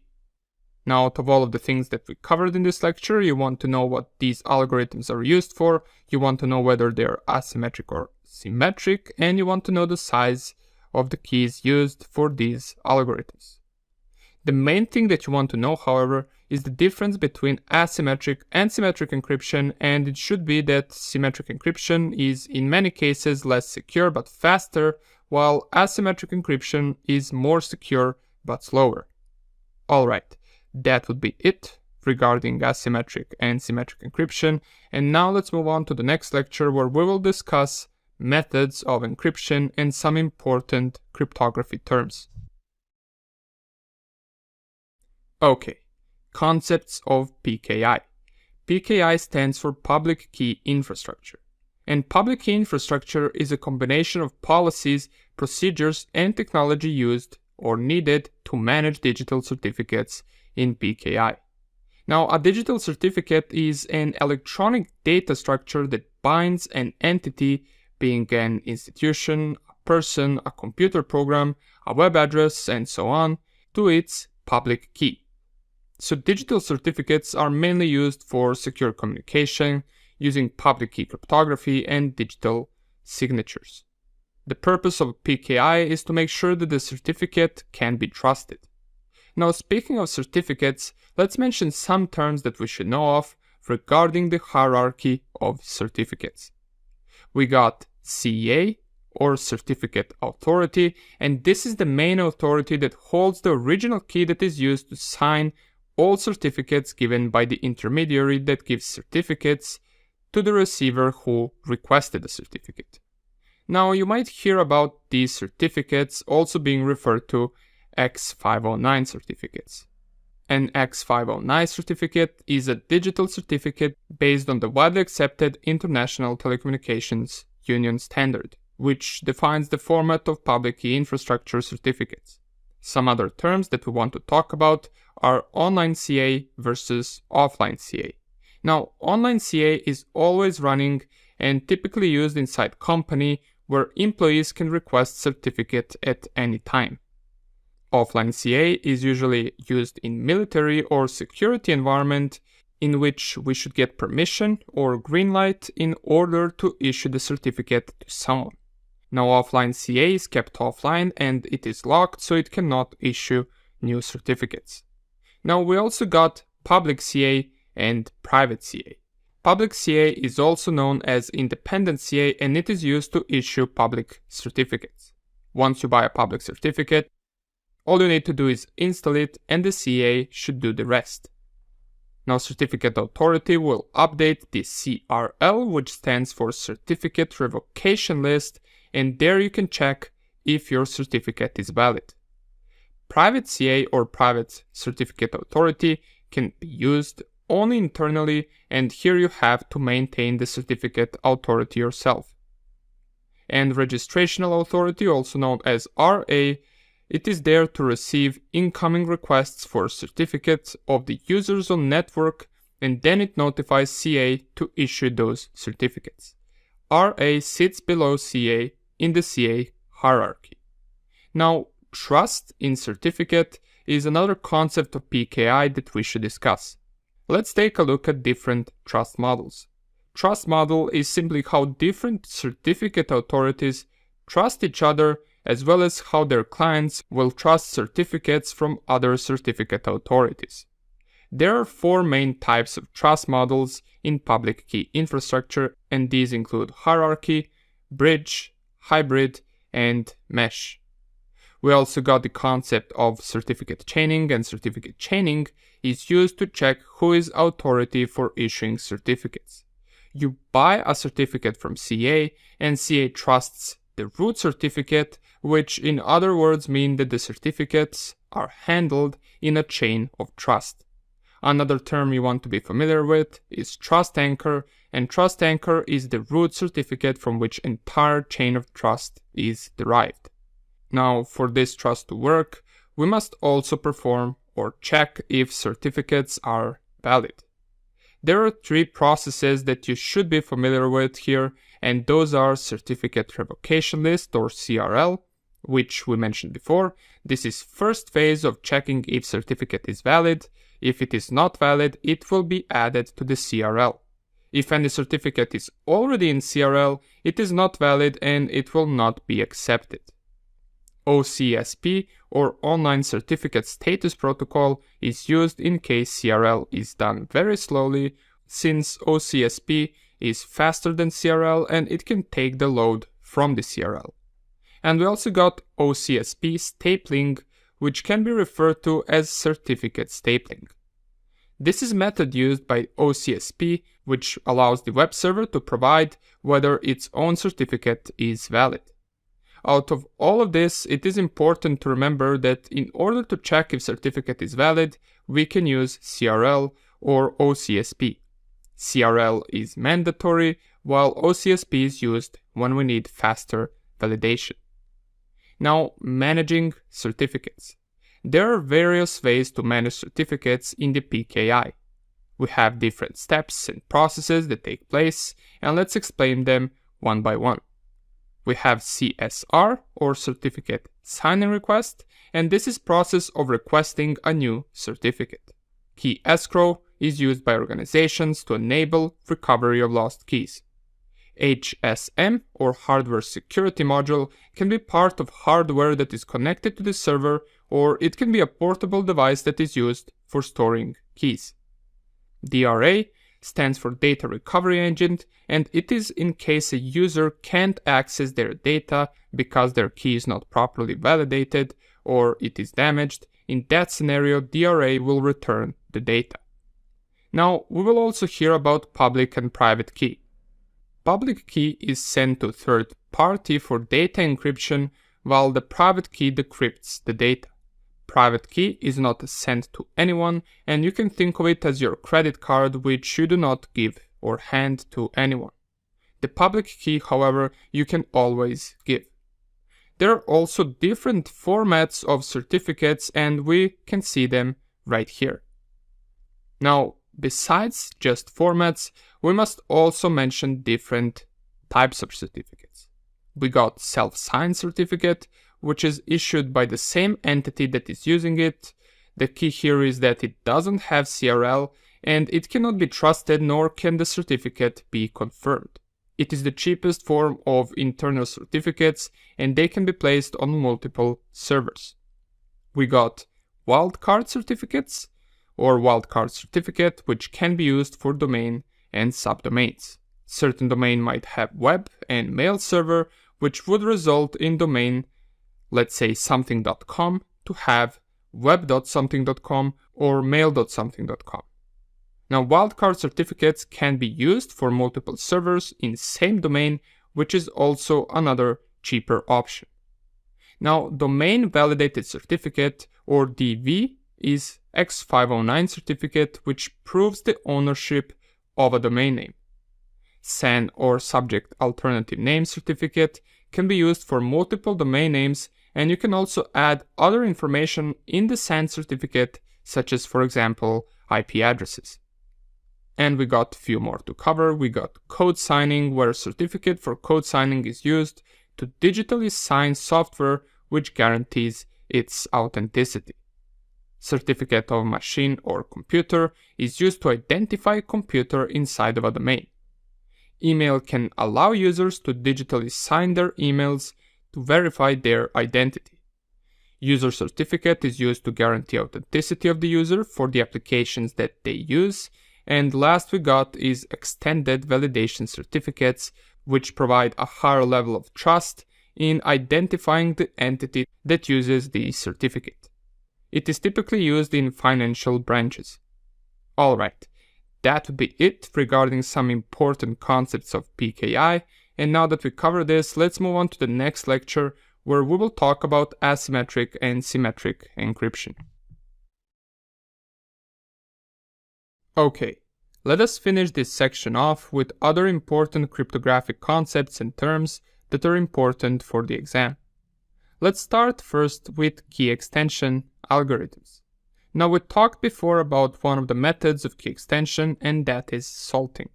It is an act of adding random characters to the password, making it harder for brute force attacks to crack it. Two algorithms that are used for key extension and salting are bcrypt and PBKDF2. Bcrypt is algorithm for hashing passwords based on blowfish cipher, while PBKDF2 stores the password with random salt values and the hash of the password by using HMAC. These are the two algorithms you want to know when it comes to salting. Now, two main methods of encryption that we want to be familiar with are block cipher and stream cipher. Block cipher is when we take a block of data and then we encode it. It is much faster than stream cipher, and it is typically used by symmetric encryption with exception of RC4. Stream cipher encrypts plain text 1 bit or byte at a time, as opposed to encrypting fixed size blocks like in block cipher. Now, we also want to talk about operating modes. Operating modes, also known as block cipher modes of operation, are techniques used to enhance the security of block ciphers in cryptography. Initialization vector, or IV, is random value that is used as a secret key for encryption. That number or value, which we also call nonce, is only used once in the session. Now, CBC or cipher blockchaining is XORing the previous ciphertext block with the current plaintext block before encrypting it, and this is used to introduce randomness and prevent pattern recognition. ECB, or electronic codebook, is exchanging each block of plaintext with block of encrypted text. Same plaintext value will result in same encrypted text, and each block is independent. CBC is more secure than ECB. Now, GCM or Galois counter mode is a mode of operation for block ciphers that provides both confidentiality and integrity of the encrypted data. It combines a counter mode of encryption with the Galois field multiplication to provide authenticated encryption. And the so-called counter mode is a mode of operation for block ciphers that turns a block cipher into a stream cipher. Now, some other terms that you just want to briefly know are quantum computing and blockchain. Now, in regular computing, we know that we use bits for storing data in values of ones and zeros, where it is either 1 or 0. Now, in quantum computing, it is different. Here, qubits are used, and they can be both turned on and off at the same time. This is also known as superposition. Now, blockchain was technology first introduced in Bitcoin, but it can be used for other things as well. It is digitally documenting transactions in which the data is kept in blocks and are distributed on lots of computer devices. This makes it decentralized, which means that you cannot change the blockchain from a single device. Blockchain can be used for storing different types of data, all the way from financial to medical data. Alright, now hashing and data integrity. Hashing is a one-way function that takes an input such as password or a message and generates a fixed-sized output called a hash or message digest. The hash is a unique representation of the input data and is designed to be irreversible, meaning it cannot be transformed back into the original input. Hashing is commonly used for data integrity checking, password storage, and digital signatures. Some known hashing algorithms are SHA-1, SHA-2, SHA-3, and MD5. Now, SHA-1, 2, and 3 simply stand for Secure Hash Algorithm. Now, for the exam, make sure to remember that hashing is one-way function that cannot be reversed, and same plain text with the same hashing algorithm should produce same hash value, and you can also remember that hashing is used for digital signatures. Alright, now one of the main reasons that encryption and cryptography exist is to protect data. There are three types of data: data at rest, data in use, and data in transit. All of these data should be protected. And remember that we also have DLP or data loss protection to prevent someone from stealing the data. Alright, and let's go over a few more terminology before we close off this lecture. We have obfuscation, which is process of taking the source code in plain text and making it look like a bunch of random characters or a bunch of gibberish. This way, if the source code gets stolen, it will not be properly interpreted. It is generally used for hiding data.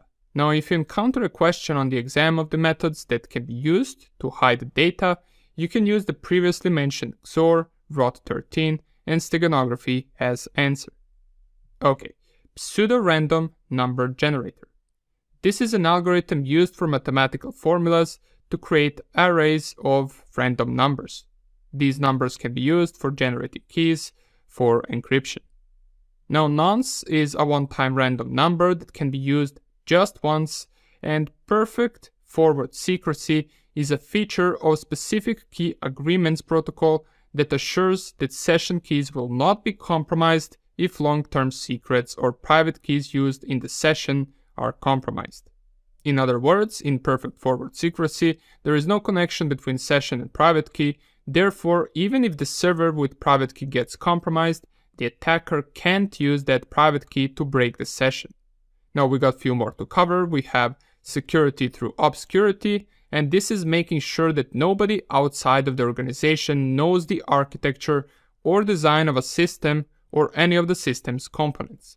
In other words, it's the idea that if system's inner workings are kept secret, it will be more difficult for an attacker to exploit its vulnerabilities if they exist. Collision is a term you will mostly hear about when talking about hashing. A hash collision occurs when two different input values result in the same hash value. In other words, it is a situation where a hashing function produces the same output for two different inputs.